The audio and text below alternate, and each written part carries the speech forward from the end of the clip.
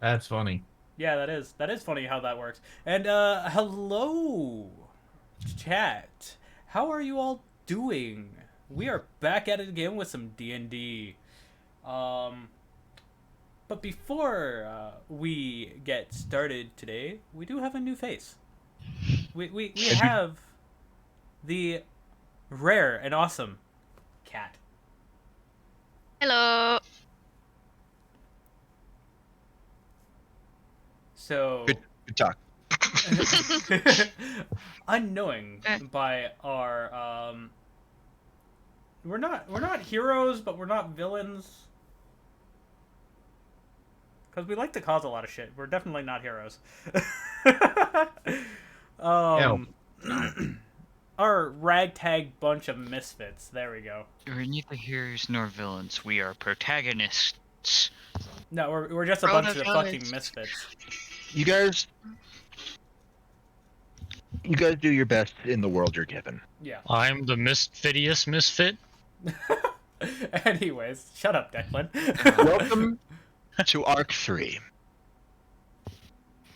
the Dimensional Cascade.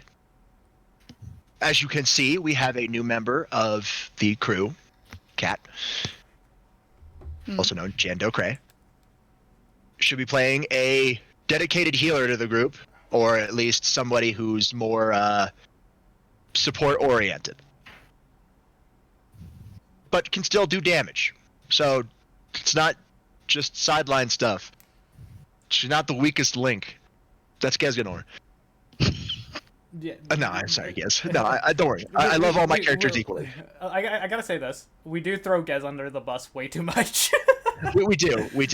He's not bad. He just doesn't show up a lot. If he shows up more, we won't throw him under the bus as much. Second of all, it's more or less our characters really don't like him right now, because He hasn't really connected to you guys. Yeah, no, it's like he's a stranger to us, but not. It's Yeah. like a liaison from the Grigori. Or a family member that just you do not like, but you'll still be there to defend. Because they're your family. They're not like abusive. They're not manipulative. They're just kind of really, really dumb. Yeah. um. Like a dog that you can't help but love. No, let's put it this way. He acts like the 5-year-old that keeps touching the stove while it's hot. Okay, yeah, fair enough. So no, I like all my players equally, even those that don't show up. So, welcome back to Arc 3. We last left off when everything went to the dump. Shit. Everything went straight to hell. Straight into the shitter, and it's not hell because we're not in the underworld. Anyways. No, R.D.I, after finishing their stint in Japan, got a call from Doc. Doc Brown sounded very, very problematic. Oh wait, no, I wasn't the stint in Japan. After R.D.I did their stint in Ireland, Yeah. Because we it came was back. it was and actually then it was Scotland. It was Yeah. Scotland. In Scotland. We took a quick trip to Japan. Scotland, quick trip to Japan. They were after their meeting with the Golden Dawn, one of their leaders, who gave Can them I a. quickly jump in here? Here. Actually, Japan came first. I know Japan came first, and then you guys went to a stint, and you guys did the bounty board mission to fight against the Void Scent. Yeah, which is an off-stream thing, so that one's not documented. So we're gonna have to explain that one in some detail. Base bones down to Thamas picked up a gold tier mission from the bounty board. All the other ones were being used by the other field agents of R.D.I, with how few there are anyway. So they went to Scotland to go investigate a bunch of disappearances. And I mean a bunch of disappearances. What they found out was that a void scent creature, think a lot of creepypasta. This one was Slender, not Slender Man, just a Slender. Something similar to Slender Man, but not as powerful. Because we're not Basically, a going up baby against Slenderman. Yeah, we're not. Yeah. We're not going up against the big Kahuna. No, you're not going up against him. Also, we would die. He sticks to the Void Realms because he knows better. Because there are a lot of beasts that could kill him with a blink of an eye. Ezra, Tiamat. Tiamat, yes. Ezra, possibly. If we get him enough rules of cools. Wait, speaking of, did we ever reset our rule of cools? Yes. Yes. I gotta So, double check mine. After they took care of the Void Scent, they went to talk to the Golden Dawn to get their money. They've discovered that many of the magical barometers were going haywire, and one of the founders was telling them like something's been going on for the past couple of days, and we haven't been able to find it. At that point in time, Ezra got a call from Doc. Doc sounded very urgent that he get back to Raccoon City and the observatory immediately. So they cut the meeting short and went back to Raccoon City towards the observatory. As they got up to the front door, Doc beckoned them inside very quickly in a very panicked state. Once they got inside, the observatory's wards flared up, and everything went to hell. And Chaz picked up a knife that he shouldn't have. Yeah, Chaz picked up a knife from one of his past lives, and that due to when he got exposed to void scent energy, the abyssal energy. The void scents are from the abyss. There are two types of voids. There's the infinite void, and there's the abyssal void. Actually, there's more, but those are the There's main more, two but that have those are been the main brought two. into play.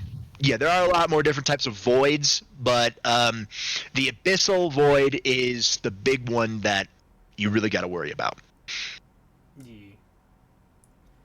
So he got exposed to abyssal energy, which combined with the artifact of his dagger, forced him to go into a nice little mindscape palooza where he had to fight against one of his past lives, also known as Jack the Ripper. In that little thing, I'll say about my side. So we went to Japan, and we found out that I have a comet flying around my mindscape. And I That think- comment is when he tried to absorb Thamas's draconic energy back in the mansion. And thus, because the mansion was made by the Necronomicon, which also has abyssal energy in it, he also had abyssal energy infused draconicness, thus creating an evil dragon. Wait, It's in its adolescent stage right now. it can be purified. Can be with good enough rolls and actual thought out plan, but right now, kind of can't do that. No. Fuck it, we'll just But- wing it. We found out that with me and Edward, if Edward needs to ever have my help, mindscape wise, I would be the easiest person to pull in during the Jack the Ripper stuff because of our connection as the Shattered. Yes. The only reason why, when they were pulled in, they had to be given an actual story, a false story, because of the abyssal energy would prevent them from going in. So, Chaz's Sacred Gear manifestations, aka Sherlock Holmes and John Moriarty, came up with a plan to Jim Moriarty, sorry, my bad. Jim Moriarty, Jim, John, Jacob Jingleheimer Schmidt, his name is my name too. Jim Moriarty came up with ideas for his both Drax and Thamas to be brought in. After that, it was up to Edward to break them out.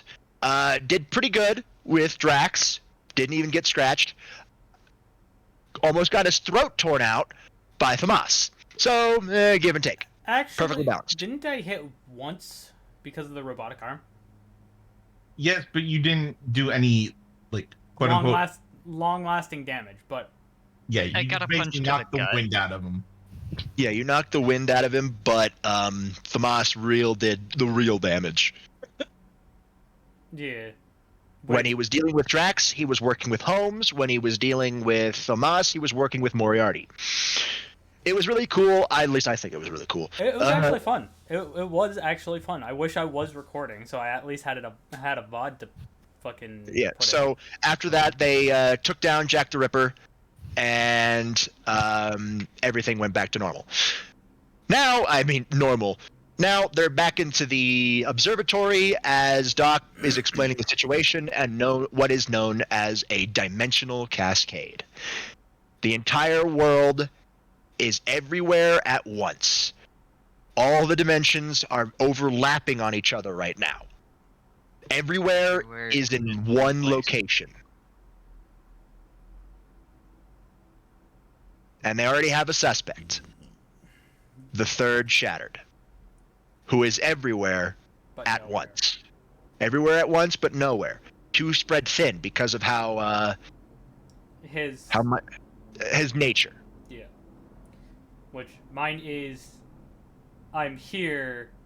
You're the But closest to broken. balance as they're gonna get, Yeah. and you're broken, and even then you're broken. Because how the shattered soul works is The Shattered that kin are focused on two aspects: the aspect of infinity and the aspect of the dream, also known as Ophis and Great Red. The Shattered Null, who they think did all this, is more aspected towards infinity. The Shattered Whole, Edward, who is more aspected towards the dream. Drax, the Shattered Soul, is close as to the middle ground as you're gonna find.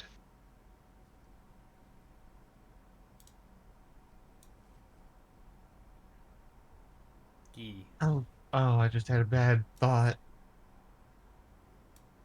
I'm everything but nothing at the same time. It's like a holy demonic sword. Two contradictory things working in perfect unison. E.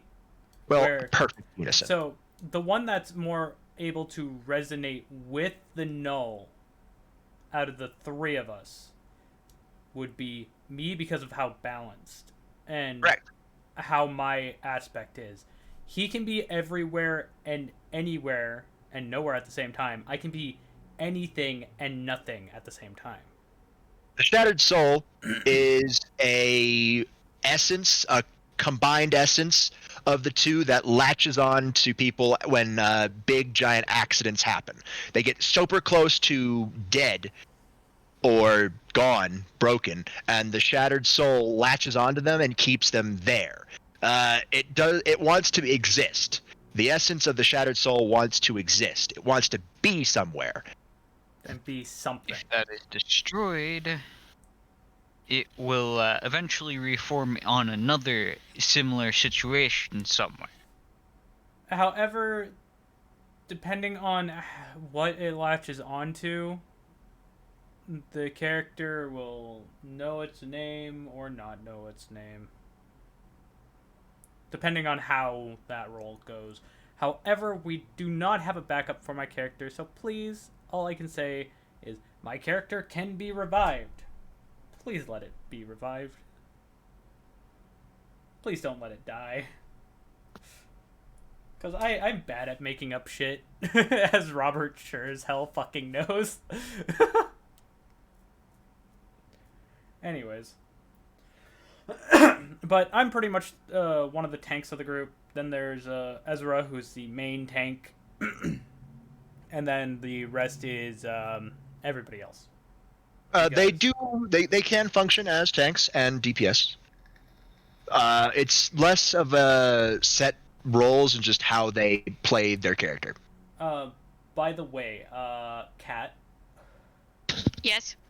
just giving you a heads up, you can change your color by your name. Okay. Does anybody remember how? Click on it. You just click on the color, and it'll give you a Color group of wheel. colors that should I'm- change from. Yeah. I'm not Oh. getting that on mine, but You just literally click on the red square next to your name. I am. Yeah, there we go. But mine is a little glitched. Yeah, yours is buggy. I think with you might actually have to click on the icons. Oh, I had to No, move it. I had to fucking move it. Oh. Yeah. I'm needing to rearrange these. For some odd reason, they're in like a permanent edit mode.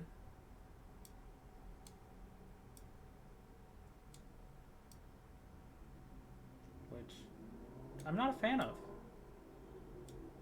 But hey, I can at least move them to where I need them if I need to. There we go. I think that's right. Anyways, speaking of tokens and that, Thomas, fix your token, aka your picture, Give me a sec. because you're the only one that's set as your token. So, I gotta quickly see here. And what do you mean, fix my token?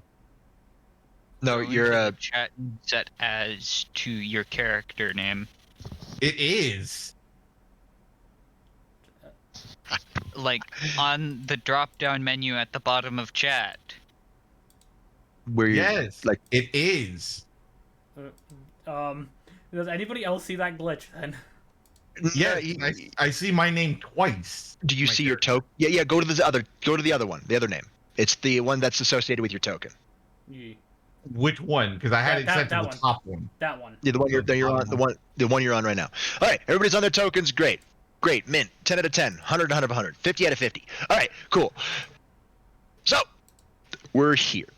I should start with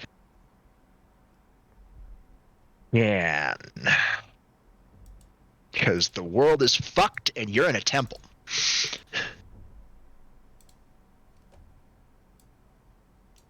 The temple to all our sins. No. Anyways, The temple of time. So, Kat, you're up. Okay. All right, Kat. It was a bright and early morning. You wanted to get up. You had a letter on your desk from the head honchos of the Shinto Pantheon. They usually never send you a letter. Something happened a couple days ago, and you felt it. Mhm. From the town to the, I want to say, northeast of your current location, there was a massive spike of holy energy. And by massive, I mean super massive. You could feel it all the way from your location. The higher-ups have said it came from Kuo Town, which you know is being leased to the devils. So why would there be holy energy in a town run by devils who hate holy energy? You don't know why, but they were sending you to investigate. You went over, looked around, found a lot of traces of holy energy via use of the Shinto magic. You have some knowledge of senjutsu, not too much, just enough to track things down. Mhm. You need to find a senjutsu teacher to learn more. But as you figured that stuff out, you then headed back to write up a report. As you were writing up a report, you felt the most nastiest case of vertigo you've ever felt. You felt like a pinching in your very chest as your sacred gear, the ethereal timepiece, flashed to life and right on top of your writing desk. Mhm. And it was glowing with very much a lot of power. You've never seen it glow that much. After a short amount of time, the feeling of vertigo went away, but the physical manifestation of your sacred gear stayed on your writing desk. Everything felt wrong at that point in time. Ever since you unlocked your sacred gear, you have been able to have an acute sense of time and how that works.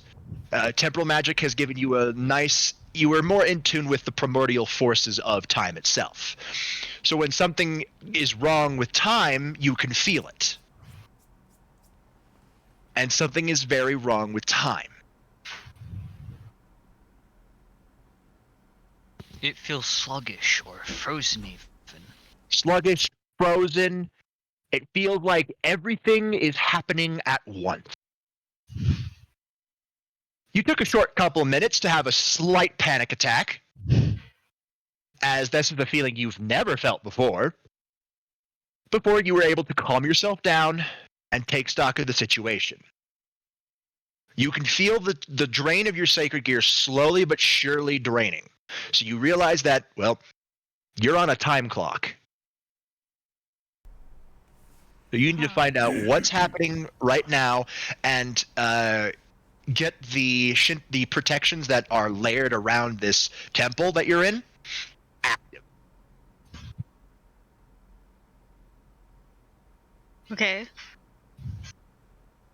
You know this temple like the back of your hand. You know where everything is. Everything looks normal. As you're walking through the temple, you notice some of the cushions and murals and things like that. They kind of look hazy. But as you get close to them, they no longer look hazy. It's like they stabilize when you get near them. You're not sure why. Your temple doesn't have any windows, so you don't know what's going on outside. What do you do? I suppose I would try to figure out. Like, I suppose my character is like thinking, well, I have. If this is about, if time is being weird, perhaps like the hazy pillows stabilize because I have the ethereal timepiece, or like what knowledge? Specified this time. I specified this time. I'm innocent this time. Okay, so what you're trying to do is trying to figure out if it's if these stabilizations is because you have the timepiece or not. Yes. All right, roll me detect. So on your character sheet, On the character sheet. there's like a little drop-down list of skill checklist. Mm-hmm. Make sure you can see all of that. The name you're looking for is detect. Yeah. It should be on the second column. Once you see it, just hit the roll button, and it'll roll for you. And just Standard roll. okay. 16. 16. All right. It doesn't feel like time magic.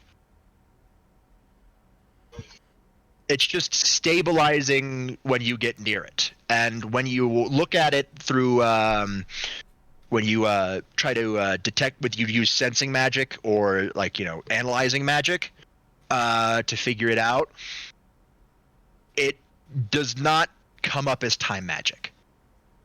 You actually have not seen this type of magic before, so you don't know exactly what it is, but the feeling you're getting from your timepiece is it's not time. It's not associated with time. Curious.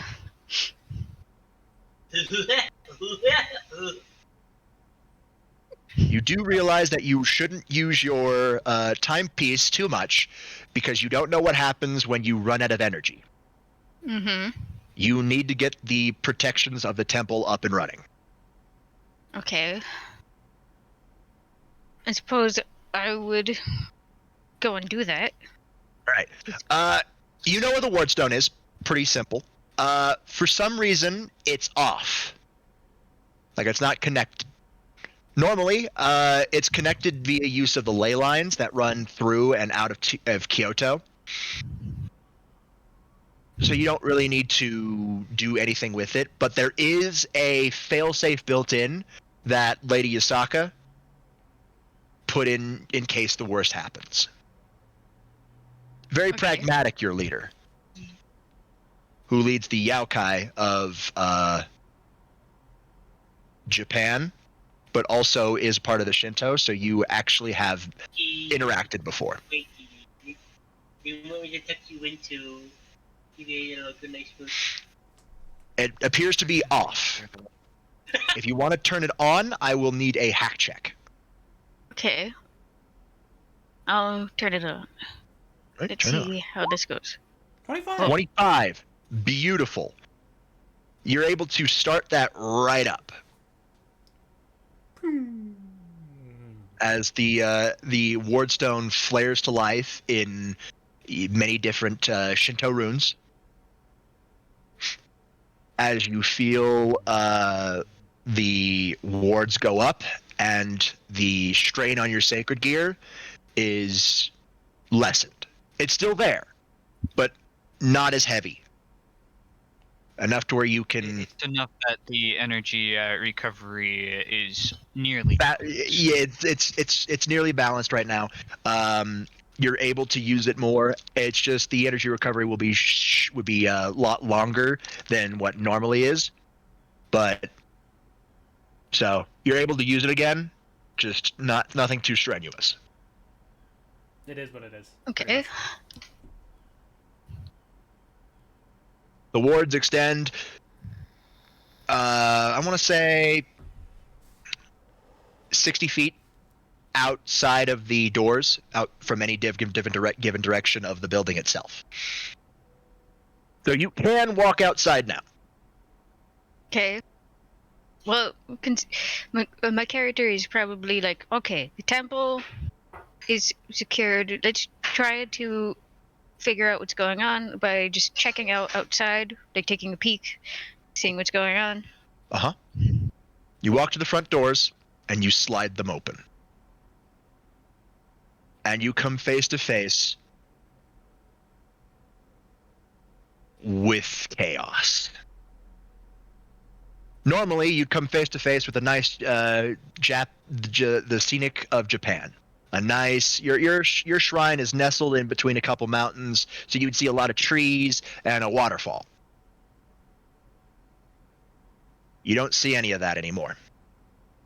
You see floating islands surrounded by kaleidoscope of colors.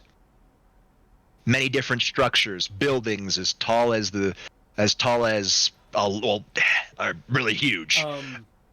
You see lands floating around everywhere. You see a bunch of creatures flying around too, and as they fly around, you see them disintegrate into very much thin air. By the way, Robert, I just realized something.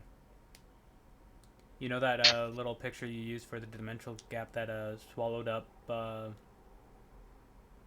the old town? Mm-hmm.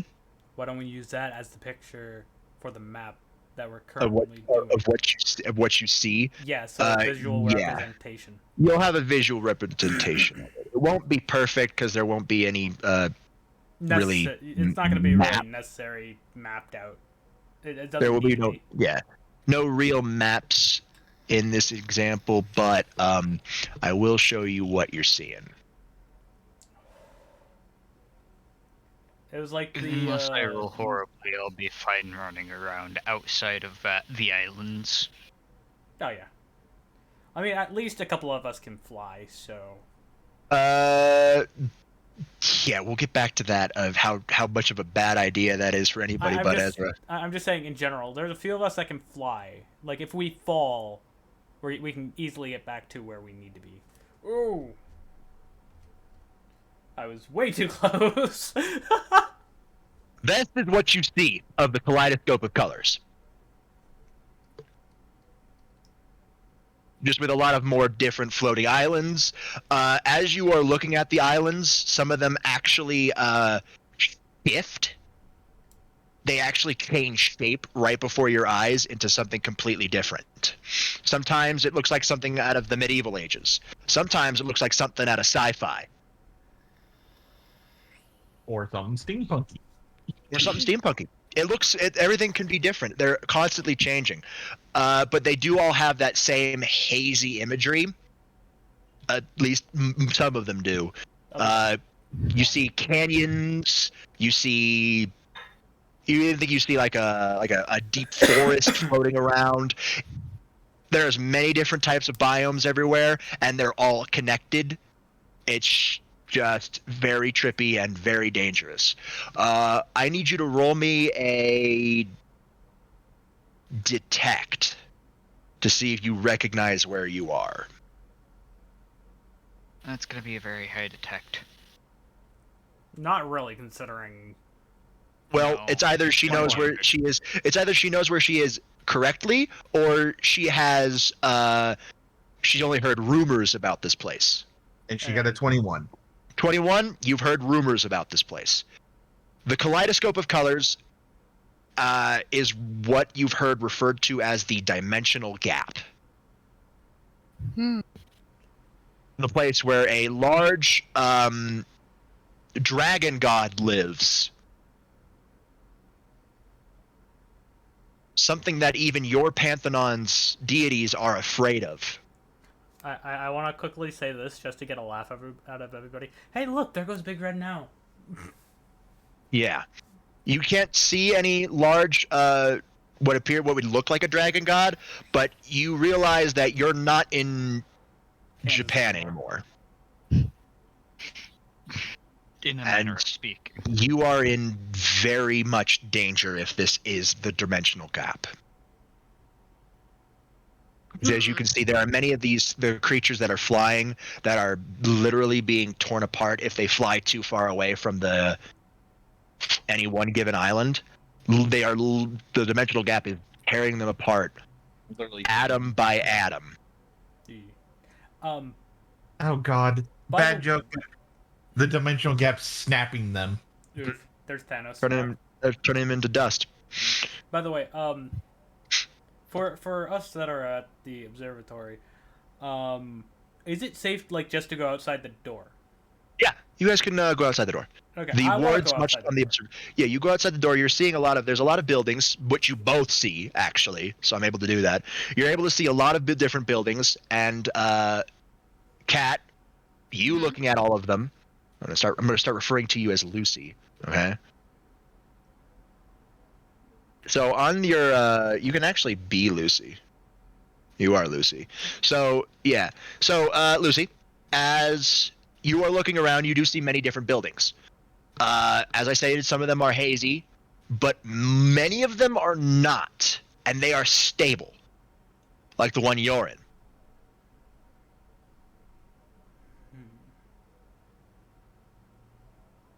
You activated the ward stone of the temple, so one of the features of the ward stone is a distress signal, I should say. You can activate the distress beacon. I think that'd be reasonable, considering I'm not sure. This is all overwhelming, being in this, rumored place. So, I say this as a good thing. She's smart. Yeah, I know a couple of people who would not do something like that. well, there's not much I can do here other than set off the distress beacon, because where am I gonna go? Yeah, pretty much. Yeah. Pretty much. Me, I would probably go, is there a way to set off this? And then if there wasn't, I would just be fuck it. As you activate the beacon, the distress beacon, the entire temple starts to, I want to say, glow. It's a flash. From where I am, can I see this? You can see the build. You can see the in the distance, past the canyon, and it's a large canyon that has no bottom. It just sinks into the dimensional gap. Mm-hmm. There's a cliff sides on the side of it, so you're able to walk on it, walk through it. You do see a faint glowing light in the distance. So, before anything else, I'm going to say this. Hey, Ezra? Yeah. Was that light over there before? Ezra walks towards the door, looking out. No, that's new. Doc, throw me the binoculars. Dimensional binoculars. Doc tosses something over his shoulder as he's working on the small spherical handheld object. Ezra catches them and then looks through them at the dim. It's the light. Yeah, the light that's emanating from glow. across the canyon. It's a temple. Japanese temple. Do you think I could make it over there safely? Not by flying. I kind of figured. We'd have to Considering where walk we are. through the canyon. We have to walk through the canyon. I'll see if everybody else is up. I walk back in. Hey, you guys alive in here? Am I there? Yes, you're here with us. We're all there. Okay. That's why I got. I'm helping Let's. Doc with rune engraving so he's not overexerting himself. And I'm gonna I just throw a nod pillow at at- Drax. And I throw a pillow at Drax like, God damn it, just let me sleep. I take the pillow that he throws at me and smacks him over the freaking head with it. Just walking. Get the fuck up.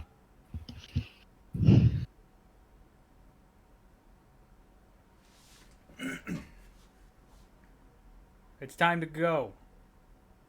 It's fine. I'll keep people here if they need to be. As I, myself, am not a fighter. So one of you will have to stay behind.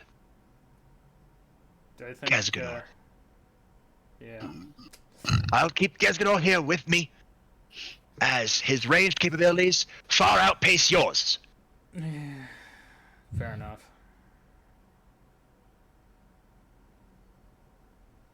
So, am I going to need to help you finish this thing which I've been helping you with, or will you be able to take it from here? Just a little bit more. I need one last thing from you, Edward. Yes? I need you to carve a Dovazul rune into it. A specific one. Name the word. Ethereal. Makes sense. Alright then, I take out my pen and the tip starts glowing with the energy to carve. Boom. Give me a And hack I- check. By the way, I'm gonna walk over to Ezra and say, I just hope this dragon stays asleep while we do this. 30. Oh no. 34. Worst case scenario, it starts trying to absorb the dream energy, which would counteract the void energy. So, somewhat of a good idea. Not like, don't like force it, obviously. But Oh my word. did he get it? You got a 34, a 10 and an 8. All right, yeah, no, you're able to carve the word of ethereal into the casing of this circular object. As you carve it into it and power it up, the spherical object starts to spin in Doc's hands before floating right next to him, right over his shoulder. The camera on the inside moves around like it's an actual eye. Perfect. This way I'll be able to keep in contact with you. What is it? I call it a ghost. Oh god fucking damn it. No. I'm sorry. I have to say that. God damn it, you have to pull a Common Rider reference. That's not Kamen Rider. There was a Common It's Rider ghost. Destiny. There was a little thing. But yeah, I get that. I was. Man. This should be able to help me keep in contact with you at all times. He walks over to a ham radio and starts.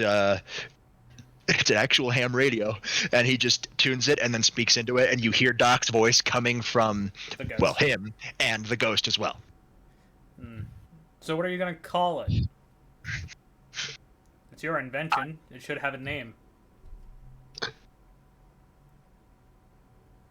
It's kind of a needs-must basis right now. Now you can think of it while we're walking, because calling there's it a light ghost off in the fits with the distance. fact that I actually used the ethereal rune to end up. Wait, did I just successfully power that? Yes. I Yes, you look did. at Ezra asking. He's outside. Well, Nah, I look in the direction. Ezra's just, you see him standing outside with a pair of binoculars. He takes them away and starts staring at the canyon in a pensive. That's not a good thing. It's a very long canyon. and I just look at Ezra like, or Ezra, Edward, and just be like, the fuck? How? And I'm just gonna go. Don't question it. We need to get going. There's a light off in the distance. We gotta cross a canyon. Gonna pull out my dead man's tail, cock it, and Question say, it anyway. "Shall we get a I move just on?" successfully empowered Dovazul. Ezra walks back in. Congratulations, Edward. Many strange things will happen in the dimensional gap. Including what's happening with me. Hopefully, we can get to where we're going. He walks over to the yeah. Ezra walks over to the couch as Artoria flashes back into sword form, picks up Excalibur and slides it on his back. We need to go. Yeah, Kibie's on my back, so we don't have to worry about that, by the way. Not only will I be able to keep in contact with you, but I do have limited forms of magical capabilities thanks to the Dovazul rune Ethereal. Much Nice. like Ezra's bookcase trick, I can do something similar here. Nice. Only So because we're you in the can dimensional small gap. objects through. Tiny, teeny, tiny small objects, no bigger than your wrist. Okay. Yeah. And he points to Thamas's wrist. Because his wrist is bigger than yours. Yeah, fair enough. Fair enough. Anyways, if you need anything, Doc, if we find anything, hell, we'll try to send it through if it's small enough. Keep on the lookout for kaleidoscope crystals and kaleidoscope metal. Will do. Ezra just looks at Doc with an exasperated look. What? We're in the dimensional gap. Of That's course not he's what he's- going to want Patronum and crystals related to it. Yeah, but Doc. R.D.I. Finding Doc's materials is third on the list of missions. First mission, survive. Second mission, Get to the survive. fucking light. Third mission, focus on that. If his objective interferes with objective 1 and 2, you are to forget about it. I mean, Right. Yeah. Your lives are more important than my materials. It's fine. I was just gonna say, I think Doc would understand that. I understand. Just go quickly. Yeah. I don't know how much longer the dimensional cascade will stay stabilized. We'll make sure. An unstabilized dimensional cascade is much worse. Yeah, we'll make sure on our end that will not cause it to be unstable. I Wait, can really? imagine, but I don't really want to imagine that what I'm imagining is correct. Hey, I'm gonna just Doc, start walking. Declan! one sec before he does. I'm gonna say this. Hey, Doc, Yeah. Fucking just in case we normal. do come across somebody, can you have another bracelet made? I'll do my best, but again, the dimensional resonance is very hard. These bracelets only work for people of our dimension. If you find somebody that you think is part of our dimension, use this ghost. I need a better name for it. The dimensional scanner. Work on the name later. Use the probe. No, scanner. Use this to scan. I'll be able to scan the person and match their dimensional resonance. If it matches ours, I'll be able to make a bracelet. If it does not, I will not be able to. Fair enough. But then again, if it doesn't match our dimensional resonance, it won't matter, as I don't need to make them one. Because if they're still there without these bracelets, then they have something inside of them that's preventing them from being dispersed through the dimensions. Fair enough. Do not fly! I want none of you flying! What if we You fall f- and we need to catch ourselves? Then you stay within the confines, the perimeter, or really close to any physical object in the dimensional gap right now. If you fly too far away, you'll be subjected to the dimensional gap's entities. If that were to happen, you will be torn limb from limb. Ezra, in his balance breaker form, is able to survive the dimensional gap like that. So if you fall and you can't get back up, he should be able to catch you. But do not rely on that. Do not fall. Do not fly. And only if it's life-threatening, fly back to the nearest island. Correct. The longer you stay in the dimensional gap, the more damage you will take. I do not stress this enough. You will cease to exist. Yeah. I hear you. Anyways, Ezra? Yeah. You got everything we need? You see him checking. You see him loading more, like reloading Ace of Hearts. Yeah, everything's good. By the way, I pull up my 9mm. Damn, I really want a Samurai Edge at some point. Let's do that after this, though. You'll get one. Cool. Anyways, I'll make you one personally. Nice. Don't forget about that sniper I asked you about. It's in the works, or I should say, it was in the works. It technically still is in the works. It's just currently can't do shit. Raccoon City can be saved, Ezra. Nothing is lost yet, as long as the dimensional cascade is staying cohesive and stabilized. We can reverse this process. I am already making an algorithm that will do that here. Once you find the Nexus pillar, use the scanner, and I will be able to wirelessly connect to it.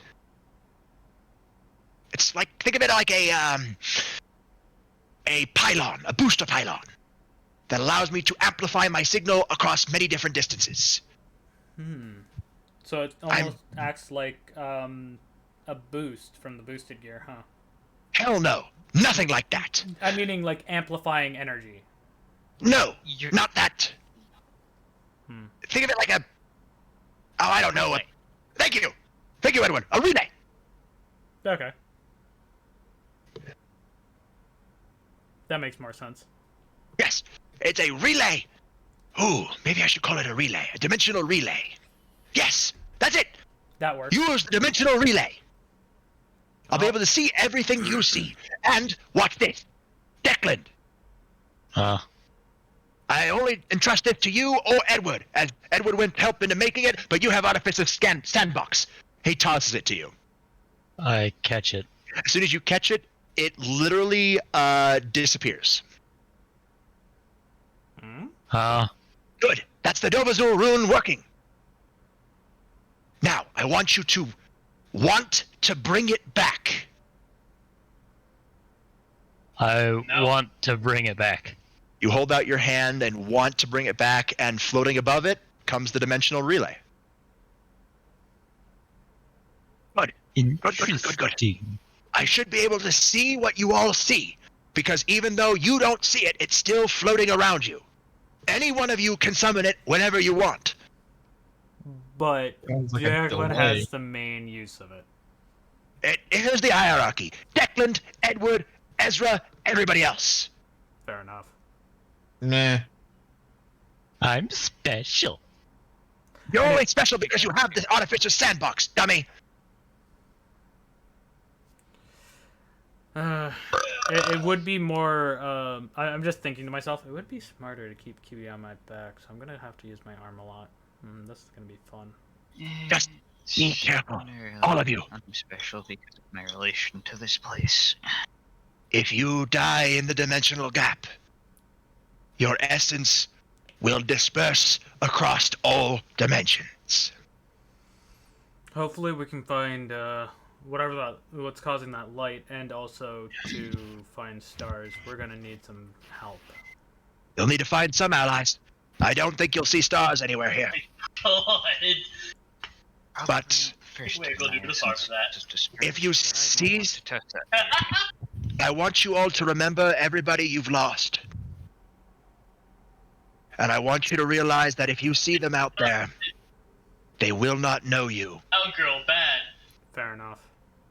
They are an alternate dimension version of people that know you. If you recognize anybody, or if anybody recognizes you, be wary, as that might cause dimensional resonance. The only one that I can think of maybe knowing us would be Jill. No, you are thinking too linearly. A dark size, I guess you'll have to experience it first. Good luck. From other dimensions who recognize the other versions of us that aren't actually here right now. Fair They enough. could have died. The you of that dimension could have died, and they might recognize you. Luck, hopefully, no, nobody will recognize you. That's the best you can hope for. If somebody does, even- don't play onto it much. Even locations can trigger dimensional resonance. Well, we're at least The going through stronger a the con- canyon, so... The stronger, even something as simple as that canyon. Imagine if one of you died in that canyon. Yeah. I hear you, Doc. That one I actually understand. I go look We through died the there, door, we look die at the everywhere. canyon. No, not died. Past tense. Your alternate dimensional selves, imagine if they had that same canyon, and they died in that canyon, and you come across their death point. You may trigger a dimensional resonance remembering the time of death. For you. That's gonna be fun, not. Its dimensional resonance is a danger to your very sense of self. Only those with strong willpower can resist it. I have faith in you all that you have strong willpower. Just remember that you are alive, you are here, and that it is not you. It is a different dimensional version of you. You are not alive and dead at the same time. You are alive. You are here. The bracelets should keep you anchored. However, Should they can help only do you in so fighting much. the dimension. They only can do so much. Anyways, Doc, My secret we is need to start supporting the getting going bracelet. on this one. Go! All of you, go! You'll be able to ask the dimensional relay any questions, and I'll be able to answer them real time. Cool. Ezra, Yeah. ready to go? All right, R.D.I, move out. Cut back to Lucy. You've been sitting in the temple for a while, Lucy, as you've activated the distress signal. From the wards, you felt a ping from the wards. People are approaching. Huh. They're actually really close to the front door right now.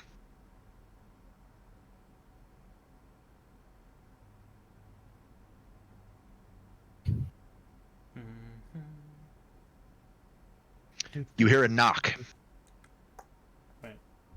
Someone knocked on the door as you said that, Robert. Yep. On my door. How close are you to the door, Lucy? I believe she was. I'm sitting down. I was just sitting down near the door, with like a freshly brewed cup of tea, trying to calm my nerves, and just. So you're near the door. All right. So the door is stable right now. All right. So you knock on the door, and you can feel via the wards there are two people behind it.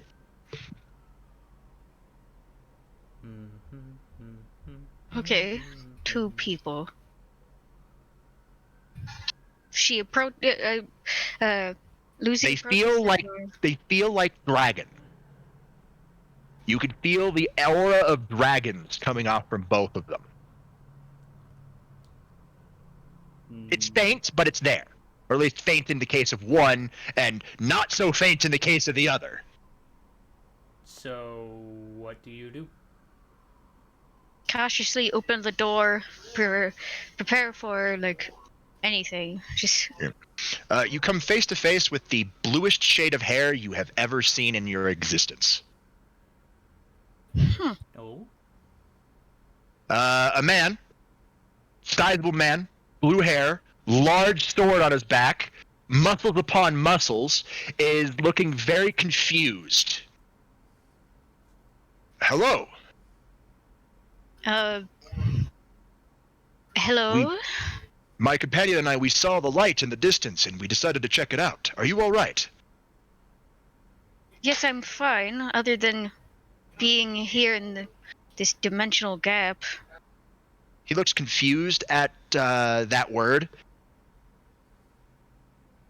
Well, I guess it would be kind of like a gap. With how many pitfalls? I'm sorry. I couldn't help myself from laugh at that with all these pitfalls. Oh, that reminds me of the Sega game Pitfall.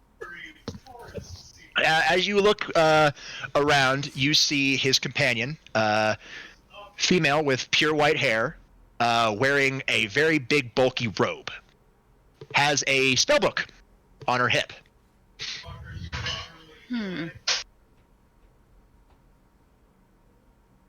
Is it all right if we come in? It's been a harrowing journey. I suppose. I did just make some tea, if you'd be interested. Ah, I would be grateful. I never introduced myself. I'm Crom. Oh, fuck. Hello, Crumb. You can call me Lucy. Lucy. This is my companion, Robin. We don't know what happened. Do you have any idea what the situation is? You I'm lead them afraid- inside, and they sit down and... Yeah. Go. Go. I'm afraid I know as little as you do. This is strange. Oh, excuse me.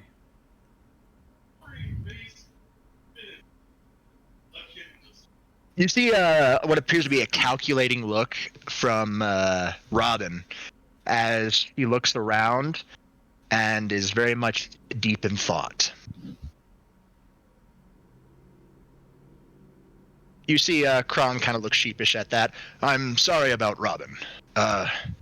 She doesn't talk very much lately. That is fine. Many are like myself. I'm rather nervous about this situation. Like in a familiar place and yet not. That would be the case if it was the reason why she's so quiet, but I guess that's for a different time. Still, I thank you for letting us in. There were many creatures out there that tried to ambush Robin and I. Normally we have more people to help fighting with us, but just the two of us is very dangerous.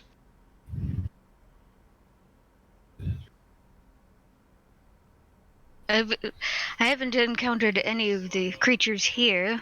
When I first was here, I tried to make sure that my temple was protected, but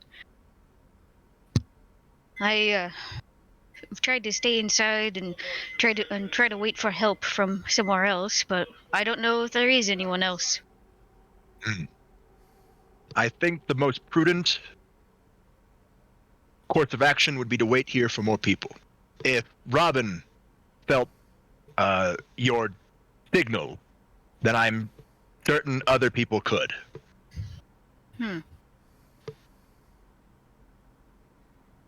Robin speaks softly. And if they're hostile, then we'll take care of them, Robin.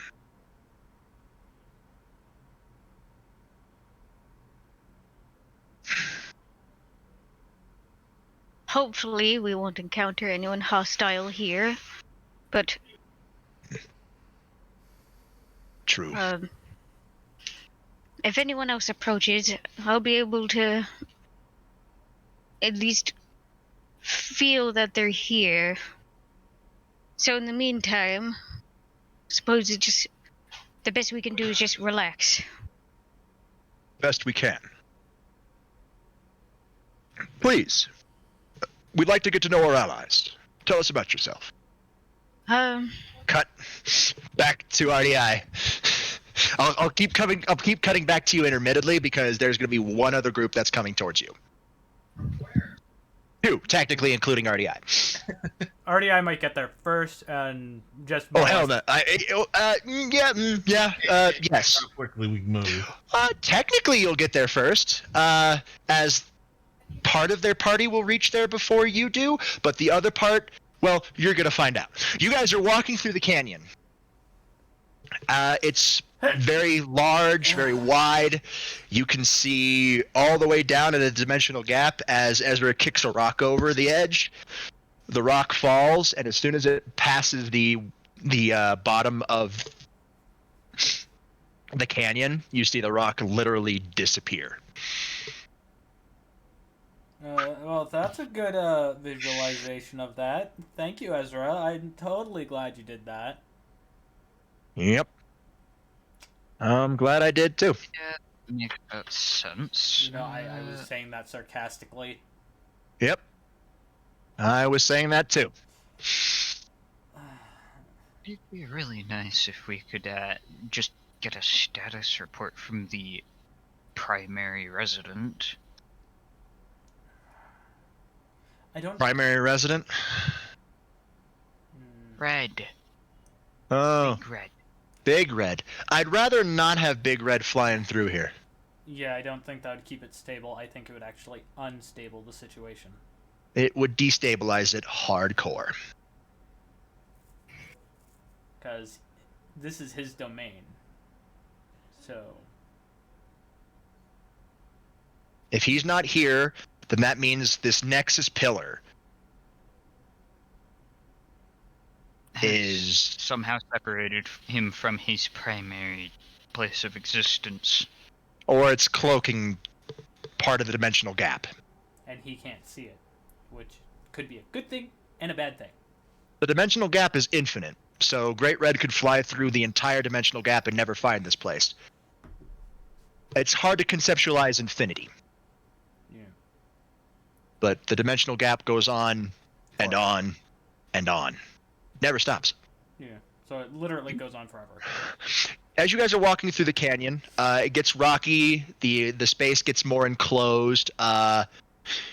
You are moving through a couple rocky outcroppings. On some of the platforms, you see crates, piles of wood, large ballista arrows, and up ahead, surrounding like a kind of a weird U shape, is cannons. One of the cannons are coming up really close, but it's a cannon you guys have never seen before. I have a bad feeling about that cannon. I'm not going near it. That's an interesting cannon. Yeah, that is an interesting cannon. I just don't want to touch it. I don't know what will fucking happen. Ezra walks up to the cannon and starts inspecting it. This is a weird cannon. I try to get Doc's attention. Hey, Doc, what do you make of this cannon? The ghost, the relay flashes to life and scans the cannon. Remarkable! The designs of this cannon are interesting.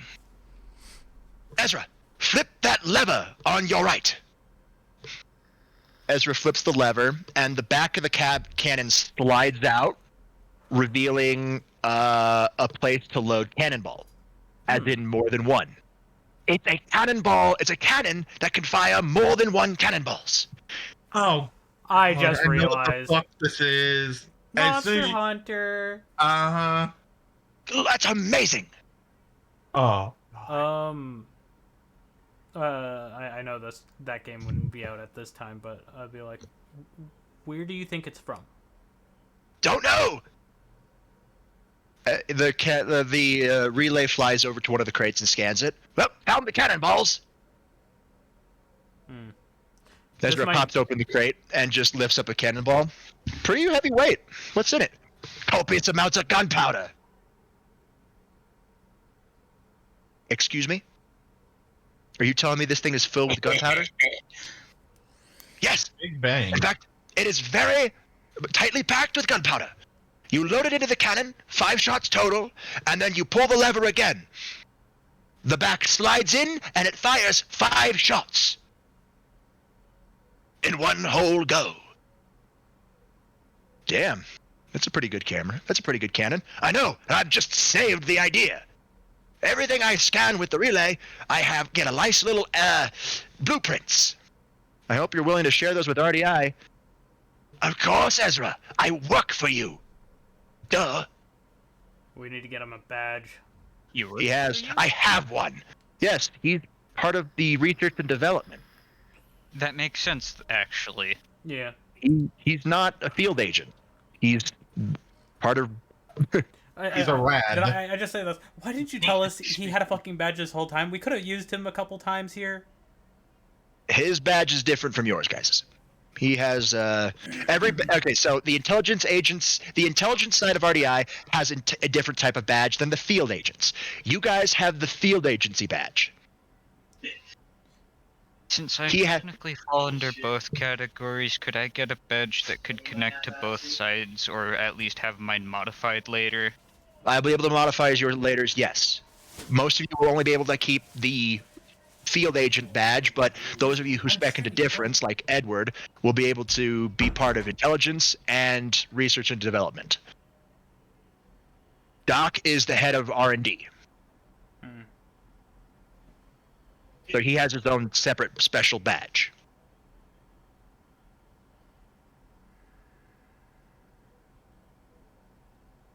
So...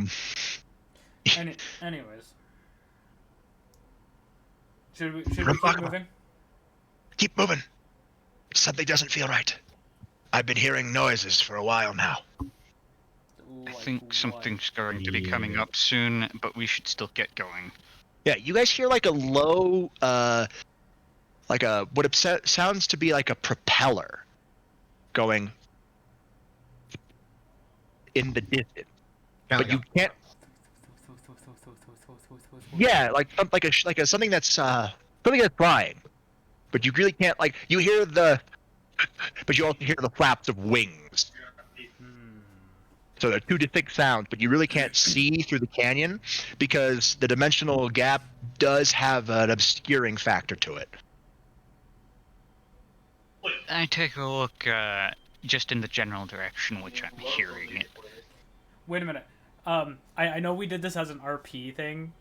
Only those with enhanced hearing can hear it. By the way, Robert, I know we did this as like a little offside thing. We did technically already bring this in, and I could go and say this.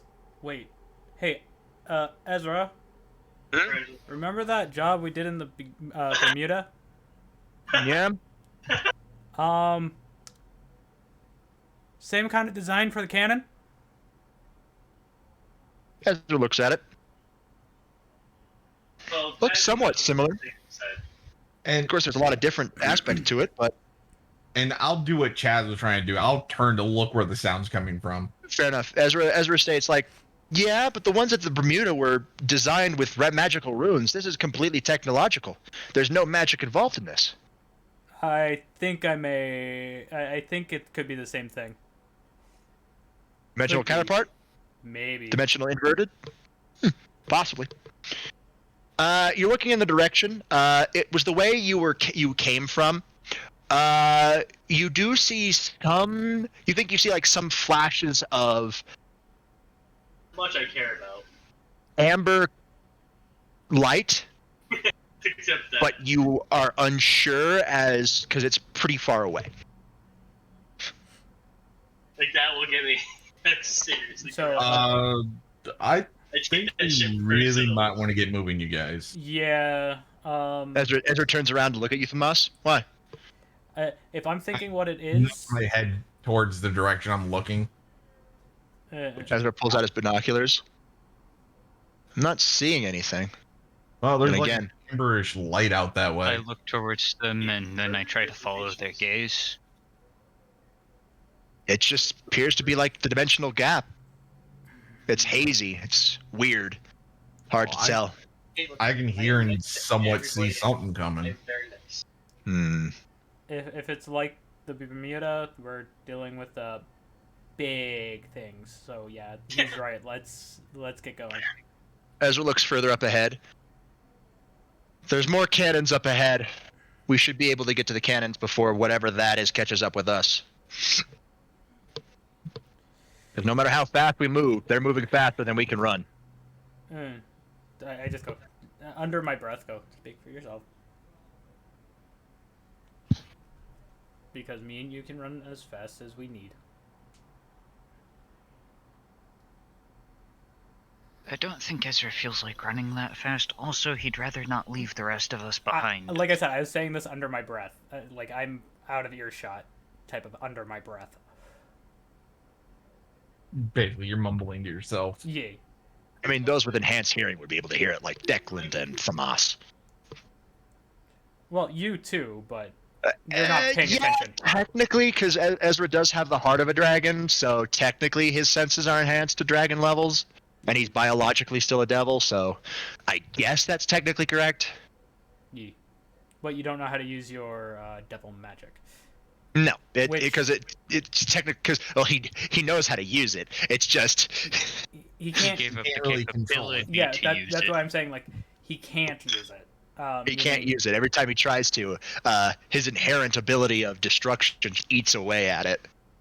Hence why Kibie, if I hand him to you, you could actually use it. Yeah, it's very dangerous, but yeah. Yeah. So you guys continue on walking. We cut back to Lucy. Lucy. The topic you guys talked about with everyone. Crom introduced himself. He explained where he comes from. Small town. Well, you think it's a small town in your head. It replies small town. He calls it the capital of his land, known as Yalise. Talked about some of his past adventures with a couple of his friends. He's mentioned a couple of them, and he gets kind of melancholy.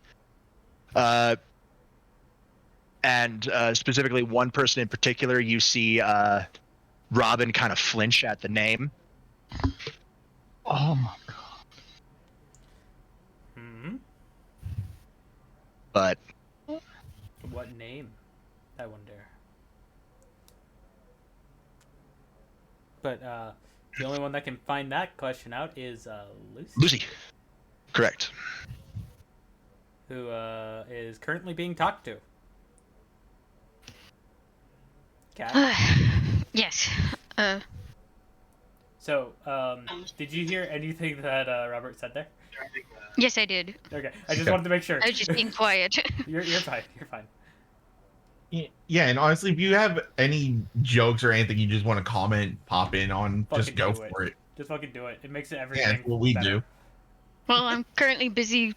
Well, there's like a dinner being made, so it's just Oh, you're fine. You're fine. Understandable. okay.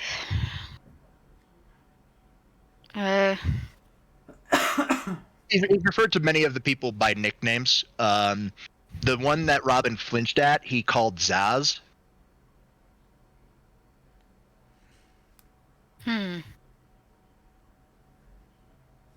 She also kind of got like misty-eyed at the name Yorm, but they're like he when he talked about Zaz, he also talked about Yorm in the same aspect. Okay. He explained to everybody how he has two sisters, how Zaz and Yorm are brothers.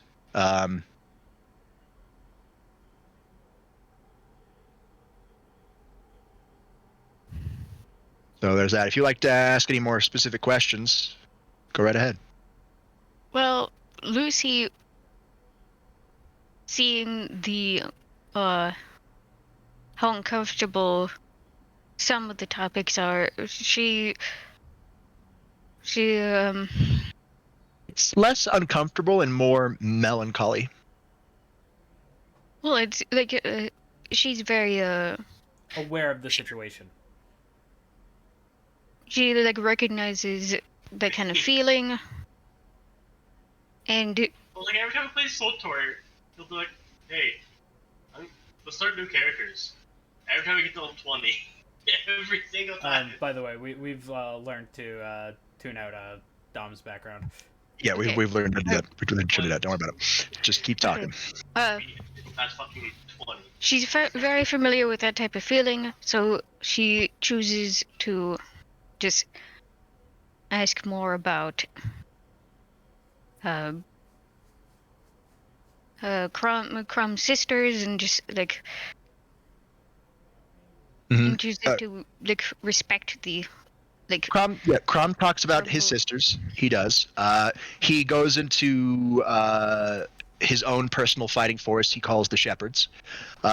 Again, many of the names he said previously are part of them.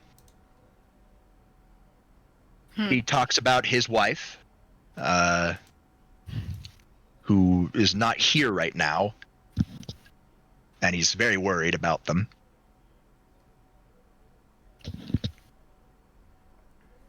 But it's a very dangerous game.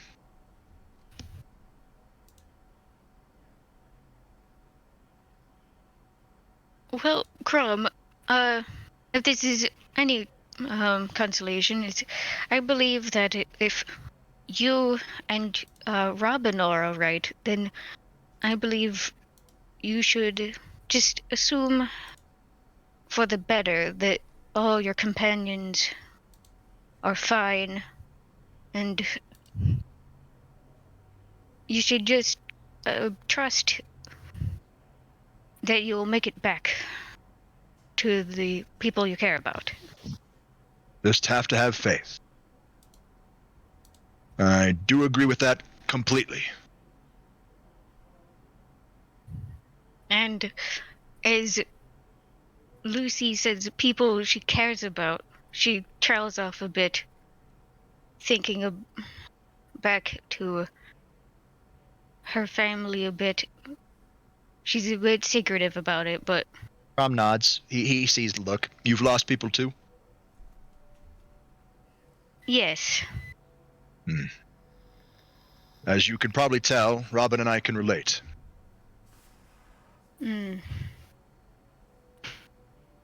Robin's looking right at you, and then looks at Crom and nods her head. Crom sees this. All right. Robin's just given me permission to tell you the story. A while back, Yelise was in a war. There was a dark magic user who was trying to raise their deity from the dead. One of our own, Robin's husband, Zazdu, the one I call Zaz, him and his brother perished in the fight against, well, the reborn deity. They were able to subdue the deity and allow things to return to normal, but nothing was ever the same. It was after that incident that Robin just closed herself off. There's only very few people she's still open with. One of them being her son, Morgan.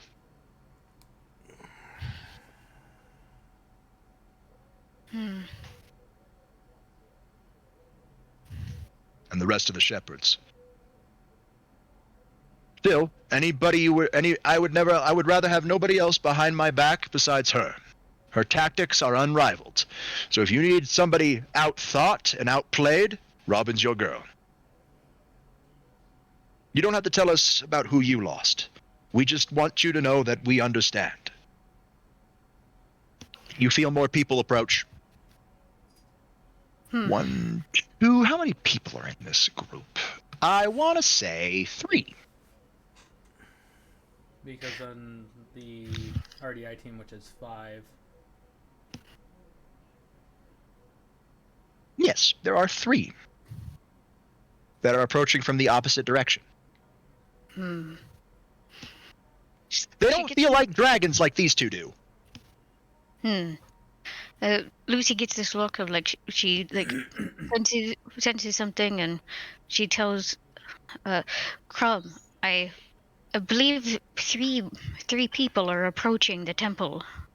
Crom nods and stands up. He slowly draws his sword. It's a very beautiful sword. Very beautiful. And takes up position in like a secluded corner that still gives him easy access to the door in case things go wrong. Ready when you are. Okay. Lucy. Robin takes a seat that's within full view of the door and holds out her tome, looking like it's a normal book, but keeping an eye on it. You know it's a spell book, so she's ready to cast magic at any given moment. Okay. I'm just waiting for the cue. It's not you guys. No, I'm waiting for the cue that you say. Lucy Cue? cautiously approaches the door. Oh, right, the door. knock. There's a knock on the door. Hello? Is anybody home? She opens it a crack and gives out a nervous "Hello." In front of you are three people of varying heights. There's the tallest guy, white hair, kind of wearing an eye patch. There is a girl behind him, which looks like a Nekomata to you. Got cat ears and everything. Oh. And then the third person, who is the smallest, appears to be an elf, wearing blue. No. Okay. Not who I was thinking it was. No, it's exactly who you're thinking of. Wait, really? I Wait, literally just described all like 3 out of. where does the elf come in? Oh, right. Never mind. Fuck. Alphanod looks like an elf. What do you mean? Elfino, yeah. Da-da-da. Ah, we saw the distress beacon. Are you all right? Other than being in this, the distress I was feeling is mostly because I'm in whatever this place is. The female behind him, who has slightly mismatched eyes. One is an amber color, the other one is a gray. Oh, yeah, there's already a difference right there. It feels weird because the aether currents are all weird. Aether? The fuck's aether? Did you say in the back of your mind? Mm-hmm. Oh no. Allow me to introduce myself. This man in front of you smiles charmingly. I'm Thancred. This is my friend Y'shtola and Alphanod. Oh god. Nice to meet you. You may call me Lucy. Lovely name, Lucy. I'm sorry to quickly jump in. As long as Elfino's sister's name isn't called, I'm going to be able to be fine with this. What Ali is it? God damn it. What do you mean? There's a reason for that. No, Ali is not here right now. I gotta say this. This is well known on my streams. My personalities have they're all named, and that one was it's now Let's they're just like put it going, huh? Yeah, let's just put it this way. Hi, Lomise. So yeah, no, I planned for this, so don't worry. It's Alphanod here. Elfino, yeah. Alphanod, he's here. So you have met these 3 people. We have, I do believe, one of our other friends coming here shortly. He's been delayed. As you see, Thancred look towards the large canyon. Oh no.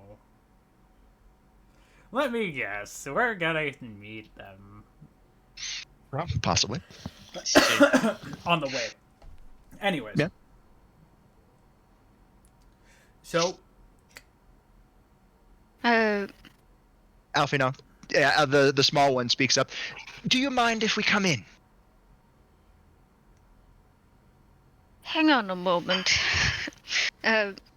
Lucy closes the door for a second and tells Crom and Robin to just Put their weapons down, pretty much.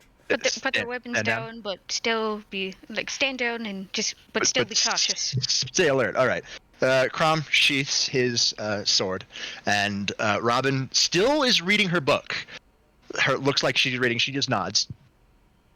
Okay, so Lucy goes back to the door, opens it fully, and lets them in. Thancred bows again. I thank you, my lady. If you need, I can brew up some more tea. So the one known as Alphanod speaks up. I would love some tea if you would be so kind. Okay. Thank you. I can at least say. Y'shtola also speaks up. I would also love tea. I gotta say, at least the 3 that you picked to show up there, they don't cause shit. It just shit follows them wherever they go. Yeah. Yeah. That's good. All right. Sadly, I'm not going to be able to put everybody, people who know everybody. Yay. I'm able to put 2, and that's about it because all your other dimensional resonances just don't work in this scenario. Yay. These 2 groups do. These 2 groups do work. And let me guess, we're either catching up with Urianger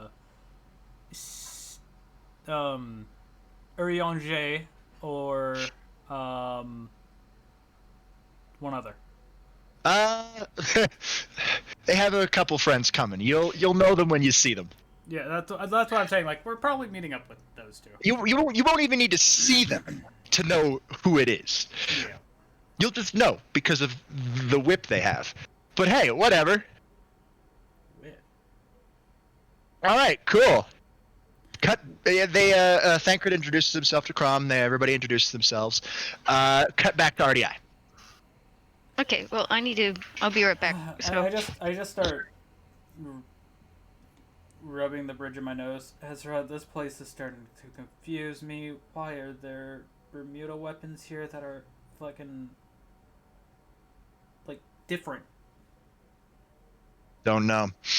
Ezra looks back behind you guys, and you guys can now see everybody, even the ones who don't have enhanced vision, can see the plumes of amber light. Famas, you recognize those plumes of amber light as dragon breath. Oh. Or at least fire breath. You don't know if it's actually from a dragon or not. Yeah, and I do say what I think they are. Fuck me. Dragons in the dimensional gap? It's more likely than you think. Ezra? Yeah. Do you think that is... Gosh, I hope not. We should get moving. We should definitely get moving. Probably faster. We're not going to be able to outrun them. No, but we can at least stall for time. Ezra looks around. We're not going to be able to make it to our destination before then, but we could always prepare for potential hostile encounters.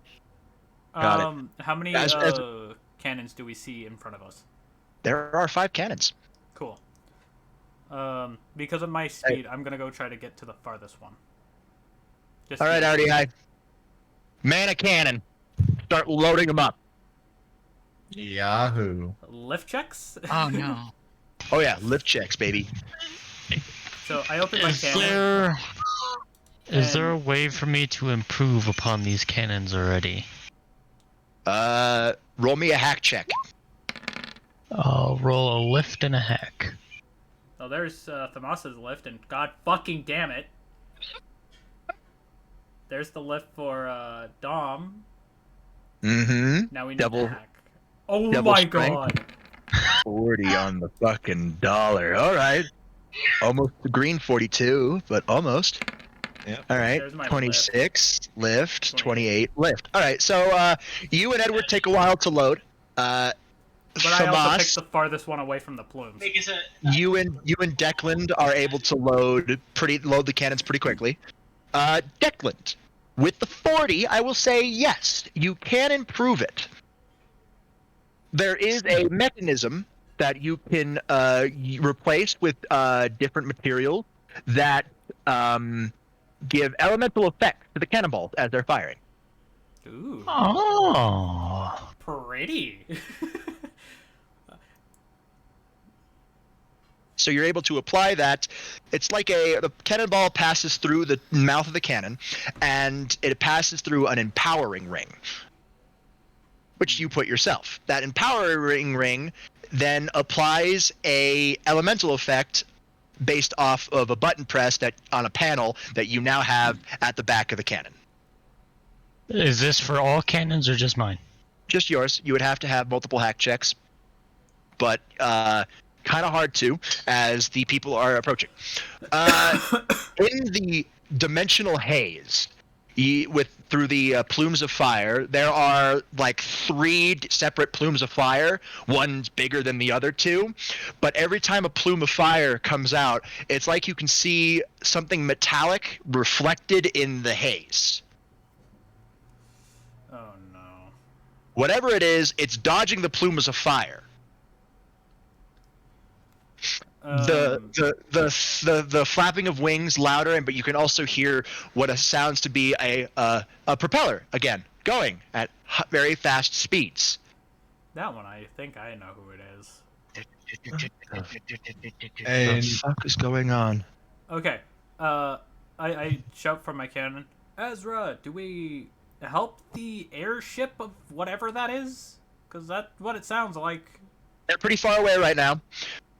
All right, everybody. R.D.I, I want you to aim the cannons up high. Mortars, indirect fire. Let's go. By the way, I want to try to add a magic circle at the end of my barrel of my cannon to give it fire damage or more fire damage. Roll me a hack check. Yes, sir. And I say this because thankfully I know Dozul. Hey, 27. I'm going to try to give it some extra 27 does not work. Damn. I tried. Whatever this metal is, you're trying to make it happen. The metal, whatever this metal is, it's resisting your magic. Well, how about the fact that at the end of my barrel, not on it, but just floating above it, there's Dovizul rune that gives extra force to the blast. So ooh, you're going more. It goes going more firing quicker. velocity, higher velocity. All right, you put the Dovizul speech for a whirlwind sprint. Mm-hmm. Just anything that goes through it gets the whirlwind sprint. Roll me hack. Will the energies of the dimensional gap allow you to? 29. Since it's Dovizul, yes, the DLC is easier, but not by much. Like Yeah, normally, but- normally it's in like steps of 5. No, that would be like a step of 1, but you did it, so you're fine. Well, yeah, because look at that. Yeah, I was 29. really 1 point off. You were one away. You were 1 point off from a crit. Yeah, from a crit. All right, cool. Yeah, your whirlwind sprint, so you'll have a higher velocity, which means it's easier for your attacks to hit. Yeah. It'll be harder for them to dodge it. So Chaos's DC is easier. Dom's just does alternate damage, which however he wants, and everybody else does regular shit. Well, it also depends if Edward's going to do something. Do you resonate with the dimensional gap? I don't know. Roll me hack. Hack or detect? Yeah, hack. Give it hack. It's magic. Do you resonate? You resonate, dog? 24. 24. You're not really feeling anything. Okay. It doesn't feel different for some reason, though. No. All your friends are saying how it feels wrong. This doesn't feel wrong. It feels like an average Tuesday. It feels like normal. You're fine. Well, isn't today Monday actually? Yeah, So, So yeah. it'd be an average Monday for him. But yeah, it doesn't feel wrong. It just feels normal. It's like an everyday. I hate Mondays. All right, Garfield, calm down. Okay. Anyways. literally about to make a lasagna joke too. All right, so Ezra stands in the middle between your guys' cannons.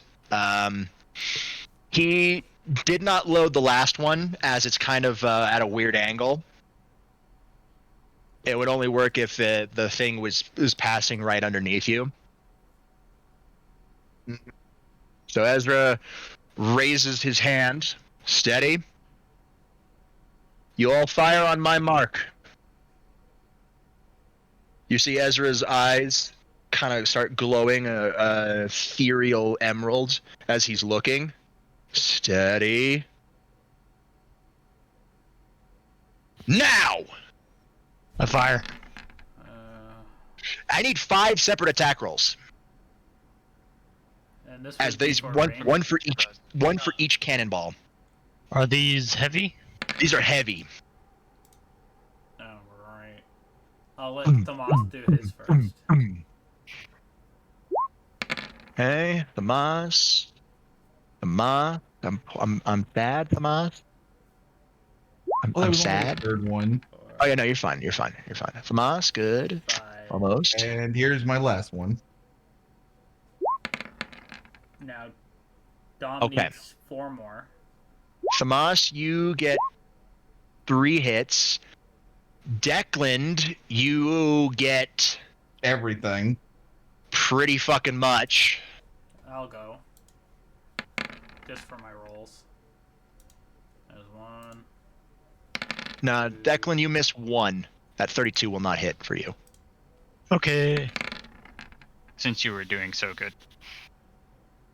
No, it's not because he was doing so good. It's just because it's indirect fire.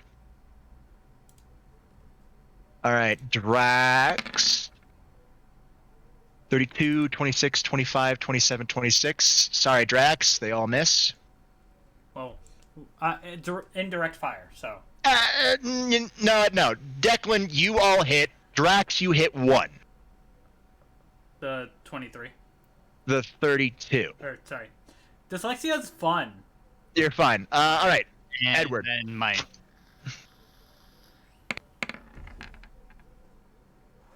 $25, 30, 28. 30, 28,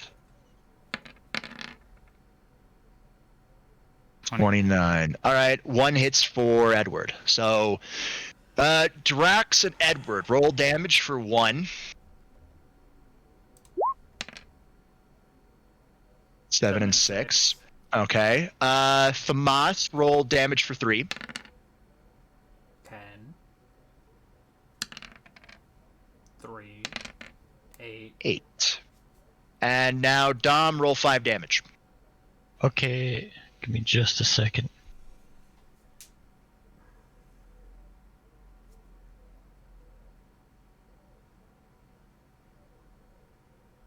Is that 2 or 3? That's 2. 3, 4, 5. Damn. Okay. Don't you just love challenge? Why Really cool. Are you using? Why does he have more than 1 rule of cool? Hey, Dom, Do I have an extra really cool active? you have like 2 extra rule of cools active. You should only have 1. Shit. We're not going to freaking change up, make you. No, I'm just gonna subtract some numbers. Don't worry, I have it on my calculator. But we'll still say that they at least hit the mark. They hit the mark. You're fine. I'm not gonna say you miss a couple of them. But the damage is going to be reducted a little bit. I'm just the damage is gonna be what the normal damage would have been. Yeah. That's why I'm like, okay.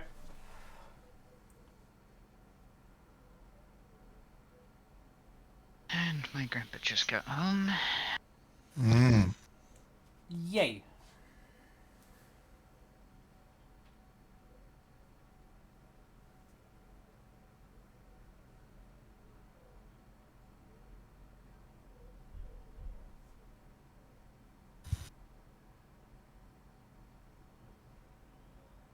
Okay, so that is 54 damage in total, and each of them take 18. Good luck hitting the Enterprise, gentlemen. Oh no. As you see a large amount of explosions happen in the dark miasma, as this large metallic airship, it's sizable, it's not huge, not humongous, it's large, flies out. You've never seen that design before, and you don't know how it's flying, but it's flying. Ezra, Edward, you're getting a feeling of magic? Question mark? Coming from it. You're sensing energy coming from that thing, but it doesn't feel like it feels like magic, but it doesn't feel like magic. It feels like a different form of magic. It's like magical energy, but different. Yeah, different form of magical energy. You see it fly out of the miasma cloud that was behind it. Still in front of you guys, though, as it's still pretty far away. But behind that, you see what appears to be 3 wyverns. Oof. Let me guess, we at least hit the wyverns. No, you hit the wyverns pretty easily, yeah. Mostly Thamas's as they went super fast. Which I he say stunned them mostly and helped. I say mostly Thamas because while Dom hit all his shots, I was that wasn't legitimate. So bad. You don't get the congratulations for that. Only Thamas does. Well, okay. I He didn't was realize cheating. he didn't realize he had to roll cools.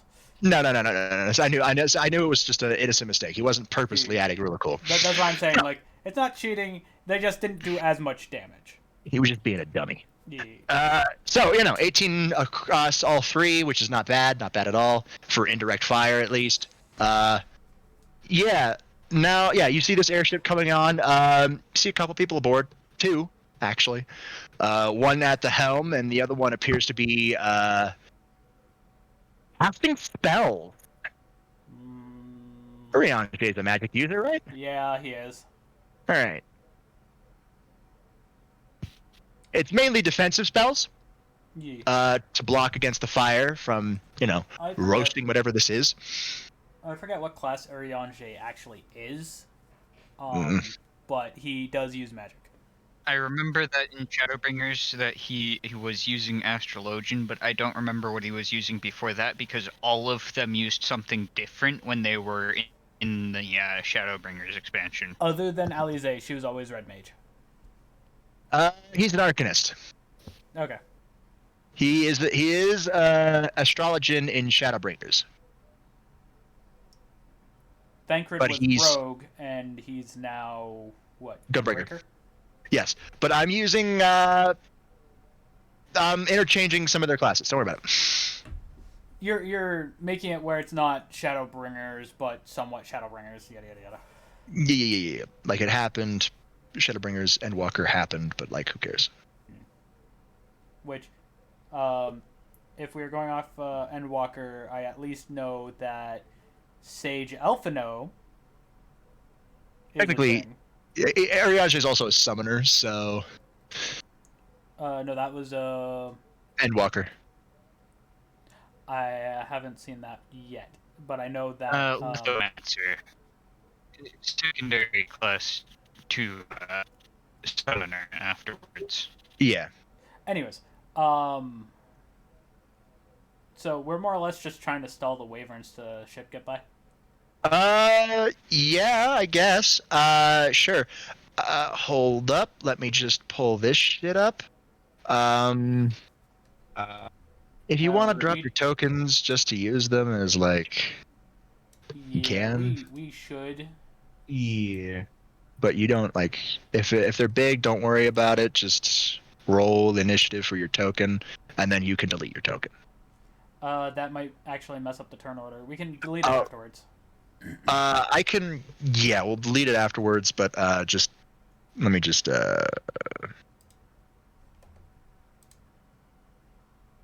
Oh yeah, you want a really nice crude drawing of a canyon? Nah. We'll be fine. Yeah. We'll just line up alongside you, wherever you put your token.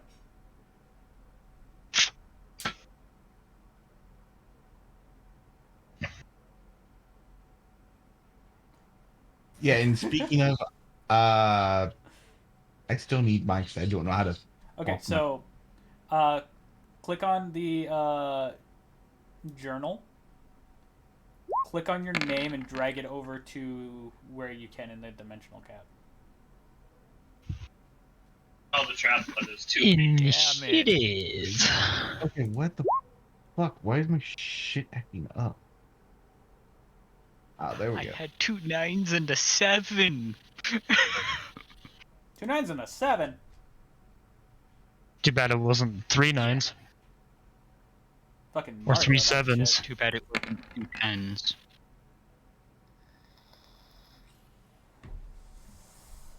At least we all have a standard rule of cool, though. And Dom, you can't be that big, bud. I have no control over that. If you're zoomed in, actually, okay, so I figured it out. If you're zoomed in really close, your token's gonna be fucking huge. I'm only at 100%.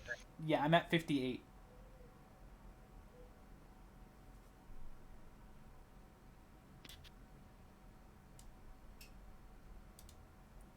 There is like an archway that connects both sides, Yeah, and you guys are on this one, but this in is the the one middle. that we're currently at.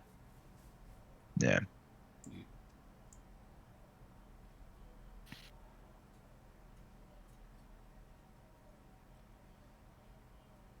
So I'm guessing the airship has gone by. No, it's still in front of you. With cannons.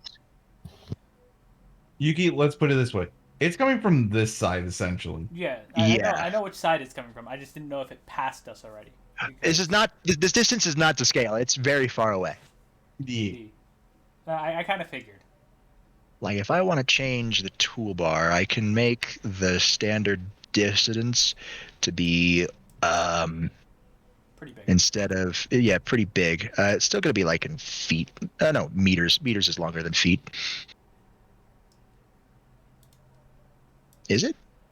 Yeah, meters is 3 times longer than a foot is. All right. So Approximately 3 times. But yeah.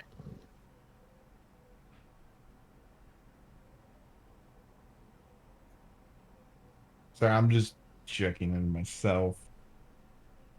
pretty fucking far. Eh. Yeah, because that's 211 just on mine. Yeah, like it's pretty far. So from here to here is like 111 meters, or 171. Sorry.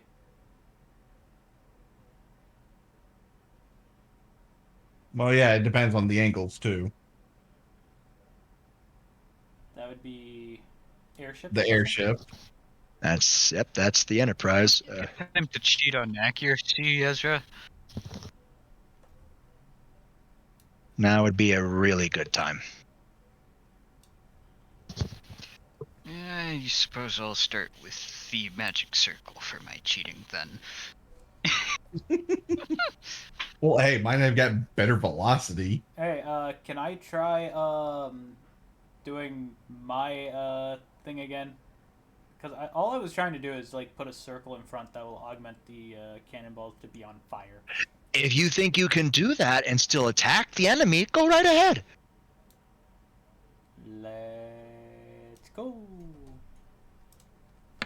Alright, and then Ezra needs initiative, and then... 22. Fizzles out probably. Oh, absolutely. Mm-hmm. My will is 3, so what do you expect from me? My discipline is fine. 2. Better. I expect better. My Yeah, discipline is fine. It's my will. My will to do it. Yuki, my will's a damn 2, bud. But I have 1 and a 2 on the base roll, but Ezra rolled 3 10s on his rule of cools. So what the? You get a fucking Mario Party. Pretty much. Because you did get them on the rule of cool there, so you did get all 3.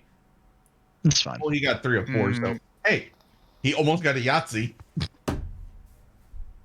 Ezra only has 3 rule of cool, doesn't he? No, No. he has 4. No, He has 4. He has 4. He has 4. Right.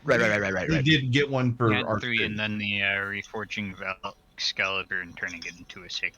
Got Right. Fighting the white one and reforging got him 2, and he got the other 2. 1 for achieving balance breaker, and well, he hasn't told you how he got the last one. Yeah, and we just haven't asked. Yeah, Nope. we trust them at this point. It hasn't really. It's not really important. It's you feel like it was when he was younger. One of the previous White Dragon Emperors destroyed the orphanage he was at before he found his way to America. Yeah, so just enough said. Enough said. All right. Survived. And you know what? Nah, I'm just gonna leave mine with that Dove's little room for wind sprint. I was gonna try to add a second layer for power, so it just hits harder, but I'm just like, nah, that'd be too much. Biggie cheese. Wait, what? That's the big one. No, but why that name? The hell? 'Cause it's the big cheese, aka Biggie Cheese. God damn it, Robert. do you mean? The name. Just Yeah. damn it. Okay. so- Anyways, you're going to need to. I gotta. for that first. Yeah, I know. So, I while you're gotta. doing that, I'm gonna quickly do something. Yeah, IRL. I gotta roll for bacon cheese. For first, the 2 wyverns. 12, and then whatever that little modifier you got for them. Uh-huh. Oh no, that's their rule of cools. So I probably should have done 4. Let me just roll 2 again. Yeah. That's their 12. That's 2d12s. What am I doing? Whatever. Well, 6 to 1, it works. Fuck it. All right, that's 7, 8, 9, 19 plus their stats. Wyverns are exactly the same, so I'm just gonna. No, I'm better not. Better just use actual rolls. Be fair about it. And 8 for that Wow, one. Wyvern 1 is gonna be Kabbalah Dala. All right. 24. And then you got to 19 deal plus with 5. 8, 9, 10. 8 Plus 3, 13. 5. Yeah, that's 13 because 8 and 3 is 11. Yep. 13. Lovely. All right, now it's Biggie Cheese. Biggie AKA Cheese. AKA Big Squeezy. Yeah, Big Squeezy. He's got one more rule of cool than you guys. Well, we Yes, all 3. only have one. All right, 24. 29. Their stats are pretty similar. It's just rule of cool. Descending order. And of course, Edward goes second. How could I think anything different? Well, wherever it's non-combat, his shit is always high, except for the rare off day. Yeah. All right. So here's how cannons work. It takes 1 action to load 2 cannonballs. You all have supernaturally enhanced strength. It takes 1 action to load 2 cannonballs. So you could feasibly load 4, fire, and roll 4 times for that 1 action. Yeah. Feasibly. But remember, these wyverns are very much flying around and, well, it'll be fun. All the Enterprise can do is... Oh, I gotta roll for the Enterprise. Wow. Never thought I'd get to roll for the Enterprise. 16. But it's an airship. So it has a bit higher stats in its initiative, which is what? Agility and willpower or what? For initiative, Perception and willpower. It's reacting, isn't it? No, it's I guess it would be reacting. All right, let me I guess it would be reacting. Agility and perception for that. Agility and perception, and it goes based off of the pilot, and I like to think the pilot's pretty good. well, yeah. So all right. Well, I mean, Sid is one of the best airship pilots in Final Fantasy. Yeah, so I'm just gonna give him a flat 6s on those since he's one of the best. So 16 plus what? 12? Yeah. So that's 28. 32. 28. Well, 16 and 12, that's not 28. That's 32. No, it is 28. 28. 32 would be 16 and 16. No, you're right. You're right. Sorry. It's all good.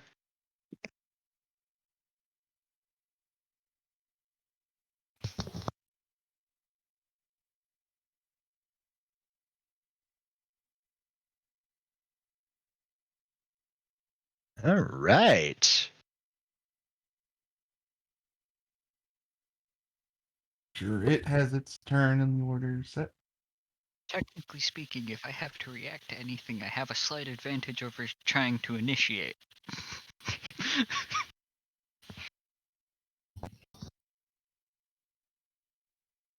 All right, cool. But that's if I ever have to react to anything. Mm-hmm.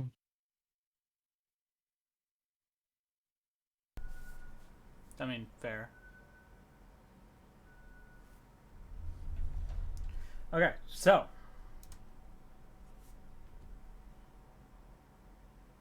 Okay. Ezra goes Start first. of the turn order. Ezra. He literally just takes out the Ace of Hearts. And you see the miasma coat the end of the barrel. So there's that. It's not energy. It's heavy, dummy. I don't know why that was an energy attack. Right, dragon shot. That's the last ranged attack I used on him. Yeah, that stasis heart. Yeah. All right. So 50. yeah, that's gonna hit. He's aiming at the big cheese because he sees the bigger threat when he knows it. 50 is with nothing distracting them. Yeah, that is a hit, and with extra damage too. Lovely.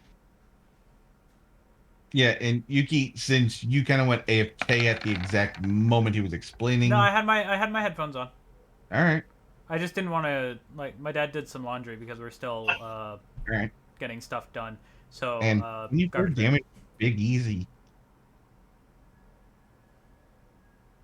Mm-hmm. Plus his bonus damage. Plus 6, so that's 30. Yep. So And you got 4 5s. The fuck.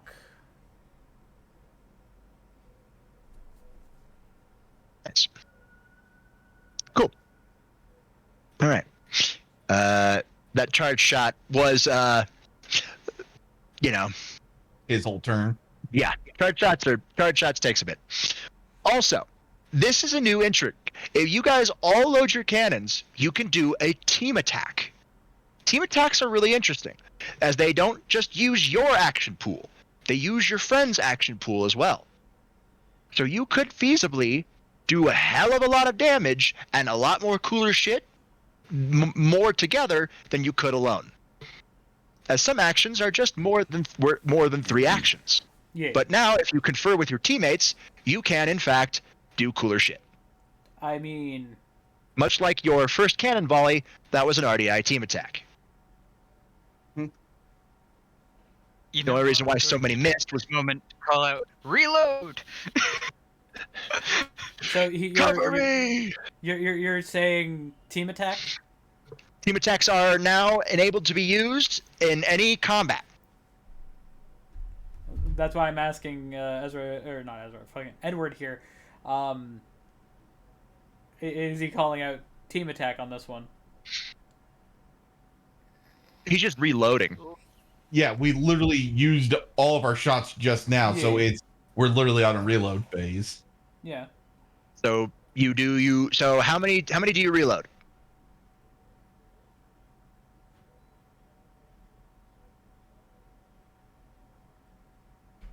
Was that I'm going to reload the 4 for the 2 actions, and then I'm going to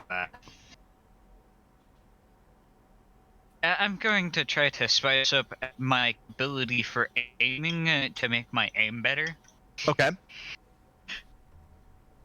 and just magic circle hovering off the end of the barrel, which causes the projectile launched through it to home in on the intended target. Fair enough. An intent-based ward. Okay. Intent-based magical gate. Roll me hack. As you just load 4 cannons.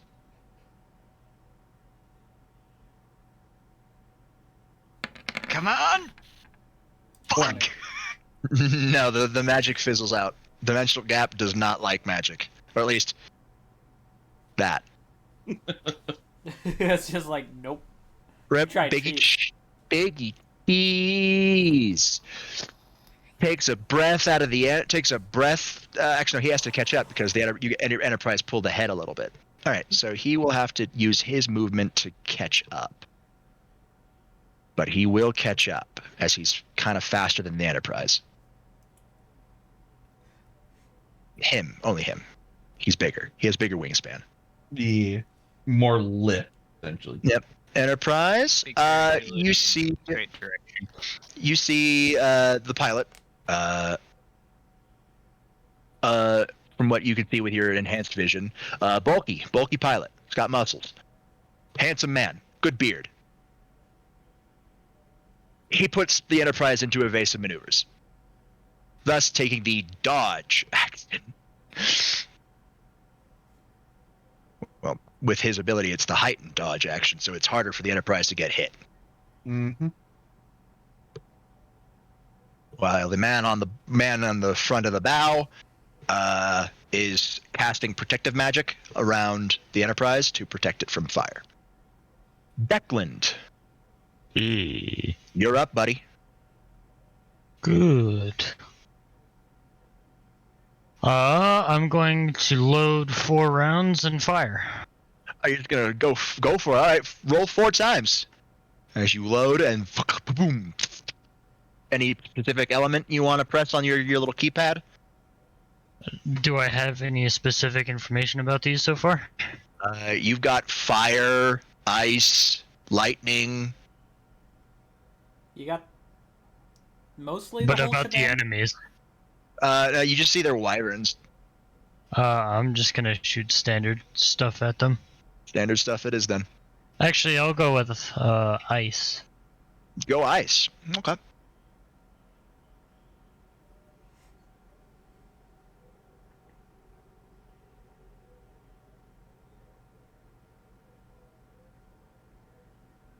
26, 22, 21, 30. Let's see. Okay, yes, ice will do good. All right. As they are not distracted by anything, you miss.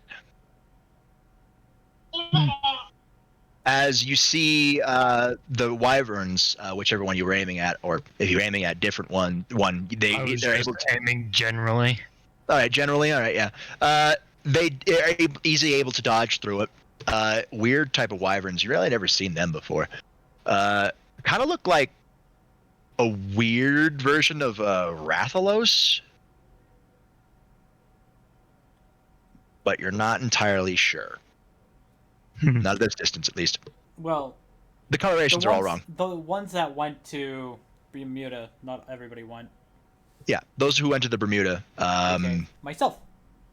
Then you know that it looks like a weird Rathalos. Yeah, and just remember, if you do find shit, don't mind joining. No, we didn't. We this was actually playing Monster Hunter World. Yeah, we were actually playing Monster Hunter World, and we did an off little spiel. Just a weird roleplay. All right, go. All right, so Declan, sorry about that. Rip. All right, Wyvern 1, he'll try to catch up, but he's only about halfway speed, so he's going to try to take a plume attack. But because he is too far away, the pilot's easily able to dodge the plume of fire. It wraps. So I can obviously see the wyverns. Yeah, you obviously see the wyverns. I say over to Ezra before doing anything. They kind of look like Rathalos, but they don't have the same coloration. No. Similar, it's still green, but it's a different shade of green. Yeah. Your guys' Rathalos is like a brighter, like a grass green. These are forest green. Like a dark green. But for everybody that doesn't know, I just, they're probably like, huh? Ezra knows because you were there. I know you guys know what Rathaloses are. There's like magical creatures that you know. Now that you look at it, yeah, you do see the coloration's wrong. Some of the plating is wrong. It looks vaguely like a Rathalos, but different. I am going to load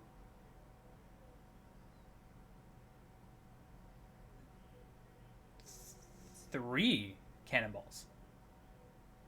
It 2 per action. 2 per action. Then 4. So just load 4. And Load 4.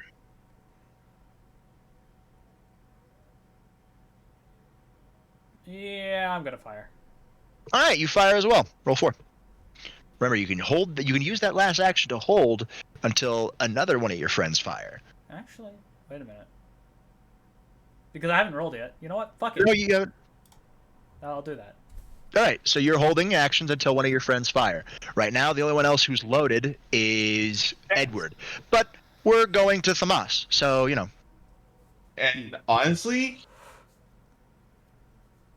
here's the funny thing. I'm loading all 5. Well, Hey, real loud.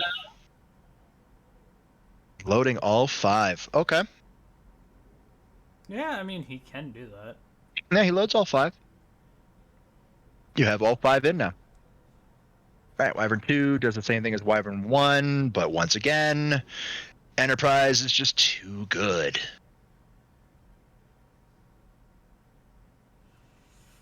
Now, what Ezra does Cur- I was just gonna say, what does Ezra do? Ezra narrows his eyes as Declan's volley misses. Damn it, that's not gonna end well. Shit.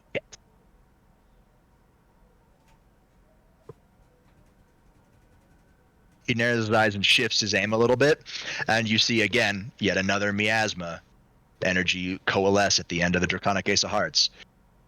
But this time he's aiming at one of the smaller boys. Let's go, Ezra. Let's go. 43. 43 still hits. Just no extra damage. Well, no. No. No. No, no, no. No extra damage. You're just like, I think it's not going to. I think it's not going to. Yeah, it's not going to. No, sadly. Yeah, no, they're not being distracted by anything. So, no extra damage, sadly. Yeah. They are So well aware of their boundaries. Collateral damage, yes. Extra damage, no. But collateral doesn't 15 really. with 6 from the ace. So that's Yeah. 21. So that's 69, literally. No, 48 Nice. stays at 48. It's add it to the 18. One of them. As the 48 is the big man. So So it's just that'd be literally- 49. Yee. 49. Yeah. All right, cool. And then I forgot to add on the aces, just standard 6 on the previous one, so 54. Yep. Which the collateral that it could be just it flies into the big one and just gets knocked off balance a little bit. That literally could be the collateral. I'd say more likely it would slightly tear through one of the wing membranes. Which is Just not going to stop slightly. it. Yeah, which No. is not going to stop it. It's not even going to really do 39, not 49. I'm sorry.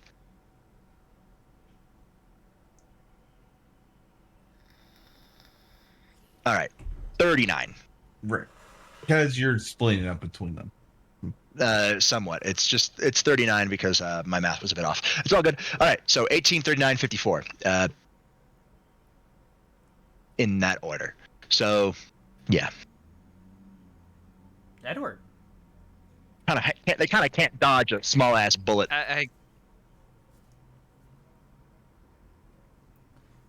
That is going at them at like fucking. Very fast. Just I glance across the group of. Wait, no. I look over at Tomas, who's like beside me in terms of the cannons, and I'm just like, "What you using?"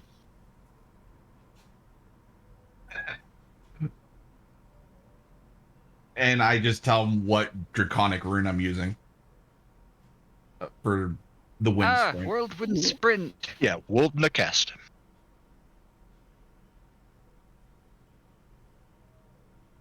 All right then, and I'm going to load the last cannonball, and I'm going to attempt to have a gate of that instead of trying to have the projectile home in. Basically, he's trying for that extra velocity. Okay, roll me a hack.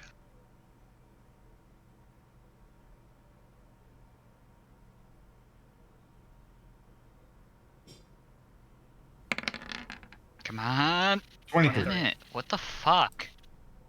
Dimensional Edward. Gap just doesn't like Well, us, you could try again. You got one more action. but it'd be at disadvantage. No, Or we're In, not doing that right now. in combat, it's different from out of combat. Okay, fair enough. In combat, it just uses up another action. Fair enough. So, Yeah, because Chaz has all 5 in his loaded. Mine's fully loaded. Dom's minus empty, and yours is 4 with 1. And I'm going to hold an action to wait for someone else to fire. Okay. That actually might be Declan. Holy shit. Big cheese. unless he holds and then waits until I fire. Well, it's if all you would have held, I could have called fire myself. Declan still has to hold, and then And or fire. fire. All right, 49. No, unlucky, just a little bit. So nothing too bad. The big cheese fires a plume of fire at the Enterprise. It's able to pull out of the way, but not before it gets kind of singed. It's not on fire, it's just singed. Yeah, no, it still takes a damage, which I'm keeping track of. But Oh, yeah. all right, Enterprise again, same distance. Tries to repair the damage and goes back to dodging. Declan. I'm gonna load all 5 rounds. All right, you roll all 5 rounds. I would load 4 and hold your action. Otherwise, you won't be able to fire when everybody else fires. Okay. So literally, Yuki, you can load 1, do an action, and hold, because I literally loaded all 5 of mine. Yes, that is something you can do. All right, Wyvern 1. My turn. Oh, I forgot the Enterprise does move slightly. Yeah, it moves slightly forward again. He's able to easily dodge the first Wyvern because Ezra's shot did push it back a little bit more. Yeah. All right, Drex. I am loading my last cannonball and holding action. All right. And since everybody else is loaded all their stuff, I'm calling out that fucking team attack. All right, 5-4-5-4. Wait, Edward, did you have the full cannon, don't you? He full cannon. I have full cannon. Tomas has full cannon. Yuki has full cannon. It's all Declan only 5s. has 4 cannon. Yeah, all right. So Wait. 5-5-5-4. No. Yeah. 5-5-5-4. Don't 5's 1-4. All right. Where's my there's 4? Declan. Miss. Oh.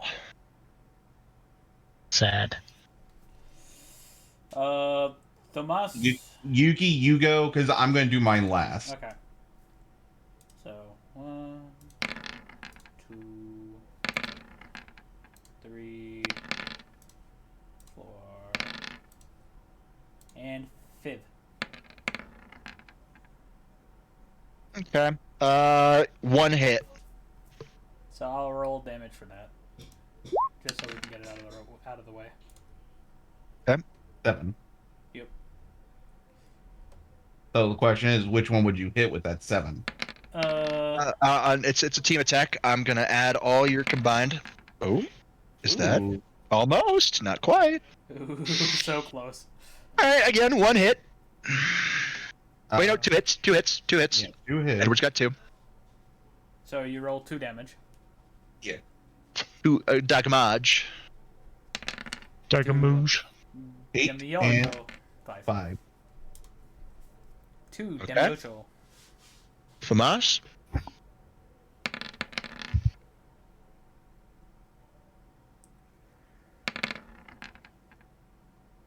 Okay.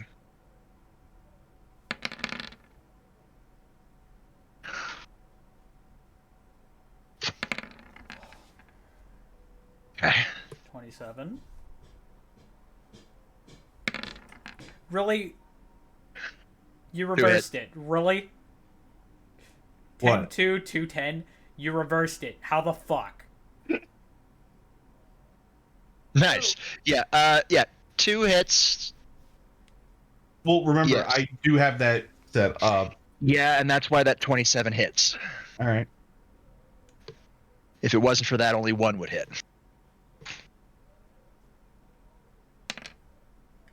Huh. What the 3, fuck? 3. Man, I love that. All right. +3, +3. Go to. And he did a whole reversal thing again. Really? God damn it. Yeah, you did. How the fuck? I don't know.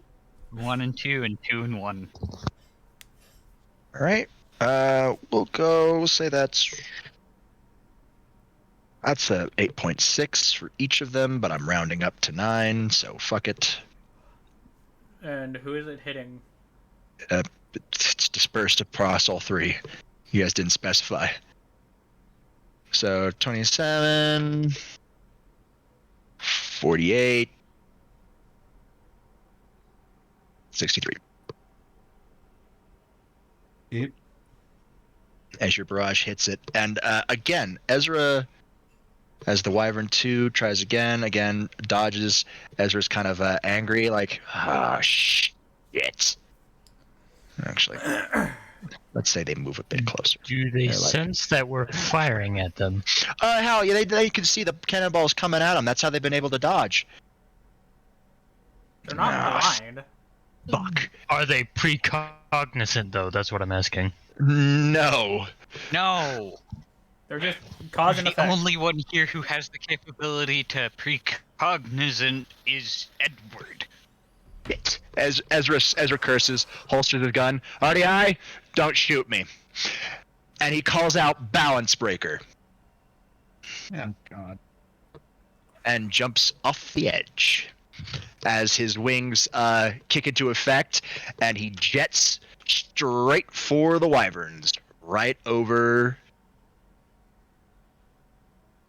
the Enterprise. He will not be able to attack this turn, but He's at least adding some distraction. yeah to help the Enterprise. So it'll be easier to hit them now, Yeah.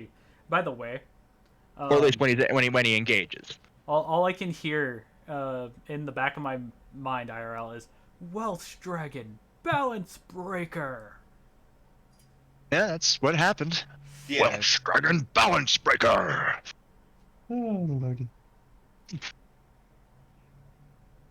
Trails of emerald light goes shooting towards the Wyverns. Edward, you're up. So, DC. Alright. How are you doing? How are you doing, Kat? Are you doing good? Yeah, I'm just eating dinner. I'm having Okay, good. Enjoying a nice cup of tea with your Everybody. friends in the temple. Yes.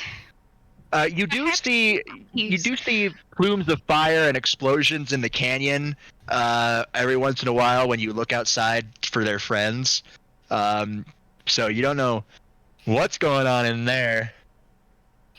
The character's just like thinking in the back end of her head, well, fuck that nonsense. I'm gonna close the door. Fuck this shit, I'm out. Yeah. By the way, considering that they're close enough now, can we see if there's anything that fires on the Enterprise just in case Oh, we yeah. have to jump on it? There's things that can fire on the Enterprise, but they're forward-facing guns. Damn. So the pilot would have to do a nice drift J-turn to... No, Drifting not an you- anchor turn. he would need to do an anchor turn and fire at the bad guys. It would be pretty easy if you could take out the 2 small ones.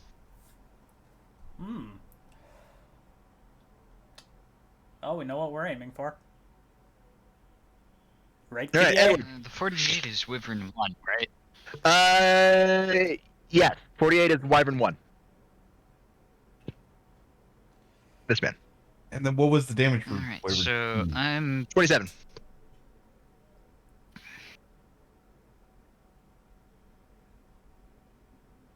Alright, so I'm going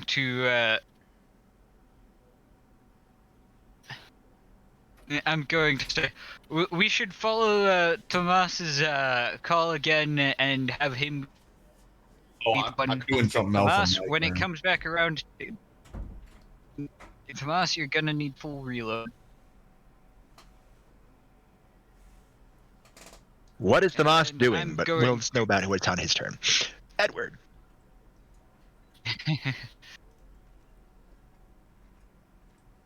So and I'm going to try again for putting the whirlwind sprint. Ignore that. I tried to cancel that roll, You're fine. so I will not use that because I tried to cancel it. Yeah. So basically, hack check. Hack check. Give me that hack, boy. Oh. Try to use another Dovazul in the middle of the dimensional gap while everything's going to crazy hell. Does he do it? He does it! The Dovazul whirlwind sprint flashes into life in front of your cannon.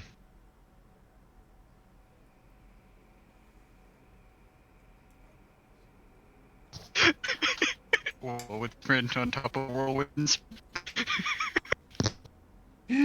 Oh lordy. Yeah, mass times acceleration. So you'd just be adding a lot of force to that fucking cannonball. At some point, if it's fast enough, it'll end up being accurate instead of freaking heavy. Eventually, but you would require like 3 layers of Dovazul runes. I mean, I'm already planning on adding a second one when I finally am doing the extra load. Yeah, but remember, the more Dovazul you add, the harder it is for reality to listen. Yep. Subsequent additions make it tougher. That's why Dovazul is so powerful. You are literally rewriting reality.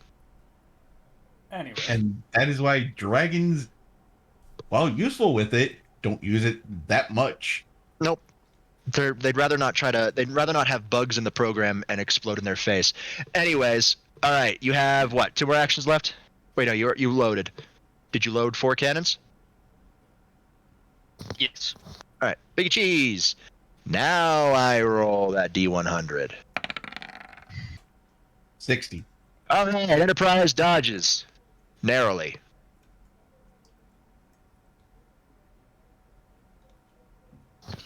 One of Taylor got stick.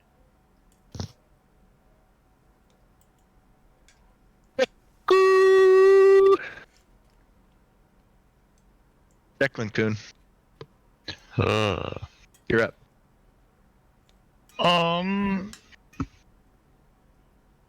do I have explosive ammo? Yeah, you have For you have an explosion button. Oh my god. Could I turn it into proximity, Roll me hack. like a flak round? I'll need a hack check for that.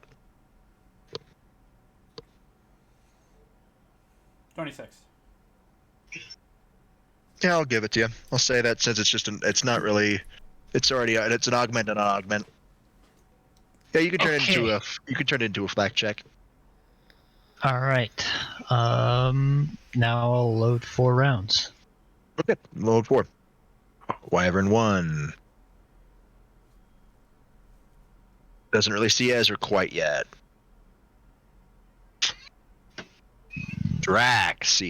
Draxius, baby. Hello. What would you have your arbiter do? Other than load 4 rounds into the cannon. And You've hold an loaded 4 and holding an action. Famas. As I said, I'm doing something different for this round. Because, hey, how about a Frost of the Ancient Jotuns at Oh! Wyvern 2? Hitting the frost of the ancient Jotun. Do it. Or as try to the do it. as the large Gigantamax fucking cannon just pops up. Yes, but here's the thing. I'm making sure to aim through the Dovazoon rune. That's gonna be interesting. We'll see how that works. All right. High velocity flames.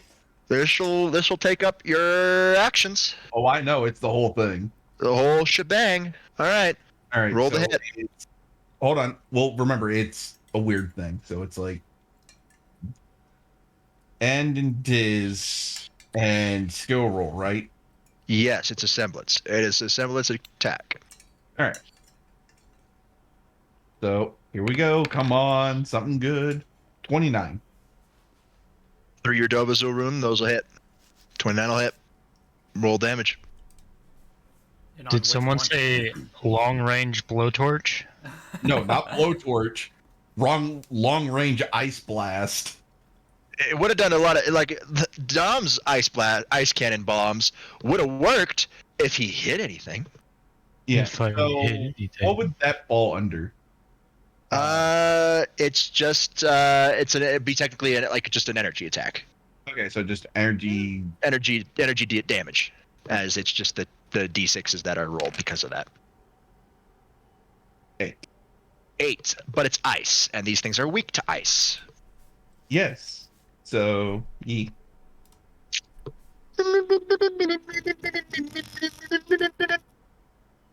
Which one are you hitting? He's hitting 2. I did say Wyvern 2. I didn't hear that. That's why I was asking. 24. Okay, cool.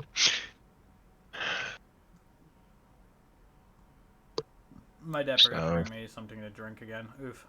That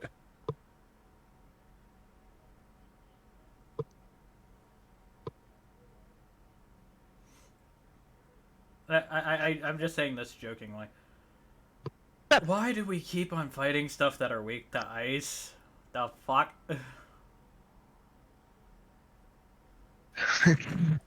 well, hey, I know that would have had to frost over Wyvern 2 a little. Oh, Wyvern 2's fucking dead. As you turn him into a nice, large ice sculpture. And well, bye. And he plummets into the Dimensional gap. Roll me D100.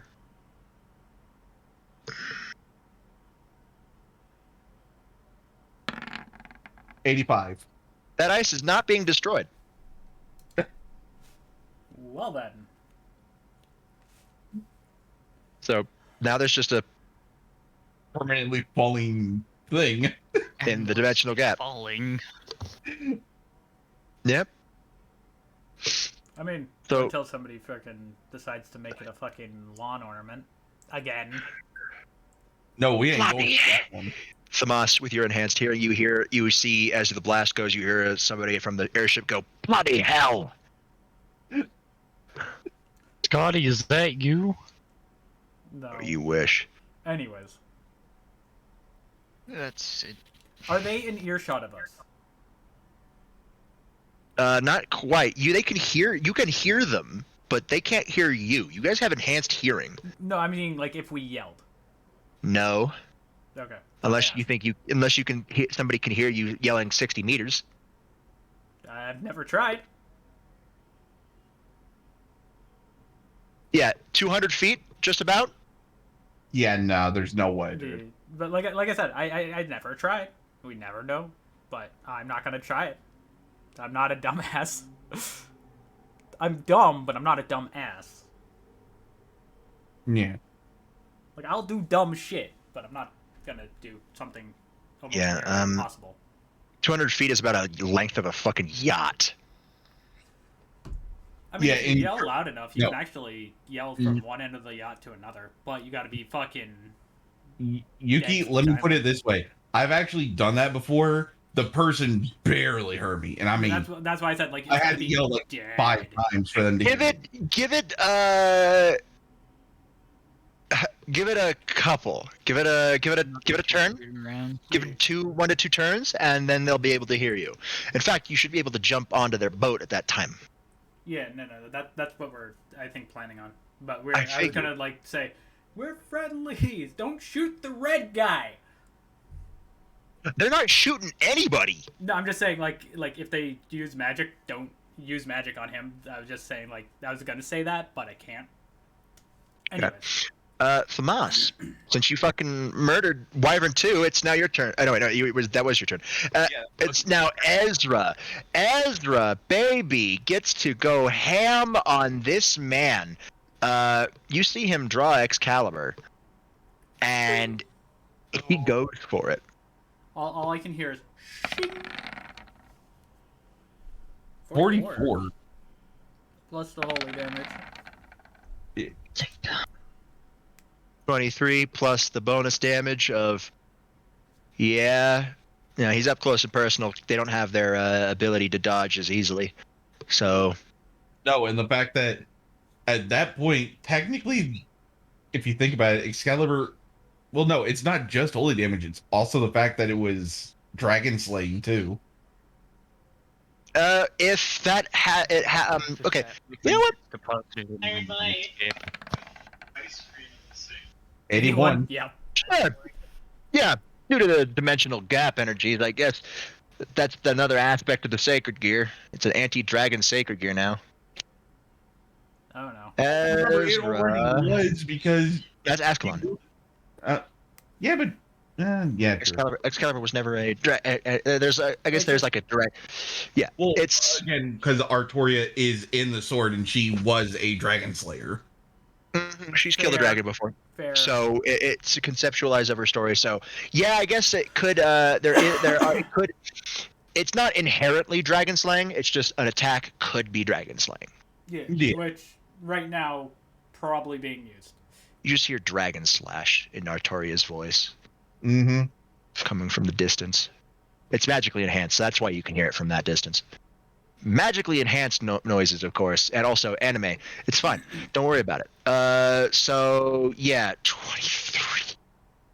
Oh god. Let's just put it this way: it's dead. It is. That fucking thing goes flying. That fucking thing goes crazy. And Ezra, it says it came to him. Ezra didn't need to move, and that was just 2 attacks. So Ezra's able to fly up and distract this guy. Which no. Now they move together. That makes the big man easier to hit. All right, Edward.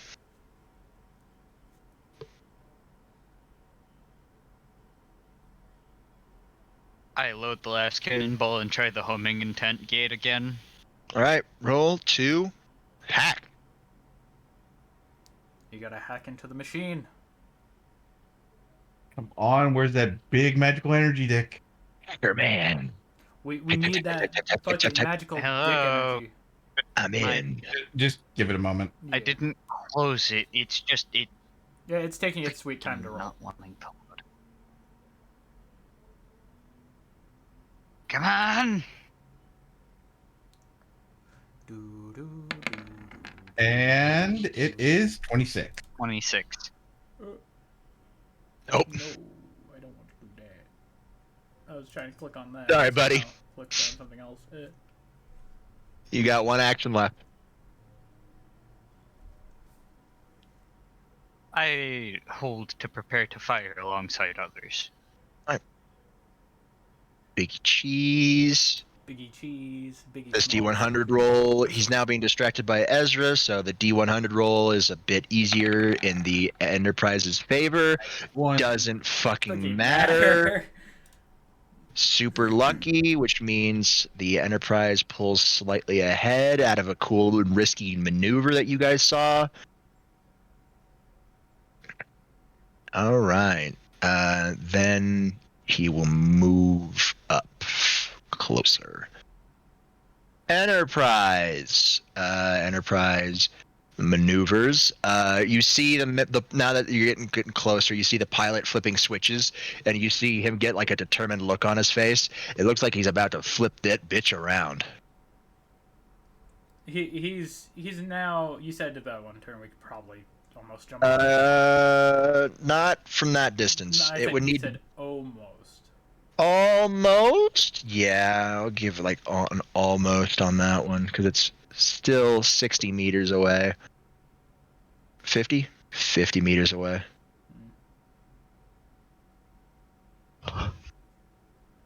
Unless you can jump 50 meters.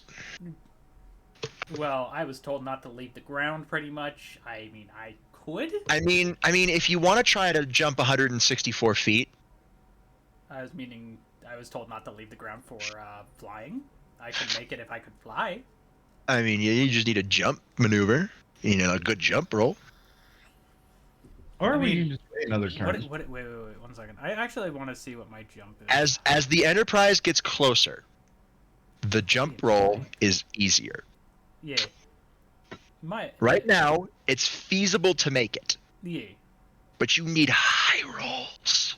I consider Yeah, and I don't trust my rolls right now. No, right now you would I need don't either. No, but right now you would need a 30 to reach the Enterprise. I'm going to say this. Plus my roll cool, I could feasibly jump there with my stats for my attributes, but I'm not going to risk it. You still got to roll high though. Yeah, So, that's why I'm not going to yeah. risk it. All right, cool. Yeah, I say that I basically got a 10 with mine. all right, And then whatever Declan, is. Yes. you're up, buddy. 6 and 5. I'm gonna Okay. load my last round and hold. You load your last round and hold. Okay. Wyvern 1 is dead. Get it off the turn order. Traxius. I loaded 4, right? You had 4, you're just missing 1. Okay, so I load the last one. Load the last. Y'all can go ahead and and fire. popping off. So, who wants to go first for the rolls? Because you held your actions. Since Yeah, everybody's loaded, go for it. I'm the only one not loaded, so Ye. so You know what? Declan, you roll first. All right, Declan, roll 5. Okay. roll 5. It's still on ice maneuvers, so yours will be ice damage still. And he's distracted right now. So it's going to be easier. Double also, easier for Thomas and Yeah. Edward. It's also a bigger target. Holy fuck. 1, 2, 3, 4, 5. 2 hits. Those are still fucking good And rolls. 4 damage. Not 5 bad. and 8. 1 for each. Double it. Edward, you're up. And 19. Yep. 6. All right, Edward, you're up. Easier to hit. No real elemental damage here. Because of Wold in the cast. 3.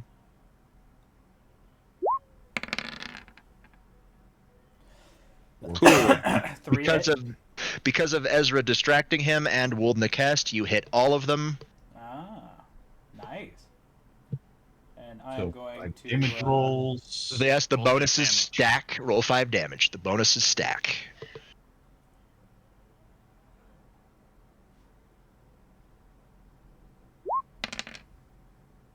Four, 10, 4, 8, and 4. Okay. He did get Mario. Yep. All right. You got 3 4s. All right. Drax or Drax. It's my Just him. 'Cause Just Drax. In Might that simple remember. series, Right. I You were got at Frost of the 3 Ancient fours. Jotuns. Yeah. All right. 22. 35. 35. Where was that 35 earlier?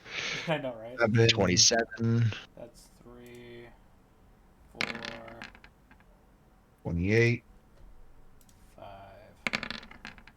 24. 3 hits. So 1, 2, 3.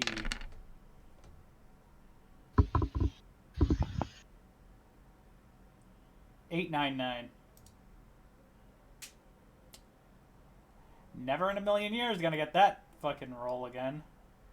No, And I pulled perfect if you had chaos. not, it would have been perfect if you had 999. But yeah, But no. yes, you did. Yeah, I pulled the chaos. By the way, but yeah, so Chaz did get Mario. So that's the total damage on it that's done to it. Yep, not dead quite yet, but I also you know. pulled a reversal from the first one to the last one. Yeah. Alright. Like I said, I pulled a chaos. You know what? I'm just going to double load and fire. 1, 2, 3, 4. Go for it. 31 31. plus the one thing. No, wait, I got it. 20. 31. One. Give me a big hit with this one. 25. All right, they all hit.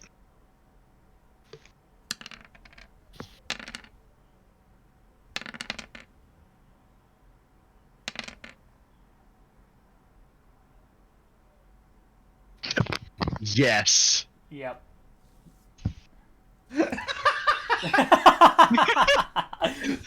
Okay. Nice. Yeah, you guys hit him. This wyvern's not too happy right now. Well, considering it just watched one of its minions fall to its death. Another One one just get gets it. sliced Fucking- in half. 51. On Ezra. Range attack? 24. You're shooting at it? Oh no. Sorry about that.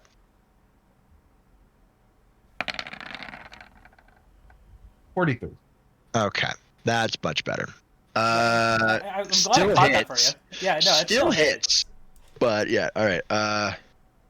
You still get the 24 damage. So Mhm. I just was like, you're shooting at it. Why did you roll melee damage? What? Almost. He's almost dead. Well, it's Edward. just do it. Fucking send it. Honestly, Load 4 shots. Load the 4 cannonballs. And fire. Ping, ping, ping, pong, pong, pong, pong. Go for it. Tum-tum-tum-tum. Let's see. Hold on one second. 1, 2, 6. Ooh. 4.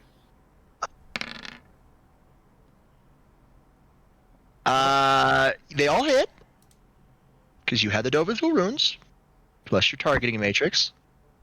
Well, no, not plus Ezra distracting, so they all hit. Thamas, Turkey. Yes. you notice you're out of cannonballs. Kind of figured. And I just yell out, I'm out of balls. All of you are out of balls. I just yell back to Thomas. Then get on that ship. All right, roll damage. Ed's rolling his last bit of damage.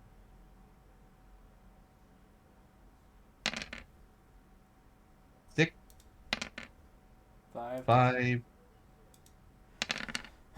6. 10. 10. 244. Wow, almost. The big cheese. You're getting closer to the death point. The biggie cheese, the biggie cheese, the biggie cheese. 61. Still in Enterprise's favor.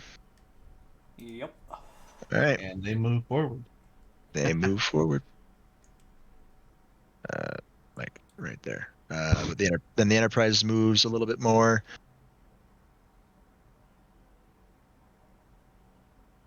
And now, from there to there is a nice, cool, easy 25. Easy jump. Well, For at least me. And me. yeah, it's an 80-foot jump.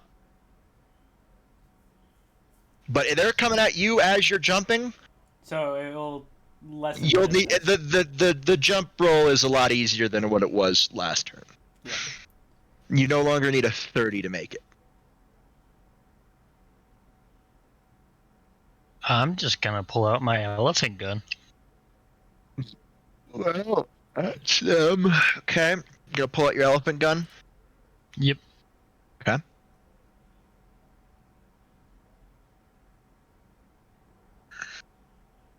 You pull out your safari-ass looking gun.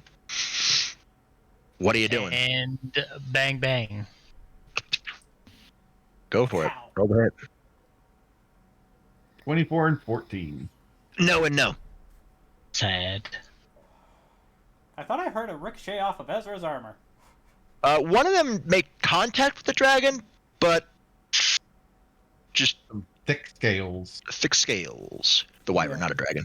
It has it Scale, it has 2 legs. didn't actually damage the dragon. It's Wyvern.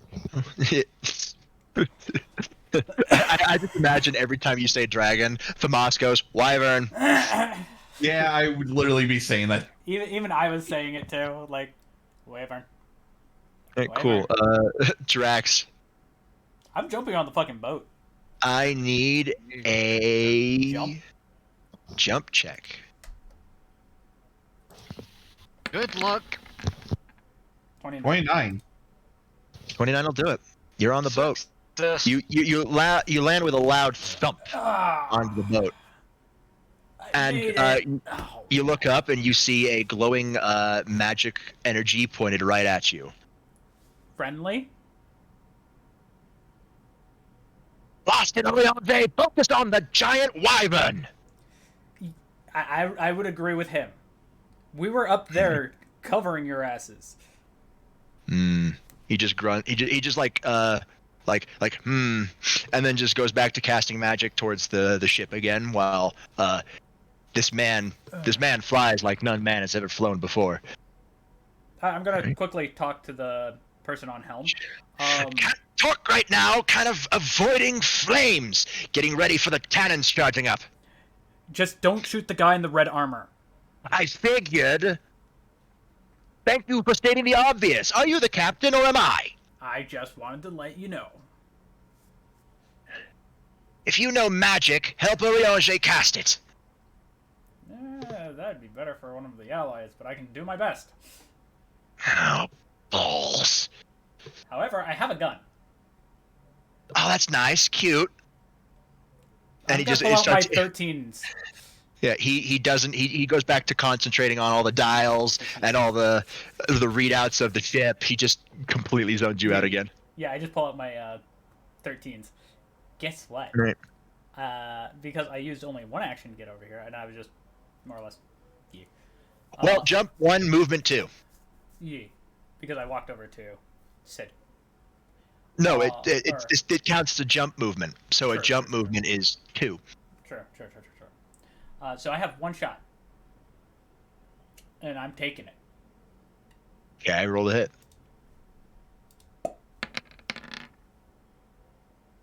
Hey! Ooh, 30 will do it. Roll damage. that was almost a 30 blue. Yeah. Almost. Roll the Or hit. I 20. finally hit with my 13 millimeter. With 12. God damn. Nice. Max damage. Nice. Not dead. But So those hurt. of you who thought his health was 250, you're dead wrong. No, if anything, it's probably 275. It's something closer to that. Around there. Neither confirming nor denying. All right, cool. From us. Oh, this is gonna be bad, but I'm gonna try to jump over there. Roll me the jump. Fuck. Oh, okay. Yeah, you missed the jump and you're falling. You look very snapper. Fuck. It's not gonna be good. You summon your wings. It's just, Yeah.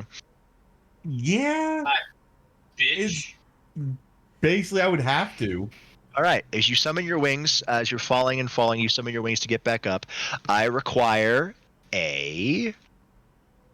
Lift. No. You're trying to resist the dimensional gap. Oh. I'll need a resist. 35. Okay. You're fine. You're fine. You feel the energy of the dimensional gap try to enclose on you, but you instinctually form ice armor around you that pushes it away as you fly back up and land on the airship. Great, we got some blasted Dravanians on my ship now. Well, as long as you're good in a fight. I just say he's with me. Ice beam. He's one that's slightly better with magic than I am. He can help R.D.I, as you said his name was, as far as I can remember. Yes, that's exactly what I said his name was. And he just goes back to piloting the ship.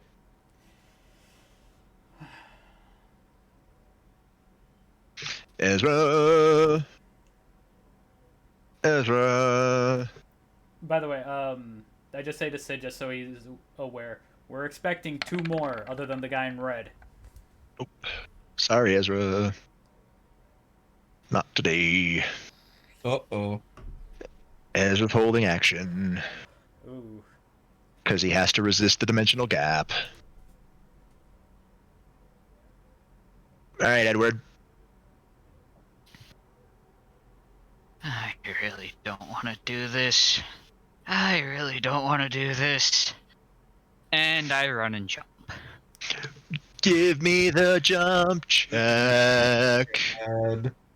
Oh, it's gonna end horribly. Edward can't fly. No, he cannot. If anything, he can cast. He should have casted Arrow first. Oh, He's fine. He's fine. He makes it. Well, hey, we can just say with my For some jump reason, he's because like I a was parkour really genius. tired. and I just say, hey, our actual mage is here. Hello, Edward. As Edward, you land in a roll and you come up in an easy crouch as you look around like, oh, I did that. The man at the helm looks at you. Roll me detect. Oh Oh God. no. Oh, but no. I already know what this is. Yeah. 26. You only hear him exclaim, Thal's balls! But it feels, you just think it's because you landed on the ship The way you did. the way you did. You got nothing to confirm. The Biggie Cheese. Big cheese! Nothing yet. Nothing yet, buddy. Sorry, friend. Oh. That actually works. That actually works with fucking. That actually works with how Sid reacted too. He got so fucking distracted. Oh, nutsack! As you guys feel an intense heat encompass the Enterprise, as he curses, "Damn it!" I just quickly say to Edward, we need to help Uriel and Shay. The pilot points at Edward. You good at magic? Quite. Then a stick, please. I will. What the hell is this? Is that gonna require a hack roll from me right now? No. Actually, yeah, roll hack. This is a reactionary hack. Can you mitigate the horrible damage that this 26. 26. 26. All right. You're able to mitigate some of it. Not all of it, but some of it. And also, don't forget to move them. All right. Yep. As they're closer. Which now Declan will have. Just also keep- an Actually, with that 6, Let's go. yeah. As that like the heat happens, you see Ezra slam into the deck as he slides over to the front, almost falling off. Fucking hurt. Okay. His armor dispels, and who's looking at Sid right now? I am That because you I pretty much just saw all you was. fucking slide past me.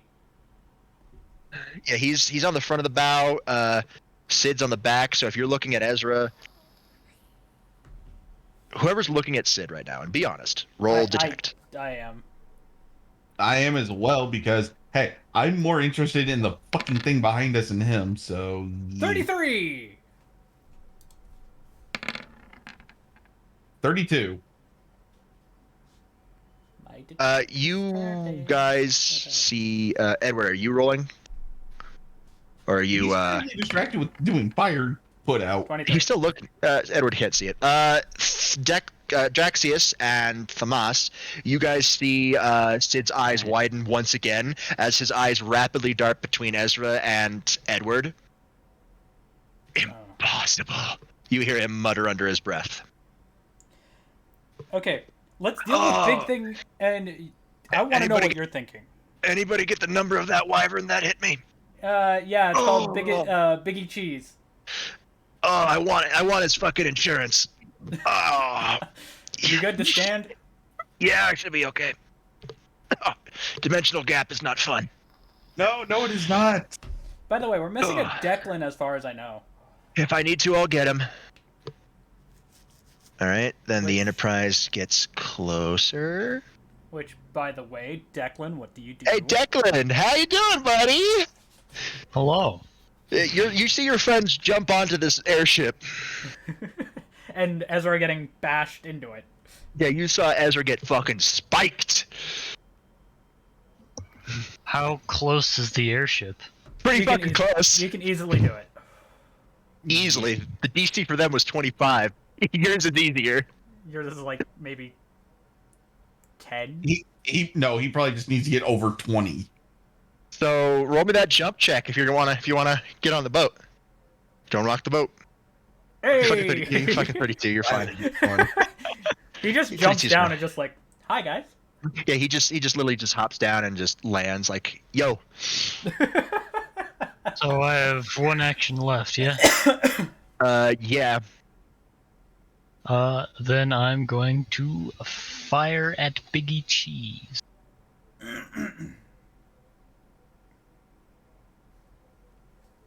24.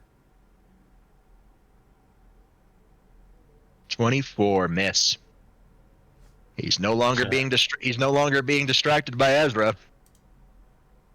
Got a lucky shot in because of the dimensional gap. Yeah. All right. Yeah. All right. I'm gonna just pull out my 9mm. You hear the man at the front. You haven't heard his name yet. Say to Urianger, "How's the charge doing?" Urianger speaks up. "The charge is almost full. It just needs a little bit more time." As he looks at a large, as he opens a hatch in the floor, and you see a large blue crystal that is slowly charging up and feeding into the two front main guns. We don't bloody have any time, Urianger. I quickly ask the pilot, what does that crystal do? Charges the main guns. Can it accept energy from any source? Yes, it's an aetherite crystal. It can accept any energy. Cool. And all of us are just thinking, the fuck is that? Yeah, what the hell is an aetherite crystal? I'm more focused on me doing this. I go, would you say it's half charged? Wait, oh no, hold on, wait, oh no, What? that was the key word. Oh no! But wait, just let me at least do this, and then we can deal with that. No! Okay. Fuck! This is not going to be good. Edward! I'm so sorry! I no, get it. you're not! No. I'm not, I'm really not. I need you, Edward, to roll a resolve. Please, for And- the love of God, let it be high. To resist. Disadvantage. 23. Doesn't matter if it's matter. disadvantage now. Nope, it doesn't. That's an auto I fail. failed. He failed. Ezra auto failed since he was already part of the dimensional gap energies. He's kind of weak right now, Yeah. so Ezra also auto fails. Hey, Edward, you get a splitting headache. Oof. The corners of your But I don't vision. get the nosebleed. No, you don't get the nosebleed. but the corners of your vision kind of like static as it like you kind of fall to your knees as like aetherite crystal. What the? Where have I heard that before? You hear what you guys see. You guys see Edward drop to his knee, and you hear a groaning from Ezra as his nose starts to bleed. Okay. I say this. I just say this. God damn it. Now I have to deal with this. Let's deal with the crystal first. I'm going to dump as much energy as I can into this. We'll hack.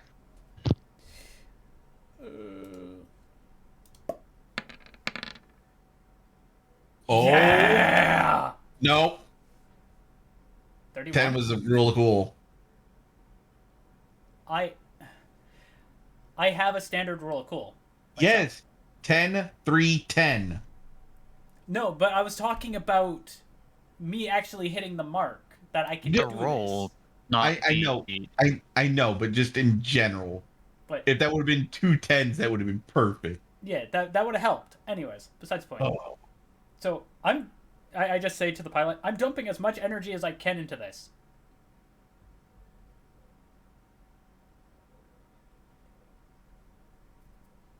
And Robert's mic's gone loopy.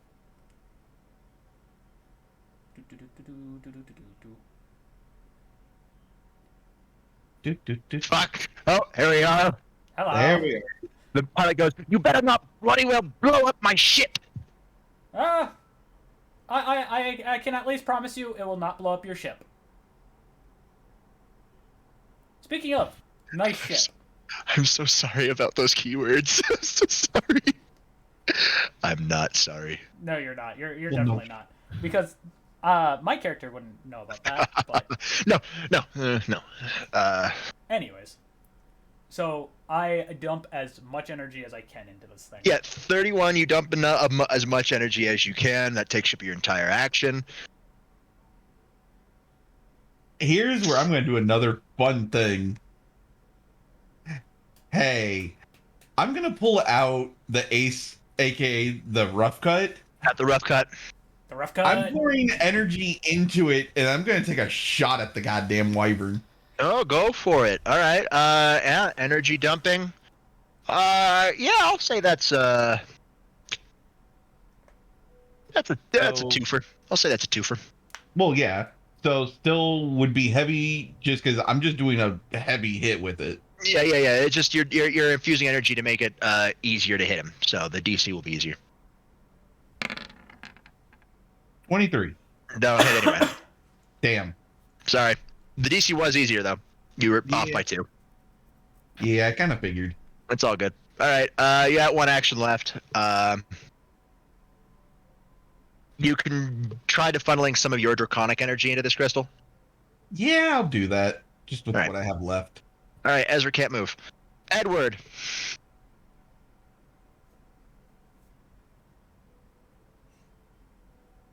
You're able. Your eyesight clears. You like, what the hell was that? Was that the resonance I was warned about? You're looking around. You see everybody's changed positions since you had to deal with that, but you do also see Ezra sporting a small bloody nose as he's groaning with his eyes shut tight like he's in pain. Fuck.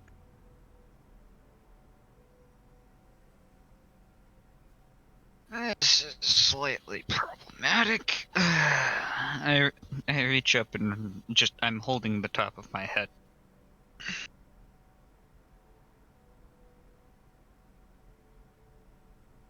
Yep. You reach up, hold the top of your head. The pilot, Sid, your head supplies you. He's looking. He's trying to keep the ship together after that last blast. You hear him say, "Are you all right?" I'll live. Just Will you keep please- us from crashing into the kaleidoscope. Can you please charge the crystal? I'll do my best. head over and help with charging the crystal. Okay, roll.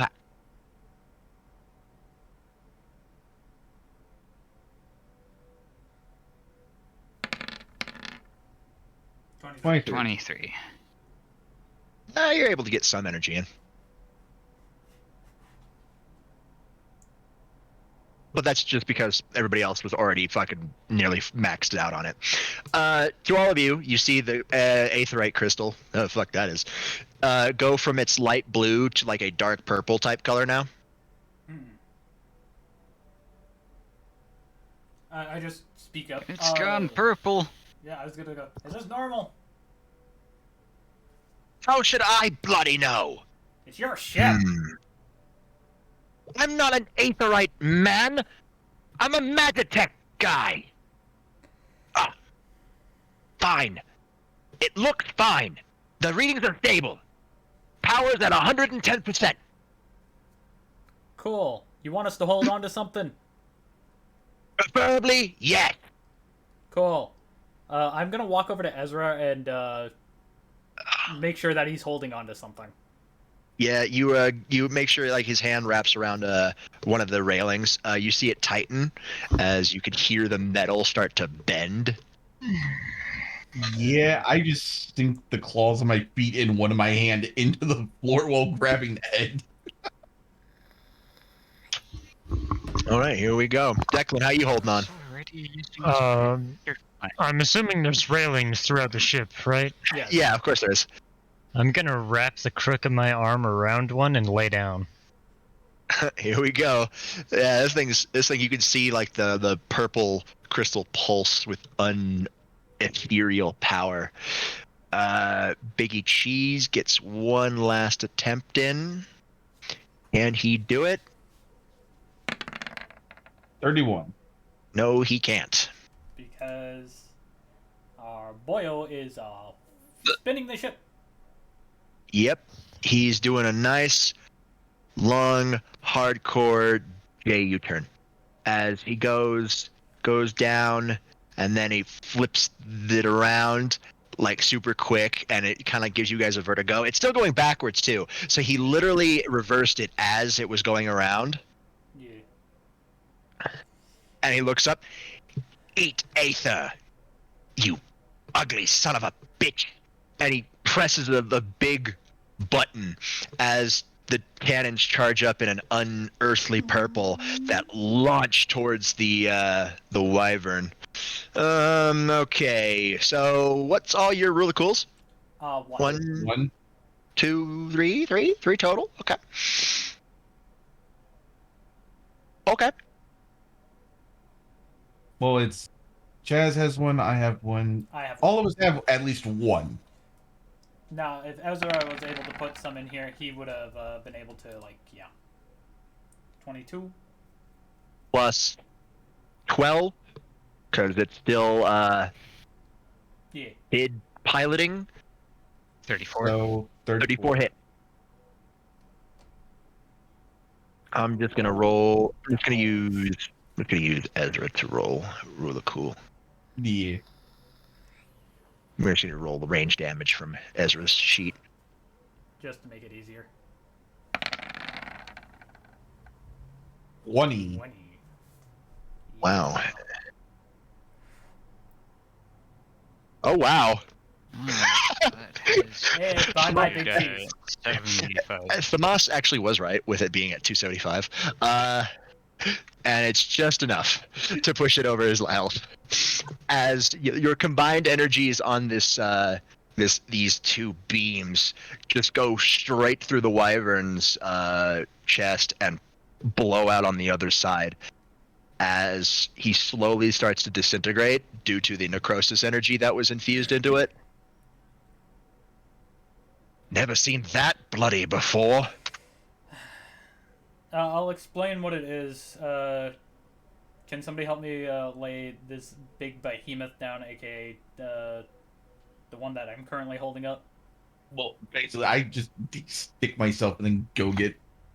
Yeah, I was pretty much telling you to come help me there, Tomas. Yeah, I just pretty much just yoink him straight up. I'm gonna keep my eye on the sky and make sure we have nothing else coming. As best as I can, anyway. Doesn't look like there's anything. Okay. This man immediately flips the boat around and So- keeps on cruising. So I'm gonna talk to the pilot and go, that thing, as far as we can tell, it's a variant that we don't know of called a Rathalos. What the bloody hell's a Rathalos? It's a wyvern. It's not fun to face, not going to lie, just in general. However, how this one became like this, we have no idea on. Like, if I had more information, I would give it to you. Because you didn't immediately kick us off your ship. So.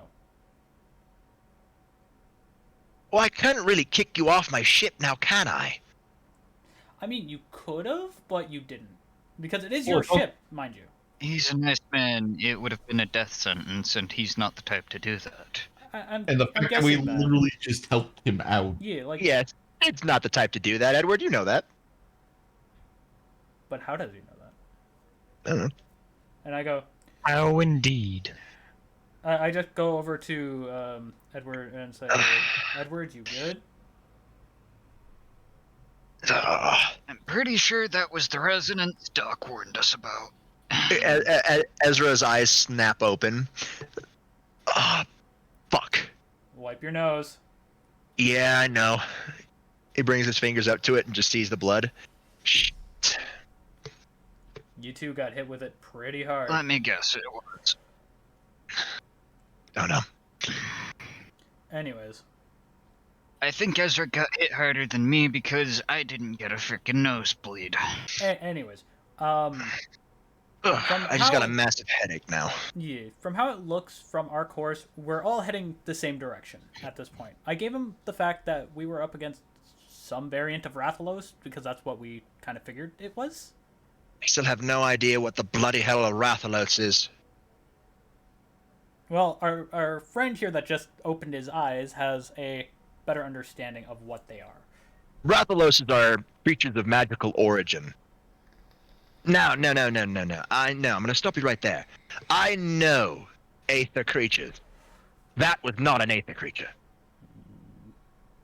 I'm not saying it was an Aether. If there's a different magical energy than the magical energy we're speaking of. Yes. Tell me, do you believe in alternate dimensions? Believe in alternate dimensions? I've seen them.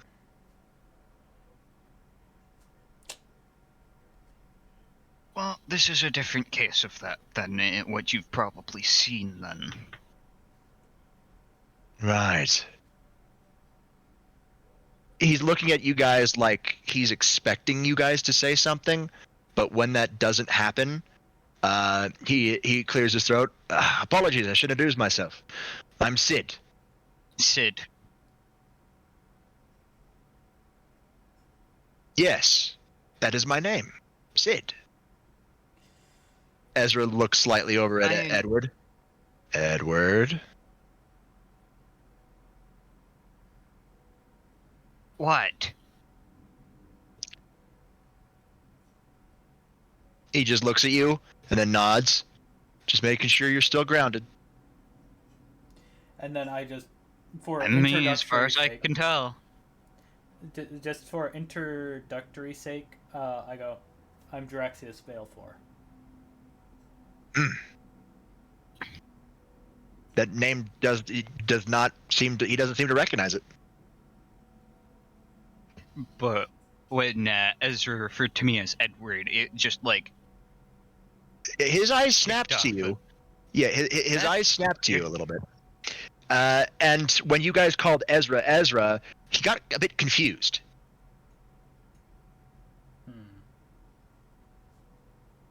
we're probably dimensional counterparts of people that you're familiar with. No, okay. You really didn't. You don't under. So with your previous detection roll being that low, you haven't made the connection yet. However, mine was a 33. So only people who have like a hunch about that would be Drax and Thamas. And I'm going, and I just Yeah. go. I'm just gonna say this just to make sure that like everybody's kind of like knowing where we are currently. Um, we could have a thing called dimensional resonance. So please let's try not to use keywords or key phrases. It's gonna be bloody hell practically impossible if I'm gonna try to explain how I got out of here. Well, as far as I can tell, because you mentioned It's that fine. thing twice, once is fine, or like twice is fine as far as I can tell. I could be wrong. However, there is one person that would know more. I summoned the relay. Doc, The relay goes up to scan Urianger and Sid. Well, you're right. They're not part of our own dimensional codes. so Oh, bloody hell! Is that a? it's like a communicator. Let's put it that way. Make it easier. I know what it bloody well looks like. I've experienced something similar, just different shape and all. Fair enough. We're calling this little device the relay. Yes, have- please refer to me as Relay or Doc. Dr. Relay. Doc Relay. Doc I Brown. would rather call it Doc, delay. Just don't worry about it. The object is is dimensional relay. The person on the other end who's communicating with us is Doc Brown. Correct. Dimensional resonance is very a tricky subject, my good man named Sid. Now, it's not just keywords, Drexius. It's keywords and scenarios. If your dimensional counterparts had a really interesting time with whatever keyword was, like this aetherite crystal, then everything will fall into place. But just saying aetherite crystal will not cause it. There's a lot of things that need to be met for dimensional resonance to happen. like I said, I only can give base knowledge that I know, which is very little. The relay disappears. Probably be bad for me if I had more than one happening at once. Probably. Sid? Don't worry, Doc's keeping our stuff. Yeah. So I quickly look at Sid and go, Sid, is our heading that light over there? Yeah, some of my friends are already over there. I just got word via the earpiece, link pearl, walkie-talkie, Fair enough. magical communication device. You hear Ezra mumble. Yep. And I just say to Ezra, like our badges, pretty much. You see, like as you look at him, he had like a hazy look, but he blinks rapidly. Yeah, most likely our badges actually. Anyways, Yeah, let's we're try not to have gonna many need more to of those. try to. Ezra, you good? Yeah, just headache's going away. Yeah. Just Well, we're pulling up on it now. Cut. Hey, Kat, how you doing? Sorry, we just got back to you. How you doing? I'm fine. All right, you hear the sound of a distant propeller noise that's coming really close. You sense a total of 1, 2, 3, 4, 5, 6, 7 people on whatever that is approaching you via the air of the canyon. Lucy mumbles under her breath, I don't have enough tea for this. I'm in danger. hey, the best thing is my character always carries tea, so you don't have to worry about me. The white-haired cat But he just perks up as they start to hear the propellers. Eustola, she speaks up. Ah, that would be our friends now. Okay. Do you want to head out the door and meet up with him? She just looks like contemplative. As long as they're allowed in here, it should be fine for just to stay. Well, as long as they're not hostile, anyone is welcome in the temple. Both of our friends shouldn't be hostile. They're more men of knowledge than men of combat. Both? Yes, there should be 2 of them. I said 7. I said 7. 7? Uh-oh. Thancred speaks up. That doesn't sound good. 7. It might be possible he picked up more people. Hmm. Or I still think we should be very cautious, in case your friends might be in danger. by the way, for just jokes for the group, or they jumped onto the deck of their ship. Hey, deck, land. I'm gonna straight up beat someone's ass right now. That's a good one. I was waiting for somebody to make that joke. Deck, land. R.D.I, the airship lands on this little temple. Edward, and everybody who with sense of magic, you sense Shinto magic. This is Shinto magic. I just say this. How did we get to Japan again? Good question. I'll go knock on the door It's to let them know probably that I'm friendly if everywhere. there's somebody It's in in there. this one location. Do so. So I'm walking up. I'm walking up to the door. And Urianger is following behind you, just to make sure none of our friends hurt you. fair. So I'm going to reach up and knock on the door. You hear a knock on the door. And Lucy, I just say this: friendlies. You hear Y'shtola whisper, "I don't recognize that voice." I also We're good. Say, do you wanna- Y'shtola, it's me, Urianger. The people we're with are clear. You're fine. I recognize that one. That's Urianger. okay. We should still remain cautious, but I'll open the door. Prudent. The door opens. You see, Draxius, you see in front of you is a shrine maiden. And I just give a bow because being respectful and all. Proper customs have been observed. This man gave you a proper respectful bow and, well, understands the culture. So, like, oh, one of your own? Well, welcome to this temple. Who might you be? I am Draxius Valefor. The name startled you.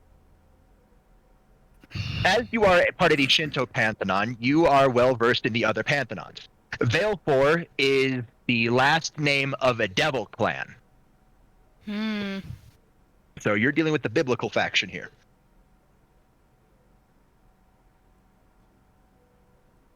I'd say just to give her some clarity, me and my group just helped our friend here, Urianger, with a little tuffle they were having with a couple wyverns. That noise was you? Yeah. I'm not You gonna see, lie. behind these two, you see another bulky man with white hair walk up, full beard, handsome man. He walks up and's like, "Excuse me, miss, can I get through to my friends? I need to talk to them about something." That is fine. Thank you. He swiftly steps around you and immediately grabs a hold of Thancred and Y'shtola and Alphina and pushes them into a corner and starts talking in furious whispers. Before Y'shtola looks around and snaps her fingers, and you can no longer hear the conversation. I'm just like, huh? Okay. I assure our friend that has opened the door, because my character has not learned their name yet. I assure you we're at least all friendly. We're not going to cause any problem here at your temple. Okay, well, since you introduced yourself, you may call me Lucy. Nice to meet you. You see more figures stepping off the airship outside that landed. It's a really beautiful ship, finely crafted. You've never seen technology like that. You see 4 other people. One who looks young, a really tall dragon, a not tall dragon, and what appears to be a wizard. By the way, while I'm standing here talking to her, I go, Lucy, would I be wrong in saying that there is Shinto energies around the place? You'd not be wrong. So I was kind of correct on my hunch about Japan.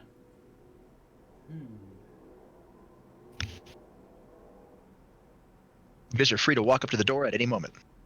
Well, I kind of figured the 4 of us would. I walk up to the door. I just say to Ezra, so my hunch was correct about Japan. This was from Japan? Yeah. Shinto magic radio. I immediately pull out the relay. Doc pops up. You see this glowing small orb that has like a little eye in the middle, and it appears to start scanning you.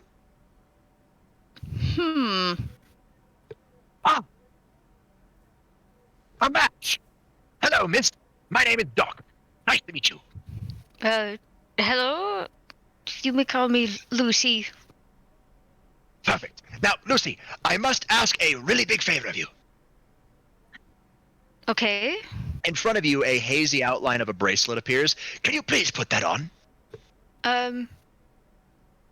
You see all the people in front of you also have bracelets similar. It's to help you against the dimensional gap, miss. Sure. You put the bracelet on as it flashes into reality, and you finally feel the strain on your sacred gear stop completely. You breathe out a sigh of relief. So, from that The bracelets side, are called dimensional anchors. yeah, and from that side, you're not sure where we are. I'm sorry to say this, miss, but right now our plane of existence is kind of gone. I'm Ezra Burton. I've already heard your name, Lucy, but I just wanted to introduce myself. Okay, that's fine. And I give her a respectful head nod and just say, Thomas Draco Gems. You do realize that a head nod from a dragon is about as good as you're going to get unless they actually see you in battle. Very cordial. Very respectful for a dragon. All the supernatural are wary of dragons. So this Is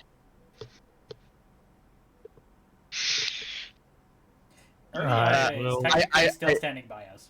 I assume you allow these people in. Yes. All right. Yeah. As you look around, you notice that the hazy warping has kind of gotten a little bit worse before these other 5 people came in. Once they came in, the warping has stabilized again.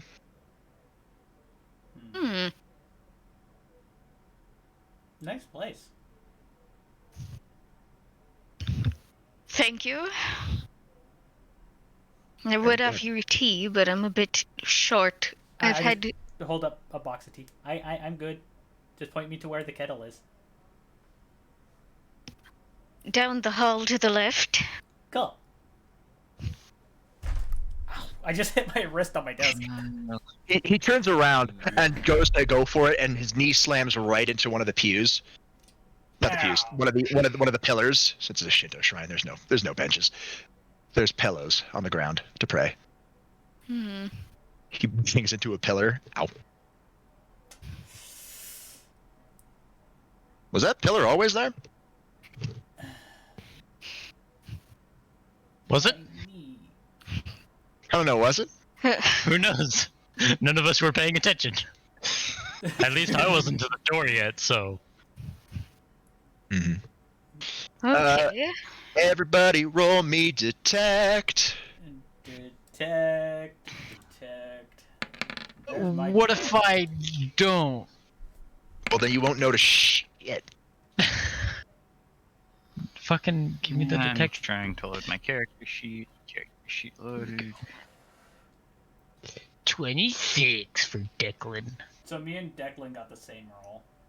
Yeah, Wow. I got a Absolute 24. absolute garbage. The lot of you. 24. Absolute garbage. Hey, but we got 3 24s and 2 26s. Yeah. Can we compile them? No. Full house roll. Sad. We got a Yaki full house. 43. Yeah, Ezra's the only one who notices, but he doesn't say anything. You guys do No, he's notice, but you laughing at can't. me. You can't. Yeah, he's laughing at you, so he's like, what's that? He's too busy trying to figure out the pillar mystery. What you guys do here as you guys walk in, you hear a loud thud. Lucy, you turn around and you see Robin has dropped her spell book and is rapidly picking it back up.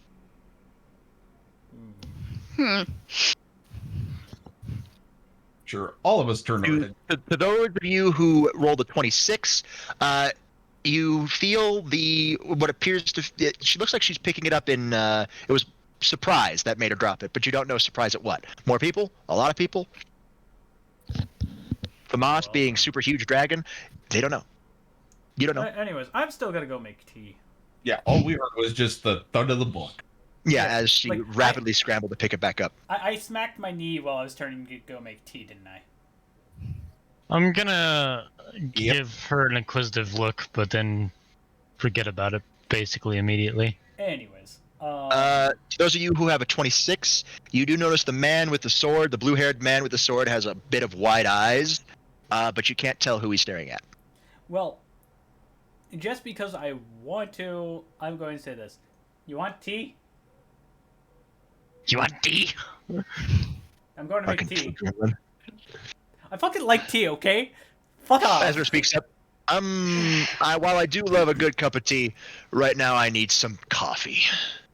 Ah! Lucy, you hear the word coffee, and you're like, gross, American. I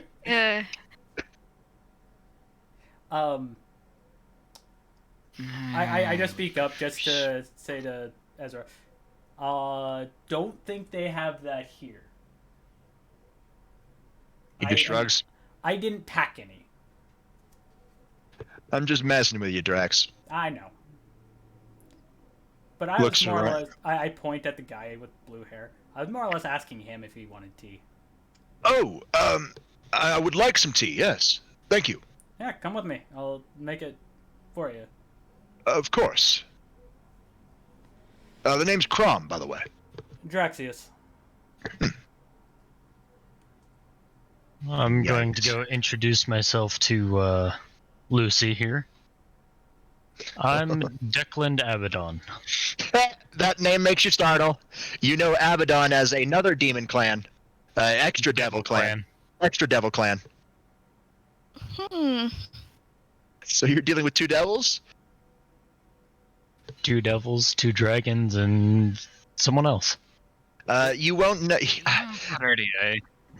Roll me detect, Lucy.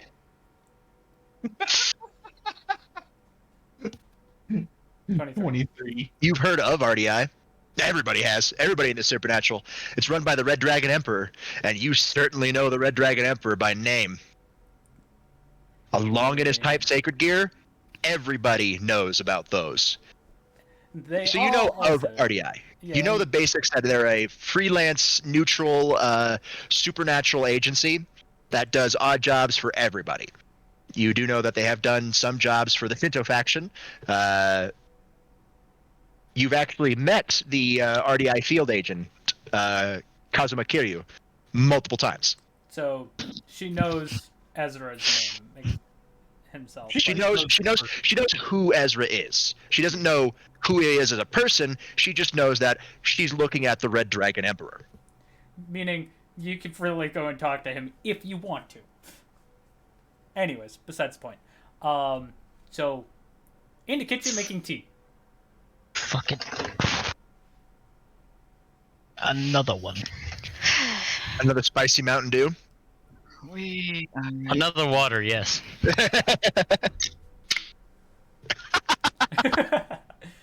Anyways, All right. So what y'all doing? well, I'm making tea currently. Nah, I'm just looking Chilling at with the guy other with the blue group. hair. I'm Ye- All right, he's getting stuff out. He has seen people make tea before. ye- So, cleaning Drexy. my weapon. Cleaning your weapon. and- Ezra is just trying to get the headache out of his head. He takes a seat down.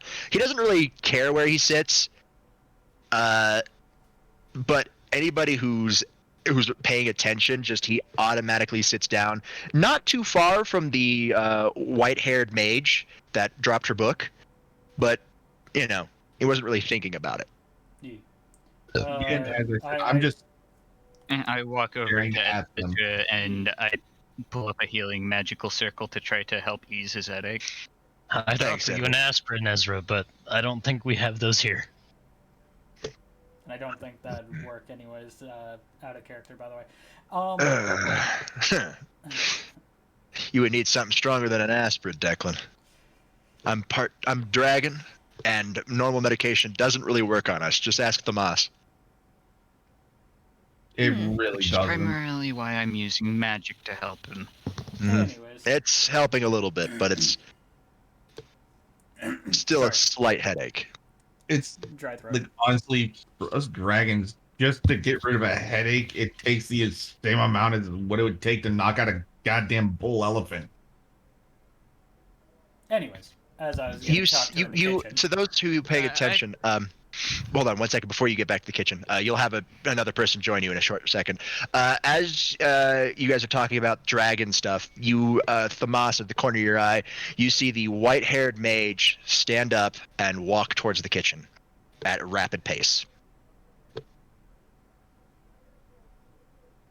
I'm literally just gonna follow her. So while she's walking through the room, I'm literally turning my head, just following her. Mm-hmm. anyways, Very determined. meanwhile, All right. back at the kitchen. Meanwhile, back at the kitchen. Yes. Tell me, your friends. You look like a close-knit family. I know much about that myself. Well, I can honestly say out of the group that I came in with, other than the ones that were here with you guys, the big dragon guy has been a brother to me for a while. So that's why we actually are more like siblings. Really? The big dragon? Yeah. Yeah, I would have thought he would have been like a brother to the other dragon. Well, dragons go off of how strong you are if you can keep up with them, pretty much. It's more of an honor thing.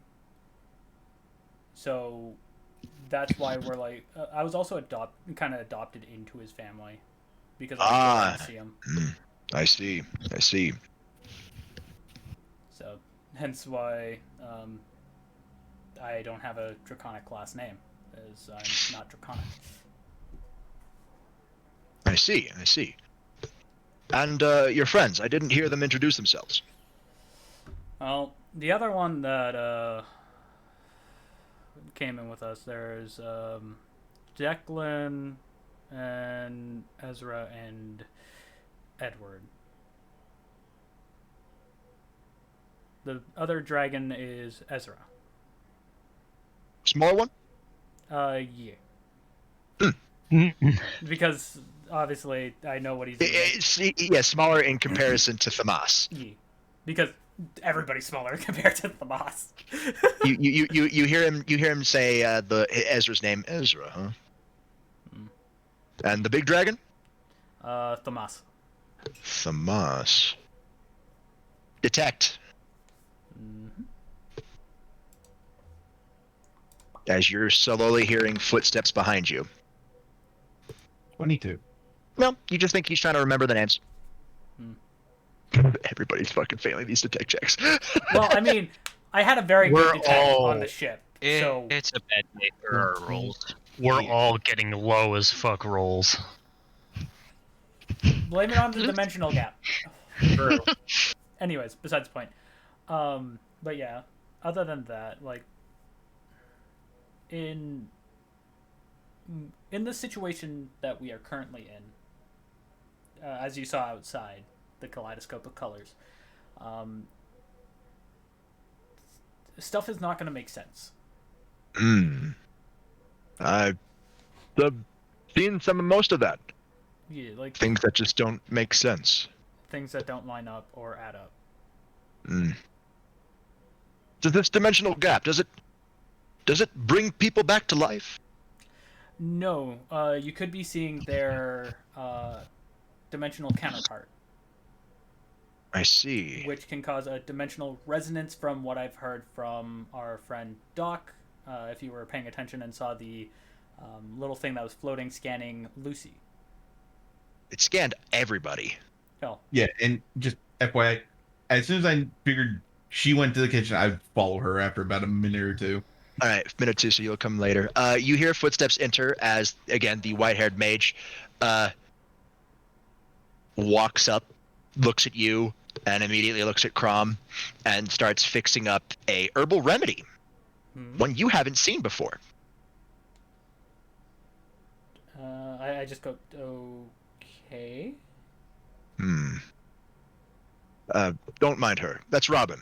She doesn't talk much. Fair enough. But yeah, so as I was saying with that, so you could see them from another dimension, and it will cause a dimensional resonance, which is not the greatest. What is dimensional resonance? Well, look at Ezra. It knocked him on his ass. I can't really explain what it is. I think the best one that could would be Doc. I can see if he's willing to answer that question for you. Behind your shoulder, Doc materializes. Of course, I'm able to see everything. Dimensional resonance is when one dimensional counterpart starts reliving events of the other dimensional counterpart. Now, you may think that's easy. They might get their memories back, but it's very dangerous. Out of character. It's like a more intense sort of deja vu. Very much. More intense deja vu. It's very much like multiple memories being slammed back in. Say you lost a loved one. I take it that's where your question is coming from. He nods, and you see Robin just studiously not looking at anything but the herbal remedy she's making with items from her own pouch. Mm-hmm. If they remembered everything about their life, yes, they would remember you. Yes, they would have the feelings. Yes, they would have everything like that. But they would also remember their death. And somebody remembering dying is not good for the health, no matter who you are. I just speak up because technically I did at one point. I mean, I hold up my robotic arm. I mean, I remember one time dying, and yes, but he is correct. It's not fun. Best case scenario, they're able to resist it and keep the memories. That is the best case scenario. Worst case scenario, they are in conflict with themselves. They remember two sets of lives, remember living and remember dying. They realize that they are an affront to nature. It's called dimensional sickness. And there is no cure. So we're going to try to keep those resonance to bare minimum to none. We already had one, so at this point it's bare minimum. Dimensional resonance, if they're going to happen, they cannot be avoided. Yep. You could just try your best, as you yourselves don't know what the key triggers are. And if it happens, it happens. But we will have to endure, I guess, and have a good resolve to stay us. Would I be wrong, Doc? No, you're perfectly right. I'm sorry, miss, as you see his eyes focus solely on Robin. As now that you look at her strongly, you can see some tears form. And he dissipates. I'm guessing. She wipes her eyes and just leaves. I say to Crom, one of us make you remember the past, and I'm sorry about that. It's fine, Declan. I've come Wrong to person, terms wrong person. with loss. I'm not even in the room. You both like the knees. All right. It's fine, Draxius. Draxius. It's fine, Draxius. You don't have to worry about anything. I'm just asking. We saw something. We saw something out there, and it really affected us both. Oh. Roll me detect. Again. Detection. Fuck.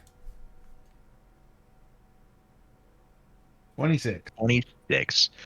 Yeah, no, Crom's very charismatic. I'm sorry, buddy. That's why I said fuck. I kind of. You realize that he's talking about seeing something outside of the temple while they were probably heading over. Yeah. So I'm just like, fair. I'm not gonna push any more on that. I'm just worried about Robin. And honestly, probably at that point, you will turn through the doorway and all that, and Almost run into you. Yeah, she seems very startled, looking up at you with wide eyes. You hear her mumble, "I'm sorry, almost running into you." She has the remedy, obviously. Yeah, you smell the remedy, and damn, does that smell good. I just move out of the way and just be like, it's all right.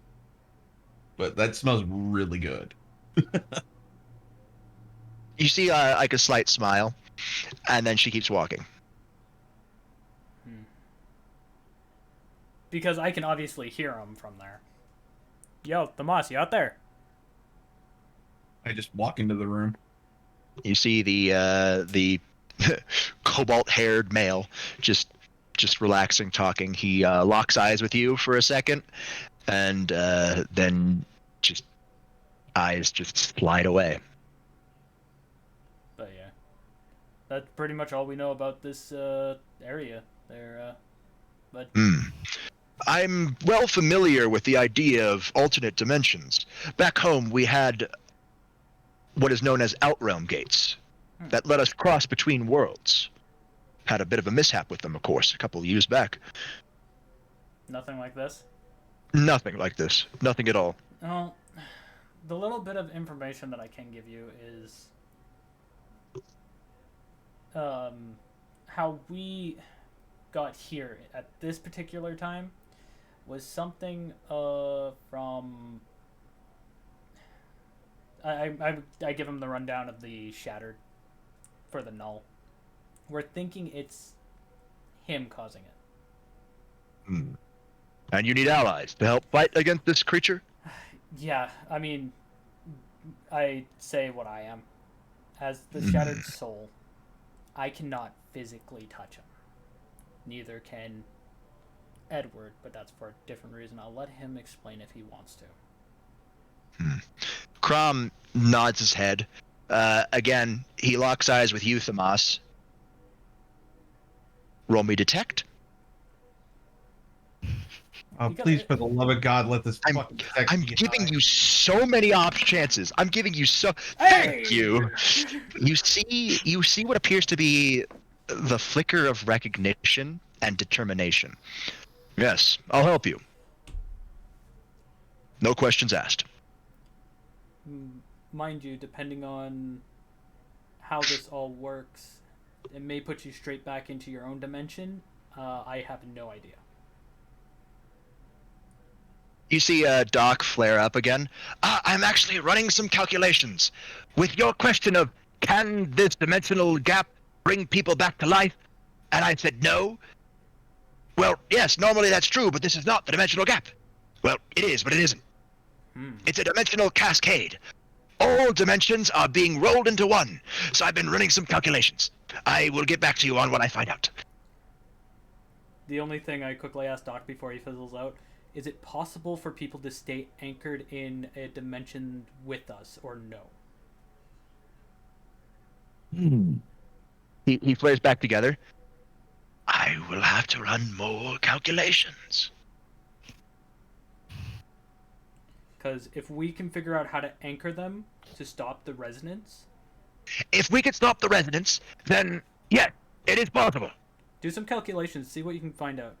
Yes, I will do some calculations and run some tests. I'll pass the information on to Ezra. Fair enough. Good. Okay. That might be an idea. Probably be better to pass it on to Edward. Well, I'll pass it on to R.D.I. Pretty much is what I'm saying. All right. So pause. You guys back into the front room. Edward, as you're working up, you feel a presence beside you. Hello? It's the white-haired mage. Here, try this.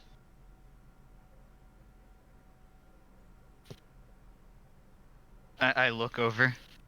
It smells weird. But you see Ezra like sniffing. Damn. What is that? It smells good. It smells good. That Ezra takes it. How do I use it? He drinks it.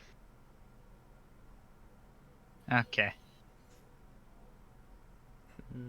So Ezra takes it. Ezra takes it and takes a drink out of it. And you see the haziness of his eyes immediately clear. Damn. By the way, everybody that was in the kitchen, I'm coming. We're coming back Obviously. out. By the way, Mhm. So I'm actually also carrying a tray of tea for everybody. As she hands the cup of whatever that is to Ezra, she takes a seat nearby. Not like right next to Ezra, but close. Close enough to like monitor situations. Mm-hmm. And goes back to reading her spell book. Kind of sedated, but as you see Ezra's kind of enjoying the drink, you see a soft smile on this woman's lips. You're just as confused as the rest of us. Anyways, I Can I come. take a look in the magic at the magic in the book? It's a magical spell book, yes. By the way, we're coming back out, and I go. I got tea. Anybody want some? Ah, my good man. The guy in the eye patch who was talking to Sid, he smiles. I would love some tea. Come here. It's gonna be sit right over here on this. There's a table near me. Yes. Yeah, there is. Cool. On this table. Because I don't. There's no actual plate. Lucy, you notice things start to warp again.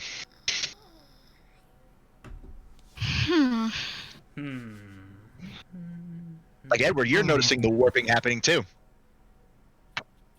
The heck is up with the warping? By the way, obviously I turn and see it. Obviously, probably. Yeah, you guys all look to see the warping. Lucy just looks more exasperated at it happening again, and she doesn't know what's the cause of it. Well, I call up the capabilities of Scholar's Insight into my glasses. Cool, roll me hack. and while he's doing that, I quickly say this. For everybody here, we got good news. Mostly just good news.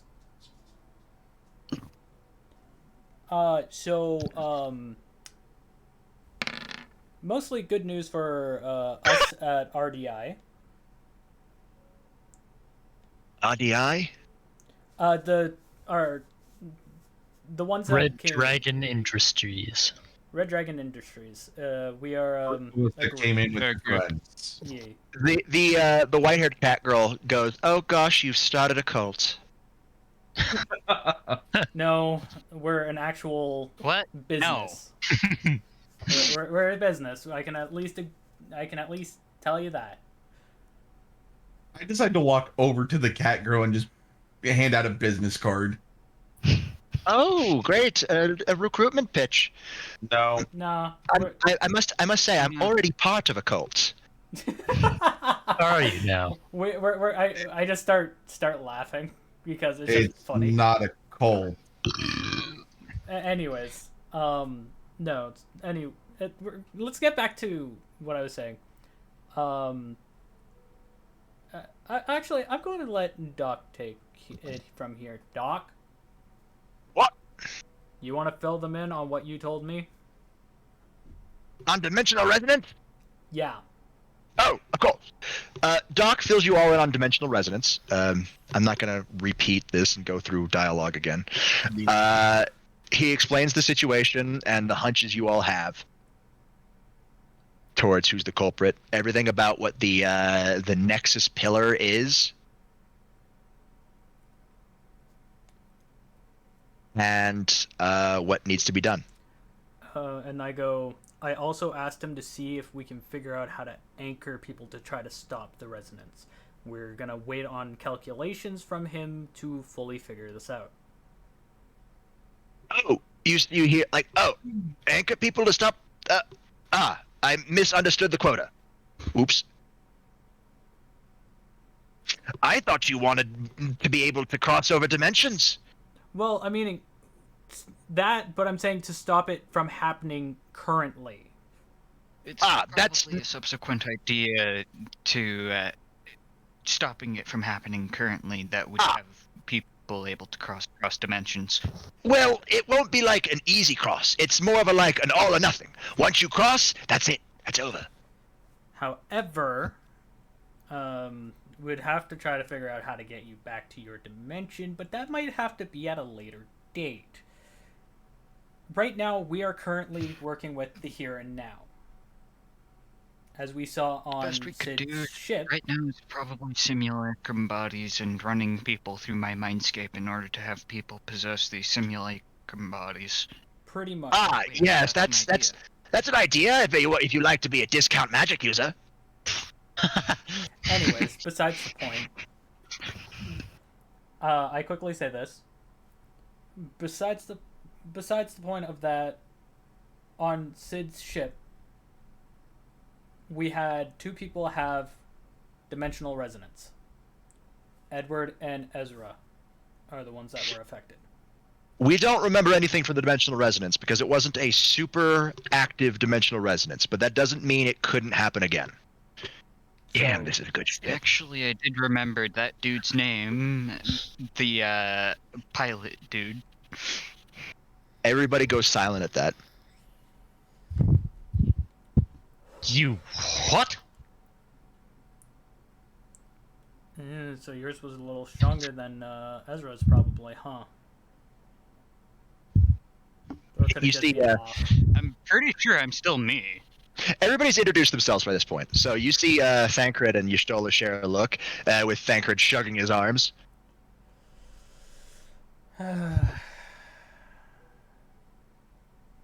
I quickly look around. Who is here at deducing just anything?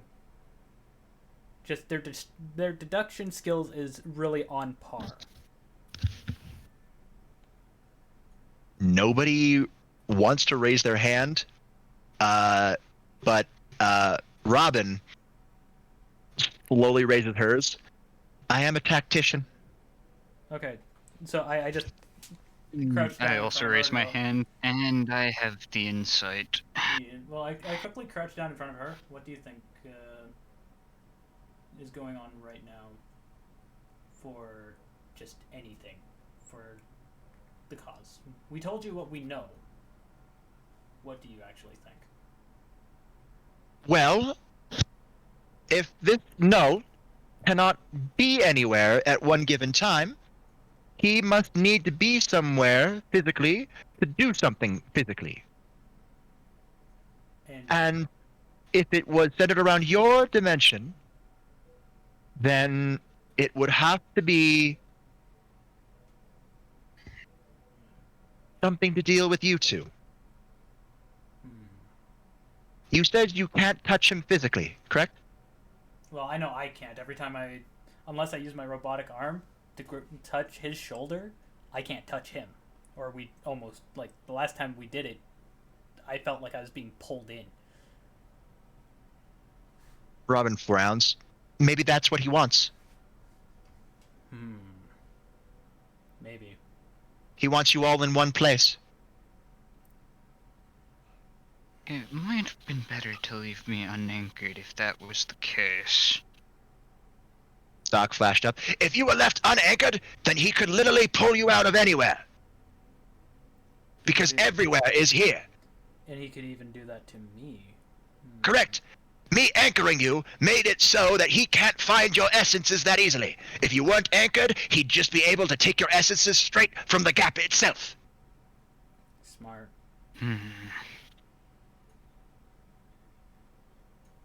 Unanchored, but anchored in a pseudo-paradoxical method.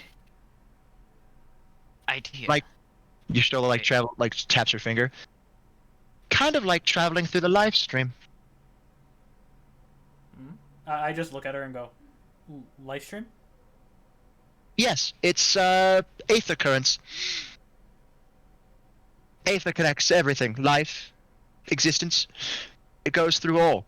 Death. Almost like the dimensional gap, which is everywhere and goes through everything. Got it. Okay, so that makes sense on that point. Because the dimensional gap is the essence of dreams, and everyone everywhere dreams. And I myself went through the live stream before, but a gift from 2 friends of mine helped me, well, not die. Fair. Well, Maybe we have 2 names for the same energy. maybe. Possibly. The small alpha now speaks up. It could be possible, but I am uncertain. I think they would be close enough to parallel to the point that they would be capable of being used interchangeably. Maybe. Similar but different. I mean, we have a spell book here for this. For their universe. Might be able to learn one of their spells. Robin looks up. This is a magical personal tome. I have many different magical spells in it. El Thunder, El Wind, El Fire. None of those magical names make any sense to you all. I look at Y'shtola and that. Do you guys have anything that can give us some knowledge on Like how it's Aether thunder-based, works? wind-based, and... The man, Urianger speaks up. While we don't have any books to explain, we do have physical capabilities of using Aether. Can you give a demonstration and tell us how to use it? Of course. Y'shtola speaks up and pulls off a staff from her back and holds it up as it starts glowing with an ethereal green light. And as she casts it, energy spreads out around you all. It hits you, Edward. It hits Ezra.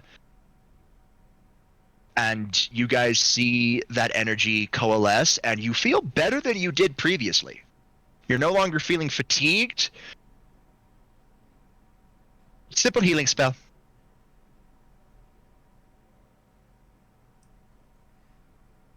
Okay.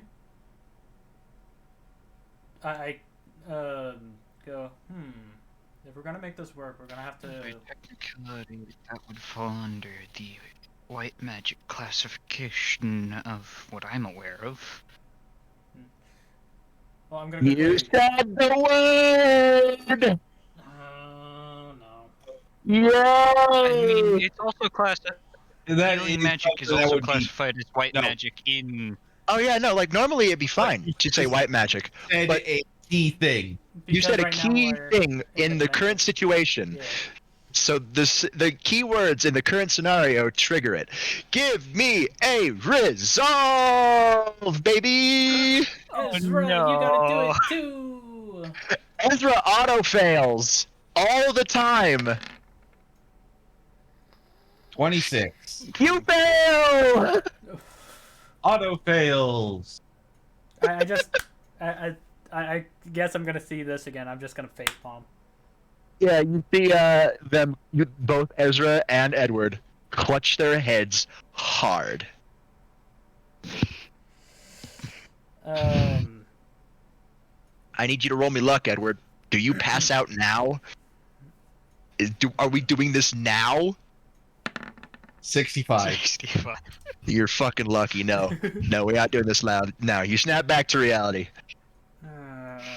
I'm gonna go whoever. You other than out of the two of you start you. sniffling a little bit, but you're not having a bloody nose, but it feels like you're about to. But I look at You'll walk up Ezra. behind Ed. But yeah, I look at Ezra and Edward and go, which one of you said something? Ezra downs the last bit of that special drink that Robin brought him, and it just sets the cup down. Edward, shut up. Ed, no, I walk up behind Have to Ed. be the identification of the type of magic. Yes, I am what is known as a white mage. We're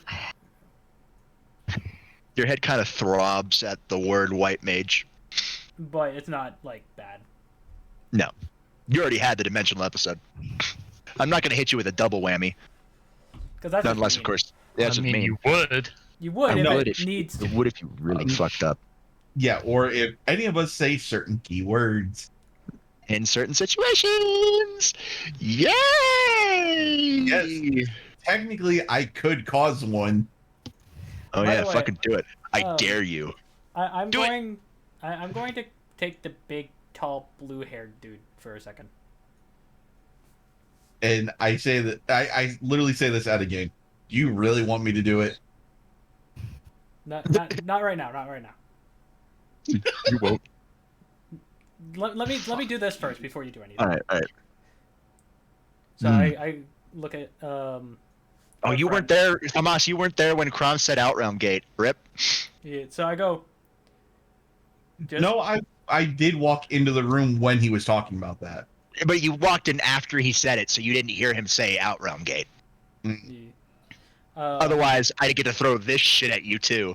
By the way, I look at Crom and just ask him to point so it doesn't cause anything, just to see who reminds you of anybody here. You thought he was talking about somebody he saw outside. No, I'm saying right now. I'm asking because I want to actually know, then I can try to figure it out. Roll me influence. I mean, like, he doesn't have to tell me, like, if he just That's why I'm asking you to roll influence. Yeah, I'm just explaining for everybody else. Like, he doesn't have to tell me. If he doesn't tell me, he doesn't tell me. Yeah, that's why I'm saying roll influence. 11. Nope. Roll me a d10. D10. Oh no. 3. Okay. 9. 8. Oh, right. Oh, I see what happened. Yeah. That's what happens with crit fails. He does just he just smiles like charismatic prince smile and says nobody. Hmm? And you believe him. One sec. Okay, Google, give me a random fact. No, The African lake duck has a According penis to as long as its body. Liquor.com, when Luke Skywalker says, "I can't see a thing in this helmet" in Star Wars Episode 4, A New Hope, he wasn't kidding. Mark Hamill thought the scene had ended and was complaining to Harrison Ford that he actually couldn't see anything. I like how we have some stuff already put in the works for that, and then it comes up with that shit. Lovely. Fuck. Okay. Lovely. Kat, you can participate in these conversations. You do know more about this warping than they do. Yeah. Well, Lucy, she was just kind of processing, like, all these guests at the temple and just. Like. Lucy is feeling a bit overwhelmed right now. Yes, because she's usually the only one in this temple, other than for the usual fare of, like, People. people, yeah. But by the way, because I'm trying to process all this right now. Like my character's looking a little frustrated because he's wanting to make sure nobody gets hurt. And literally, just as a thing, I'm not going to cause another episode, but I could if I wanted to, because I know the specific classes for certain shit. Yeah, But that won't. Yeah, no, you as the Moss would have to. Yeah, I know, but I just flash up a Dovazul rune. Because, hey, I can at least do that. Yeah, you do that. You flash up a Dovazul room. Just ask if any of them can identify anything of this. Well, you need to tell me what it is first. Well, I don't know what kind of Dovazul runes are what. So it's just a random one that my guy would know. So if anything, power. Power. Okay. Robin speaks up. Power. And I immediately snap my head to her like, okay, well, that's something. She's not looking at you right now, but you do. You're getting a weird vibe right now. You're getting a weird vibe. And Something doesn't be right. we're not out of earshot. Like, so I heard No, that. it's not a huge temple. It's no. sizable one, but What it's I'm not saying like is, we didn't go to another room. I just pulled him over just so I could talk to him, so he was only focused towards me at that point in time. Mm-hmm. Yep. So I heard that, and I was like, And I just glance at him like, I get what you're doing. Like, So I decide to swap I it have out. no idea what you're talking about, Draxus.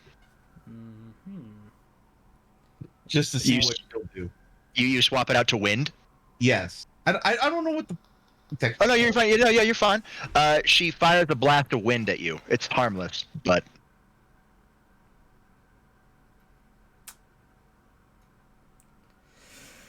I'm getting the picture now.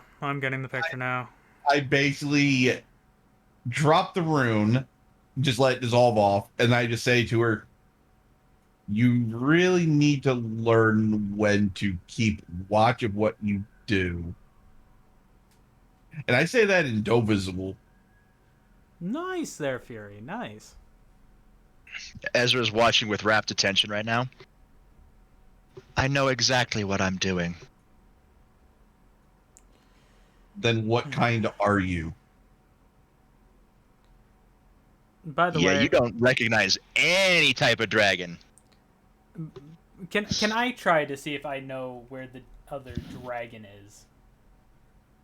I mean, you do sense dragon energy, but it's not any dragon you know. But can I tell where it's coming from? Is what I'm. Yeah, you know who you can tell who it's coming from. To a lesser extent, Crom. Crom has slight dragon aura around him.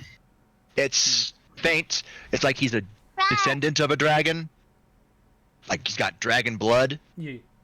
On Robin, on the other hand, it feels more potent, but at the same time, different.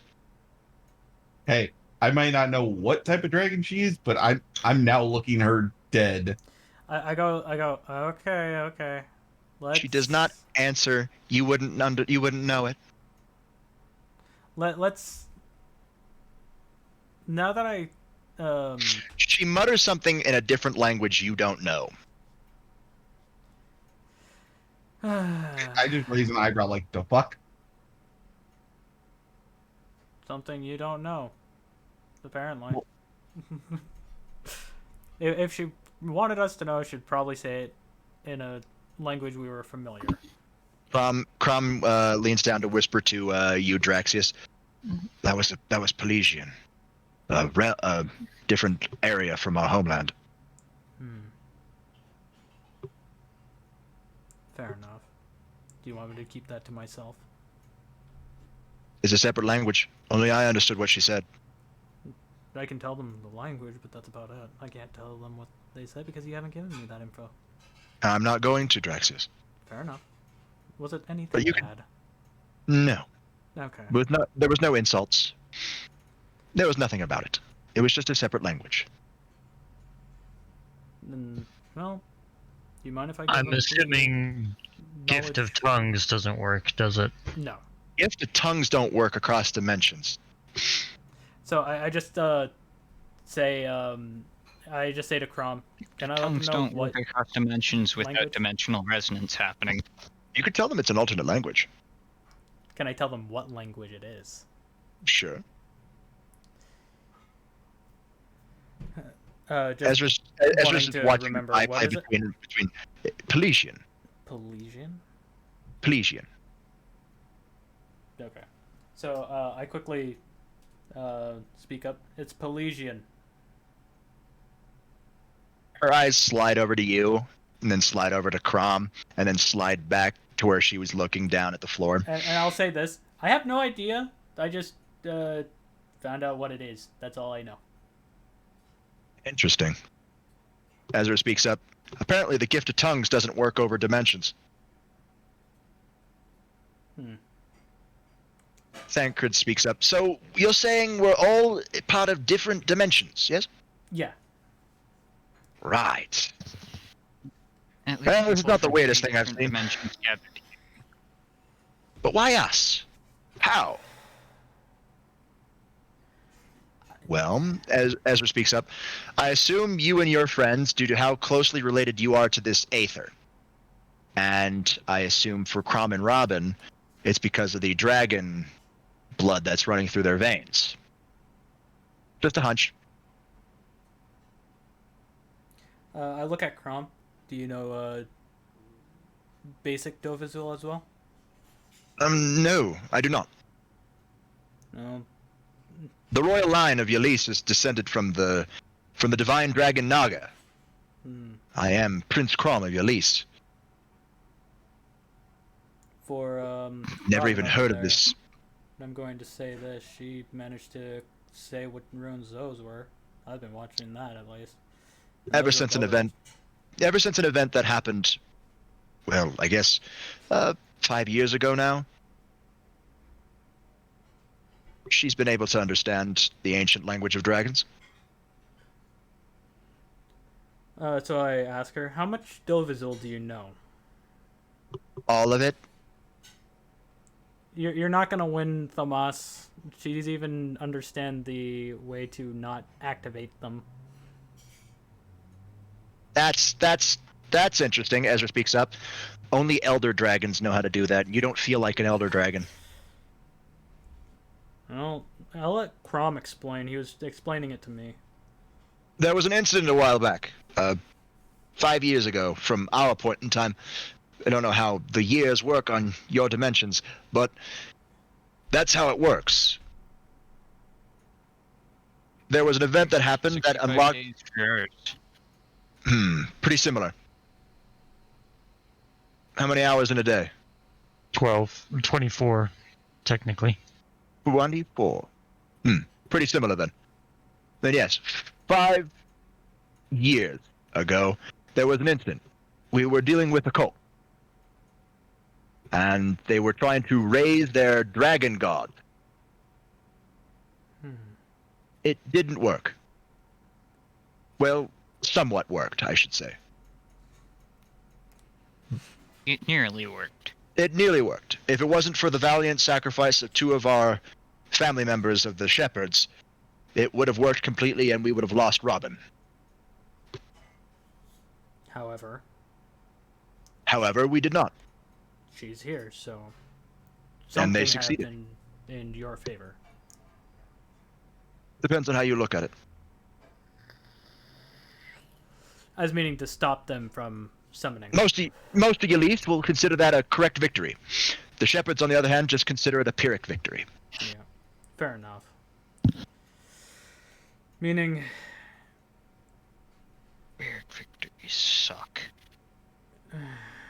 so you understand Dovizul and can, yeah. So if you need to say something to those two, I can somewhat understand Dovizul, but it's negligible at best. So, Well, considering in the I can 5 years I understand taught you, you barely understand any of it. Actually, we haven't done a recent check to see if I learnt any more. Yeah, because we're in the middle of an arc. Yeah, so currently couldn't. No, but I'm saying The doc flashes up. I hate to cut this interruption short, but I've got a lead on the location of the Nexus Pillar. shoot, where is it? A holographic map of the entire area around. This is my location. And near the far end, an arrow starts pointing down at the observatory. You guys pass through this canyon right here. The canyon lights up and ended up at the shrine here. The Nexus Pillar is further on ahead. A bit ways away. Through many different types of climates and a weird distortion. An area that's kind of distorted. Hey, Brando. How you doing? I'm not talking about... Is what important? Why do I Yes. have a feeling it's more complicated than just the Nexus Pillar? It probably is, Edward. Still, to get over to the Nexus Pillar, you'll have to go through many of the unstable areas due to this distortion world. This distortion section of the dimensional gap. It's making the platforms and the rocks unstable. But as you can see, there are many more of the platforms and rocks and areas. So you will not have any risk of falling into the dimensional void. Just, falling to your death. Yeah. Fell to my death as soon as you said that. Now, I would suggest you all travel together. So, Probably be for the best. I'm quickly grabbing my scythe off my back and I just say to the scythe, I hope you're ready for this walk. Because it's going to be fun. And then put it back on my back. The relay disappears, but you guys can still hear Doc's voice in your head. I didn't want to say this out loud. But I was running calculations on that question you asked me, Drax. And due to the effects of this dimensional cascade and my anchor bracelets, what is happening is you're being anchored to reality. Thus, any dimensional counterparts that you encounter in vague sense of the word, even if you avoid a dimensional resonance, they are then anchored to you. Constantly alive, yet also dead. But alive trumps the reality of dead. So, wait a minute. I quickly walk out of the room. So what you're saying is they're technically already tethered to us. Right. It's very dangerous, but it also offers a unique opportunity. They are tied to you currently, right now. I cannot sense them, but I know that they are. What will happen after the dimensional cascade is over? Well, one of two things will happen. Either you'll have a direct link to that dimension, or people loved ones of that dimension will have a direct link to you, or, and this isn't big or, your dimensional counterparts, if they died, they will then come back to life. Because you are alive. They are anchored to you. You are alive, so that means they are alive. Meaning that they can be brought back in that dimension, or no? In their dimension, yes. Okay, I want to test something. You can sense, or you can't sense us because of the bracelets, right? Not quite. I know where you are because the bracelets give off their own signal, but it's different from every other signal. And only I have the frequency for the signal. Okay. I've already warded against dimensional intrusions. And the ones that are around us, can you see them on your scans? Of course. My scans show them, obviously. I've actually been able to catalog their own dimensional calculations and their dimensional coordinates, based off of their own essences. Meaning you could lock them as you locked us. I could lock them in, but not in the same way. Their dimensional resonances probably won't happen because they're all centered around our main dimension. Fair. It's very complicated, and I can't really dumb it down enough to where it would make sense. I'm sorry. By the way, we do have a structure now that flies. I see, yes. I've been scanning that airship. I have designs for it. Yeah, you'd have to Remarkable pick that up piece with of the engineering. captain. Oh no, I've already scanned it. What they don't know won't hurt them, will they?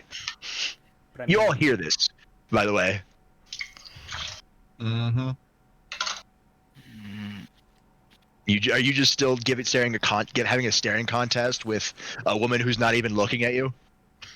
anyway, No. I say this to Doc.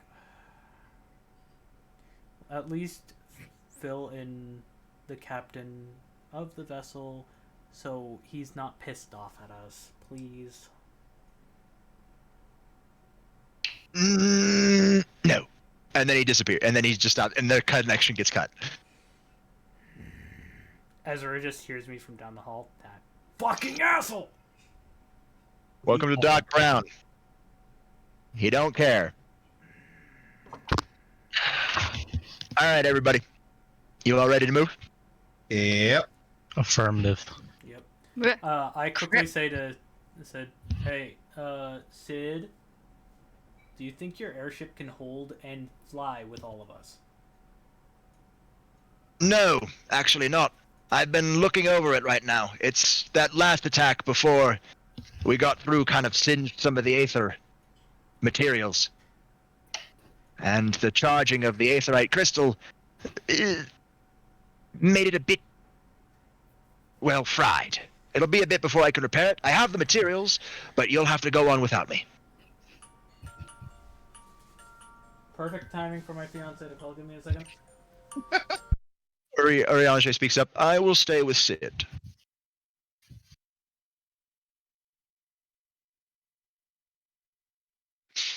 Ezra looks at you, Kat, you, Lucy, and says, while I do understand that this shrine, this temple, is your place of residence, it is better we solve this issue with the Nexus Pillar and make sure everything gets back. You could wait here until it's all over, but we would appreciate your help.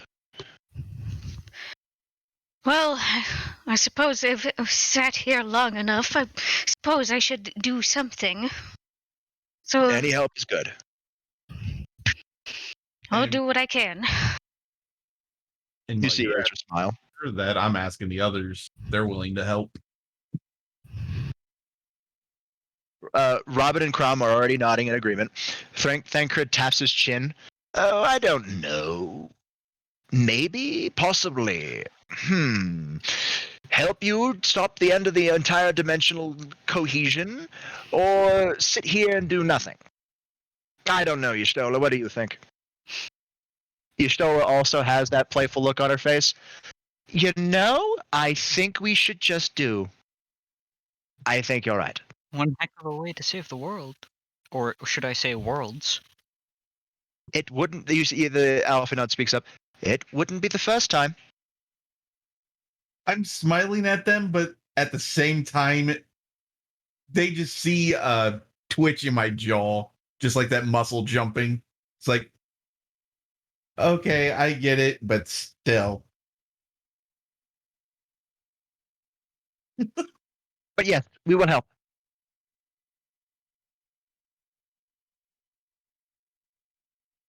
We are all no stranger to combat. No, we are not. And we will do our best to help you all. Probably be I just useful to nod to have them. someone who can heal. And several more people who can fight. Increases our odds. Mm-hmm. So do you guys all start to head out? I assume Ryuk's just going to go with what everybody else does. Pretty much. Yeah, you're not wrong there, Robert. I'm gonna head out the door first.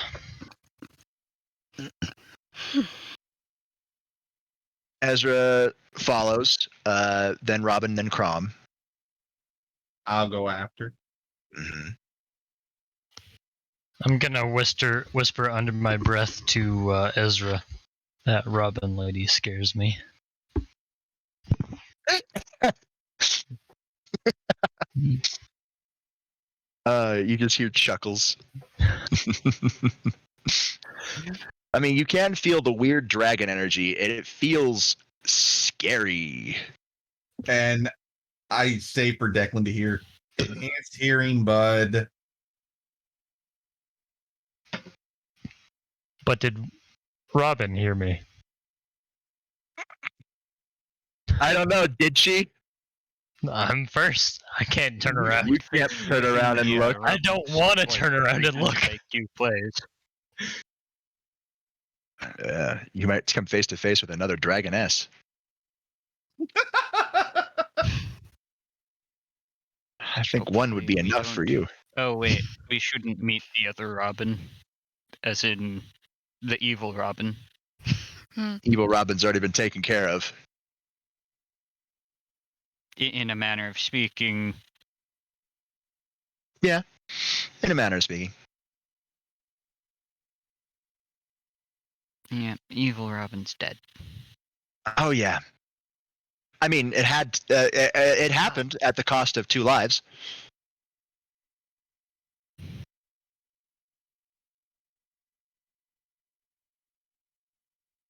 You guys heading on out.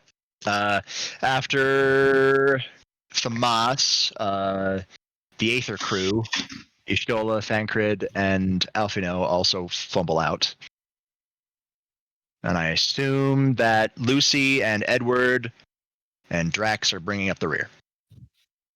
I believe Lucy is like hanging back a little bit and goes into her room to grab something, like a keepsake or something, and And grab the stuff she needs. yeah. You do that. So you go, you grab the stuff. You'll be the last one out then. But everybody goes out. You see the direction they're walking in, and you do see a whole slew of different islands with different structures and different things. As you are walking away from your temple, you see that the warping gets worse and it changes form entirely.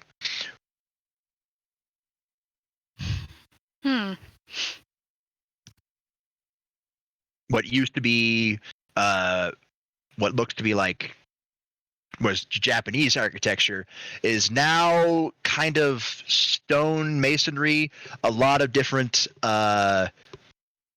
metal, European. There's a lot of metal. It appears like a weird glowing blue that's running through the entire thing. It no longer looks like your temple. Everybody does hear Sid curse out loud. Bloody hell!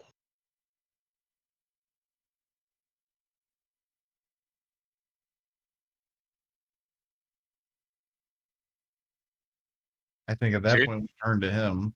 You guys turn around and see that the temple has changed. Well, shit. I don't know if that was a good thing or a bad thing if we left. It wouldn't have changed if you were in there. Technically been dead. Doc pops up. Get in your head. The dimensional shifting happens when somebody. It's basically items having dimensional resonance. So Makes sense. those two, basically that area is now has the same dimensional code as Captain Sid and Uriange. I didn't Stronger know items could have a pseudo consciousness. It's kind of yes and no. Different from that. It's weird and it's very hard to explain unless you have like 12 PhDs in theoretical physics. It resonates with it resonates with the closest dimensional coordinate related individual. The closest and the strongest. You have to have the most willpower. If Crom and Ezra are standing in the same room next to the same chair, it will look like a chair from Ezra's dimension, because Ezra has the stronger willpower. But if it was between, say, Crom and Declan, I'm sorry, Declan. Wait, no. Crom and Gasgador, then it would be a chair from Crom's dimension.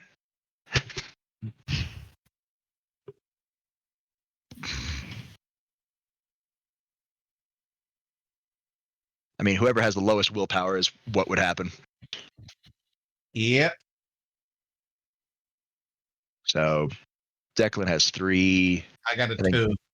2, so it would be Thamas. Yeah, Gizganor has a higher willpower. Sorry, boss.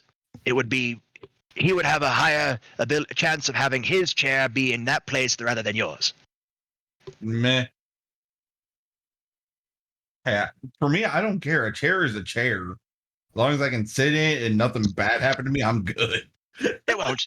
No, you could sit in any dimensionally resonated item. Only items that don't dimensionally resonate are, I want to say flux points. Be very careful if you come across one of those. They will trigger a dimensional resonance in one of you. Well, I think that'll happen a lot with our group. And I'm sorry to say, but yes. But you need the allies. Good luck. Godspeed. You noticed, Declan, that when he said that, you didn't flinch. I'll chalk it up to dimensional weirdness. Probably for the best. Yeah, Nexus points. That's a good name for it. You guys are continuing on. Moving from. No, but I mentioned a key detail though when I just said that. It's already a key detail. Yeah, it's a Nexus point. I know. Yeah, he was just rolling with it. No. No, I meant you were rolling with it. Oh yeah, no, I was rolling with it for like to fool the other people. So shush. Yeah. Flux point sounds like something that would be inanimate.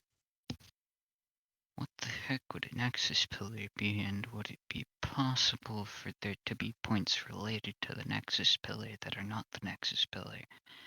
Those would probably be called Nexus points, but what would they be? Ed, you really need to quit mumbling to yourself. You hear Thancred speak up. They say talking to yourself is the first sign of going crazy. Declan's just gonna laugh.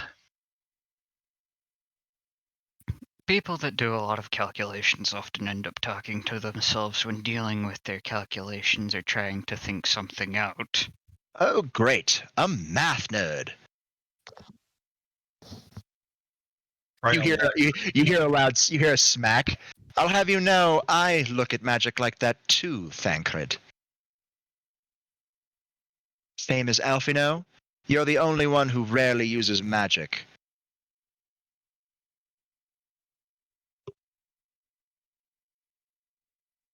Wait, everyone from your dimension uses magic? As I said, Aether is in everything. Everybody uses Aether. This seems like the dimensional counterpart to our group, actually. We are the Scions of the Seventh Dawn, so you might be correct. Group that goes around doing odd jobs helping people? Correct. Solving big world-ending threats. That's why I called you started a cult. People have called the Scions a cult. We're not a cult, god damn it. Don't worry, I believe you. As far as I can tell, I'm not the subject of worship in a cult in this lifetime. Oh, God. We don't talk about your past lives, Edward. Do you remember any of your past lives? To, sate my curiosity. I've actually met one of them in my head while practicing occlumency. You did see Y'shtola just shaking her head if you guys are looking at her. Ah, Thancred. No, even I've met one of his past lives. Don't Yes, really but that don't took want to place talk in my about it. head. It's a lot weirder than you might think. It's not same as dimensional resonance. That's not a past life. Although, interesting. Well, Is it possible? It was a past life. Ezra scratches his chin. No. Could it be possible that Dimensional one of your dimensional resonance is a dimensional counterpart to you, but also one of your past lives? That may be possible, but I wouldn't really know. It would probably be something worth researching, though. If that's the case, you might be able to remember that entire life. I'd imagine consciousnesses aren't tied to one dimension. They're cross-dimensional. At least the Hence shattered, why we're here in the first place. At least the shattered hole is not tied to one area. I mean, as far as I can tell, I'm not even tied to one race. Nope, he can be Perks of anything. Erlen's research. Merlin was a horn dog.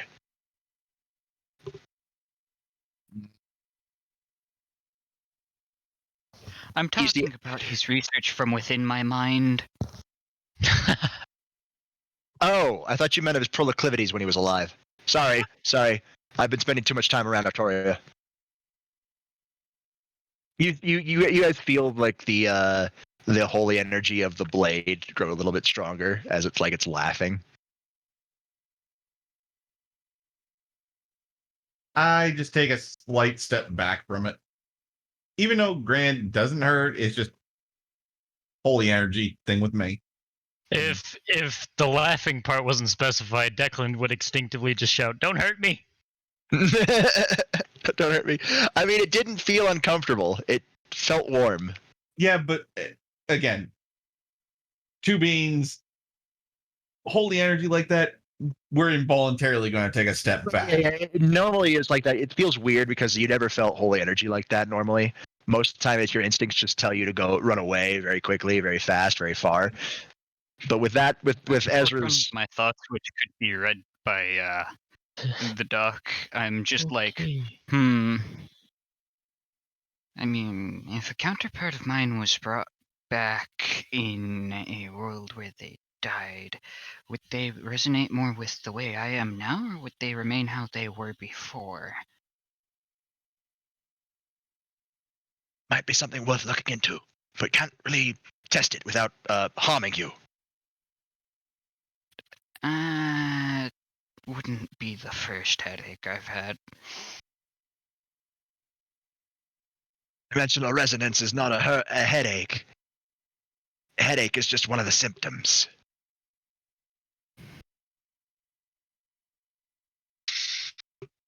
You guys keep walking.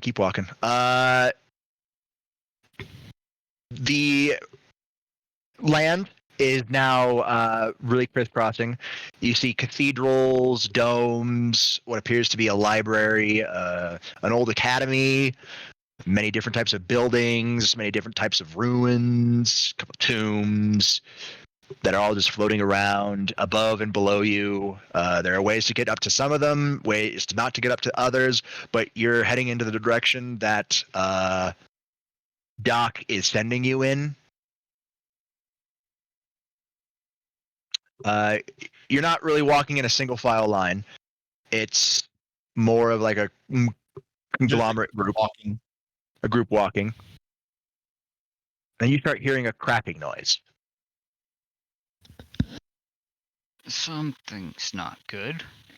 Is it coming from below us? It's coming from the ground, yes.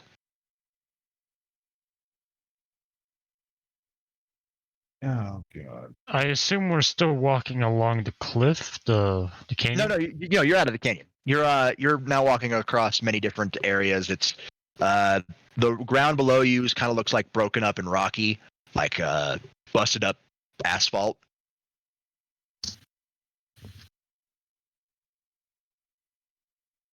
As soon as the cracking noise grows louder, as soon as that happens, everybody stops.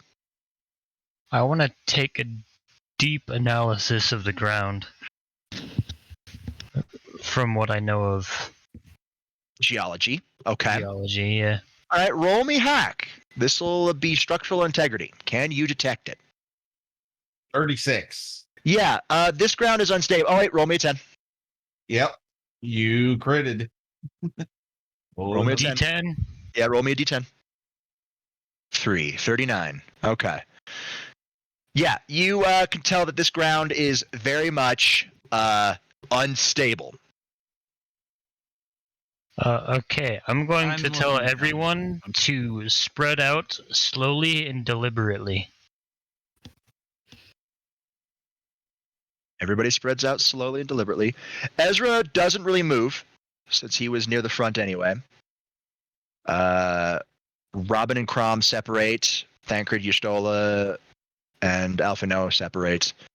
What is everybody else doing? I assume that, of course, Draxius separates. And Declan separates. We all basically do that. Lucy, you following the advice? Yeah. Okay. You all separate I use slowly. Platform magic. You use platform magic underneath you, to where you're no longer up on the platform. Once you do that, the entire structural integrity shifts a little bit, and the cracking gets louder. Oh, this ain't good. Nobody move a muscle.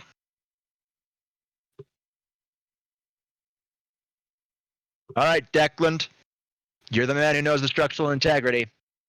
How are we going to do this?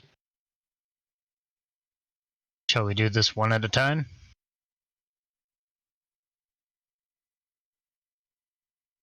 Do your best. It might be for the best. Edward, I suggest you just find a nice Stay place. on my platform. Yeah. All right. Everybody who crosses, I need you to roll me a luck. There is a pool of failures. Once the pool of failures passes, the entire platform crumbles. Success. Well, I'm not on the Tomas? platform. Oh, yeah, you're not on the platform, so you don't have to roll. But you pulled yourself off, so it kind of, the structural integrity shifted, which means the pool shifted. All right. As Tomas, as you're moving, Ezra starts moving as well, but not towards the exit. It's towards you to counterbalance your weight as you move. Oh God, it's really. Is it one of those things? The structural integrity's all wrong. No. I'm gonna DM you it real quick. Fucking national treasure, yes. You make it past. You're on the. You're on what appears to be a more solidified ground. You know this because it's covered in grass. Oh, then never mind. Not what I Touch grass, and you touch the grass. Mm-hmm. All right. Next. I will go. All right. You're moving. Roll me luck. 79. All right. You don't need Ezra to move to help you. So Okay. you're able to make it over pretty easily since you know the structural integrity. You keep a close eye on it. It hasn't really creaked yet. Even more, you can see around some of it. You see the bottom of the platform you're on kind of starts to crumble away slowly. I should stand by to rescue someone just in case, right? Could I help direct someone out? Yes, you can. So that'd be, I want to say advantage, but not really, right? I mean, no, not really. It's just the luck roll's a little bit easier. Okay. All right, Lucy, I need a D100. Okay. Those are luck rolls.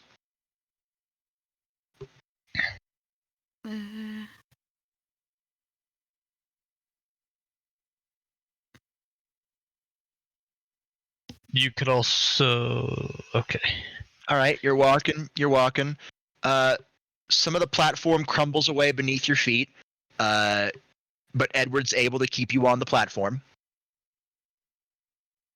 as you make your way across.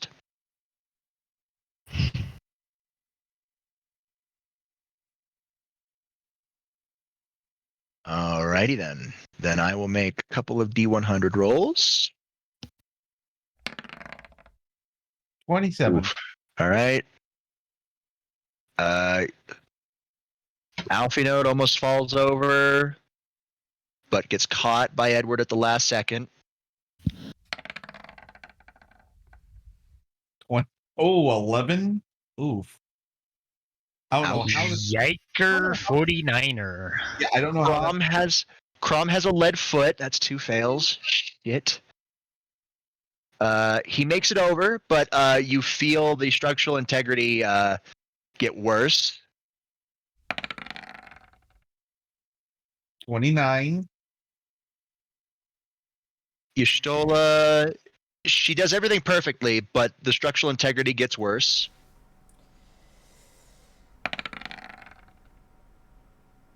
3. Ooh. And it's gone.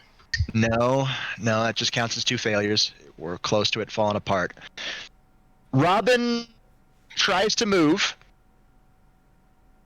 but the creaking gets very loud, so she stops. So what are we on? You make a D100 roll. But what type of structure are we on? That's what I'm trying to figure out because I couldn't hear over. An earthy, it's ground. It's ground, a groundy platform that's kind of crumbling away right now. Okay, so you need me to roll 100. I needed you to roll a luck roll to get across. 59. With Declan's assistance, you are able to get across. Nice. All right, that leaves Thancred and Robin. And Ezra. 82. Thancred's able to easily get across. Mm-hmm. Freaking rogues. Freaking rogues. Yeah, he's able to easily get across, and now it's just Robin, who the platform is starting to creak again. I start walking over with my platform. You start walking over with the platform. Roll me luck. No, it's my magic. I know, roll me luck. Like, he would be off the ground. Yeah, I'm roll me luck. assuming it's the Yeah. 69. Nice. I vibe with that Nice. number. What about you? Nice. You feel your platform start to flicker as Good. the dimensional energies are trying to get through to it. You feel the structure the structural integrity kind of shifts. It doesn't really fall down as you feel the presence of Ezra standing right next to you. Are you helping me maintain this? As best I can, but I've got bad news. What? Declan knows this, but he's not saying it. That last maneuver from Robin kind of made this whole structural integrity kind of shift. Right now, the only thing keeping it up is a boost that I'm constantly supplying silently. Once that breaks, everything breaks. So am I going to need to cast a new platform? You need to get off the platform. I need to get off the platform, but Robin's still on the platform. Will you be able to get her? He looks over at Robin. She's very frozen, staring dead into Ezra's eyes. If she falls, I'll be able to go and use my balance breaker to catch her, but I won't be able to fly back up.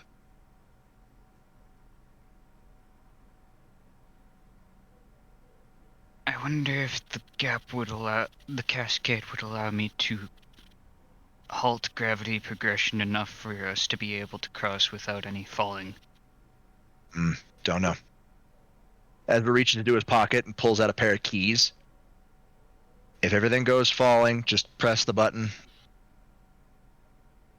Alright. It'll call my motorcycle. Yep.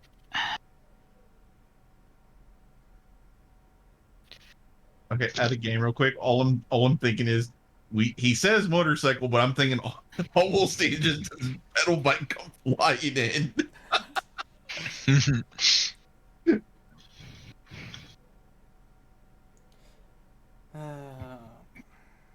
And I just imagine a kiddified Harley Davidson comes around the corner. and I head over to the safe point while maintaining my platform magic. Mm-hmm. You make it over there. Let's see here. 57. Yes. All right. Robin slowly starts walking forward. Ezra's just standing in the middle, counterbalancing the other side of her. As she walks slowly forward, so does he.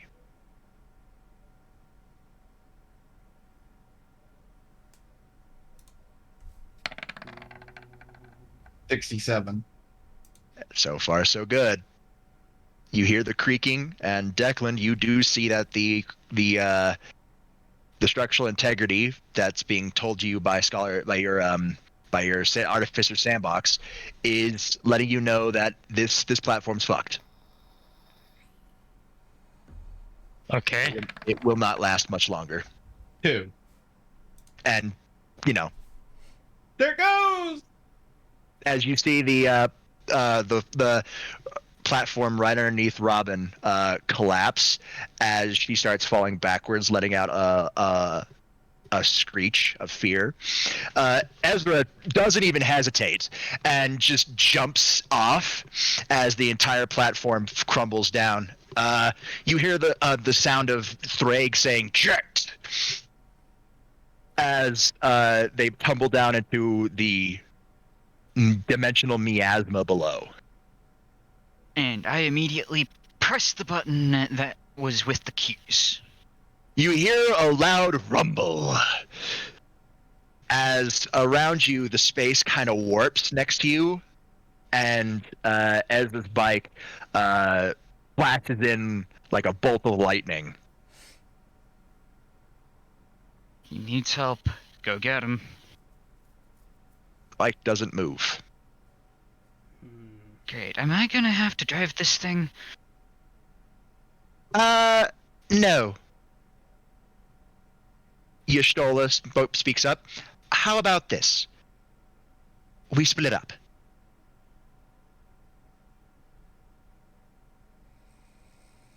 Who's going and who's staying? Or who's going where and who's going where? Well, that's easy. Yashtola and I will be going after your wayward friend. Are you sure that's even wise? Well, we have a ride.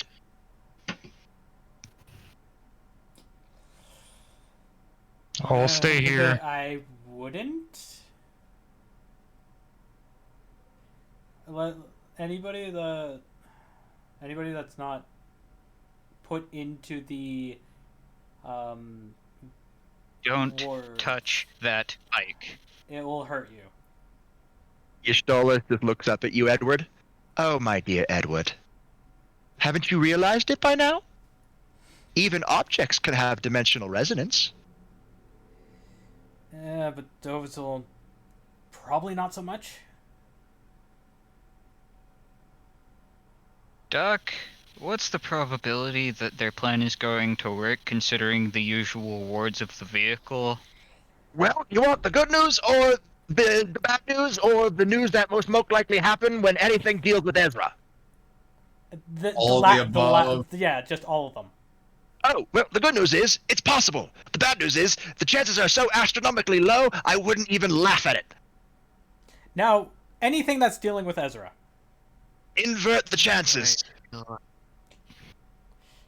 So, pretty much, why do I feel like the chances are inverted? Because bad chance. it works this way. You see Yashtola approach the bike. The bike starts to glow. You know that those are the defensive runes start to activate. Then you start to see the bike warp. Mm-hmm. And slowly from the back, the entire bike changes. The wheels get larger. The bike gets lower.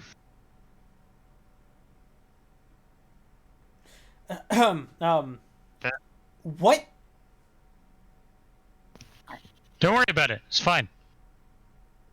That looks... a different bike? It becomes a lot more sleek. Ezra has backup plans upon backup plans. I'm sure he thought this one out too. No, I think I know what it is. Same color. It's same red. But as soon as it's done, a sleek motorcycle that's enough to fit 2 people is sitting in its place. I say this. Knowing Ezra, and if I'm not mistaken, I'm guessing you can guess what's going on here. That bike gets scratched, it's all of our heads. It's a good thing this is not Ezra's bike now, is it? Why do I feel like it is, but it isn't, but it is, Wait. but it isn't? Dimensional resonance, technically. Would I be wrong? Correct, my friend. I'd rather not say anything in fear of making Sir Edward over there launch into a fit of hysterics. Changed in relation to the resonance. Yeah. And, Of course. and let's just put it this way: keep a hold of the keys. Yeah. It'll come in handy. Tancred and Eustola get on the bike, and it doesn't. The defenses, which you can still feel, Just don't do shit. don't activate. It's like they're keyed into the wards now. Well, I just Yep. say, well, you know I what they want. figured the words changed with the resonance. Weird, you're Well, still able to touch Good it luck, though. you. Yeah. It is a nice Good bike. luck, you two. And You could tell if the Moss tried to touch it, the wards would activate, but you can touch it easily. Weird. Myself, I can't either. Probably. And Thancred starts up the bike. It roars to life. Catch you on the flip side as he drives the bike literally straight down into the dark miasma. But before he does, Eustola says to Alfino, "Please make sure Edward stays safe." And they drive off the edge. God, I bet Sometime. you're really wishing that 2 did not pop up. I really was wishing that 2 didn't pop up. Well, that's fine. That's okay. here without Ezra for a bit. I don't think we're gonna get into a fight right away. Not right away. As it's getting late, Probably I before we probably get want to call. As it gets getting late, I kind of want to call it here because I have school in the morning. Yeah. But next time it'll be Lucy's first combat. Ooh. Hmm.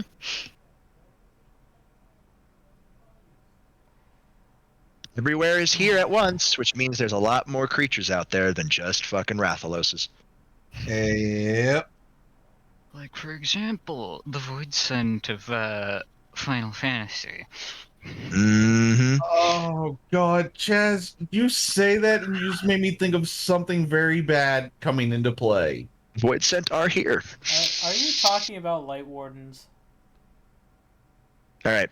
I'm going to call it there. I won't be able to be staying here for the closing of the stream. I have to go. I must go to bed. It's just pretty much, yeah.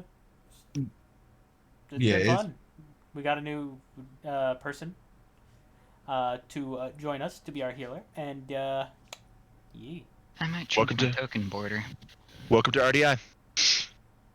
Yep. I got to go, everybody.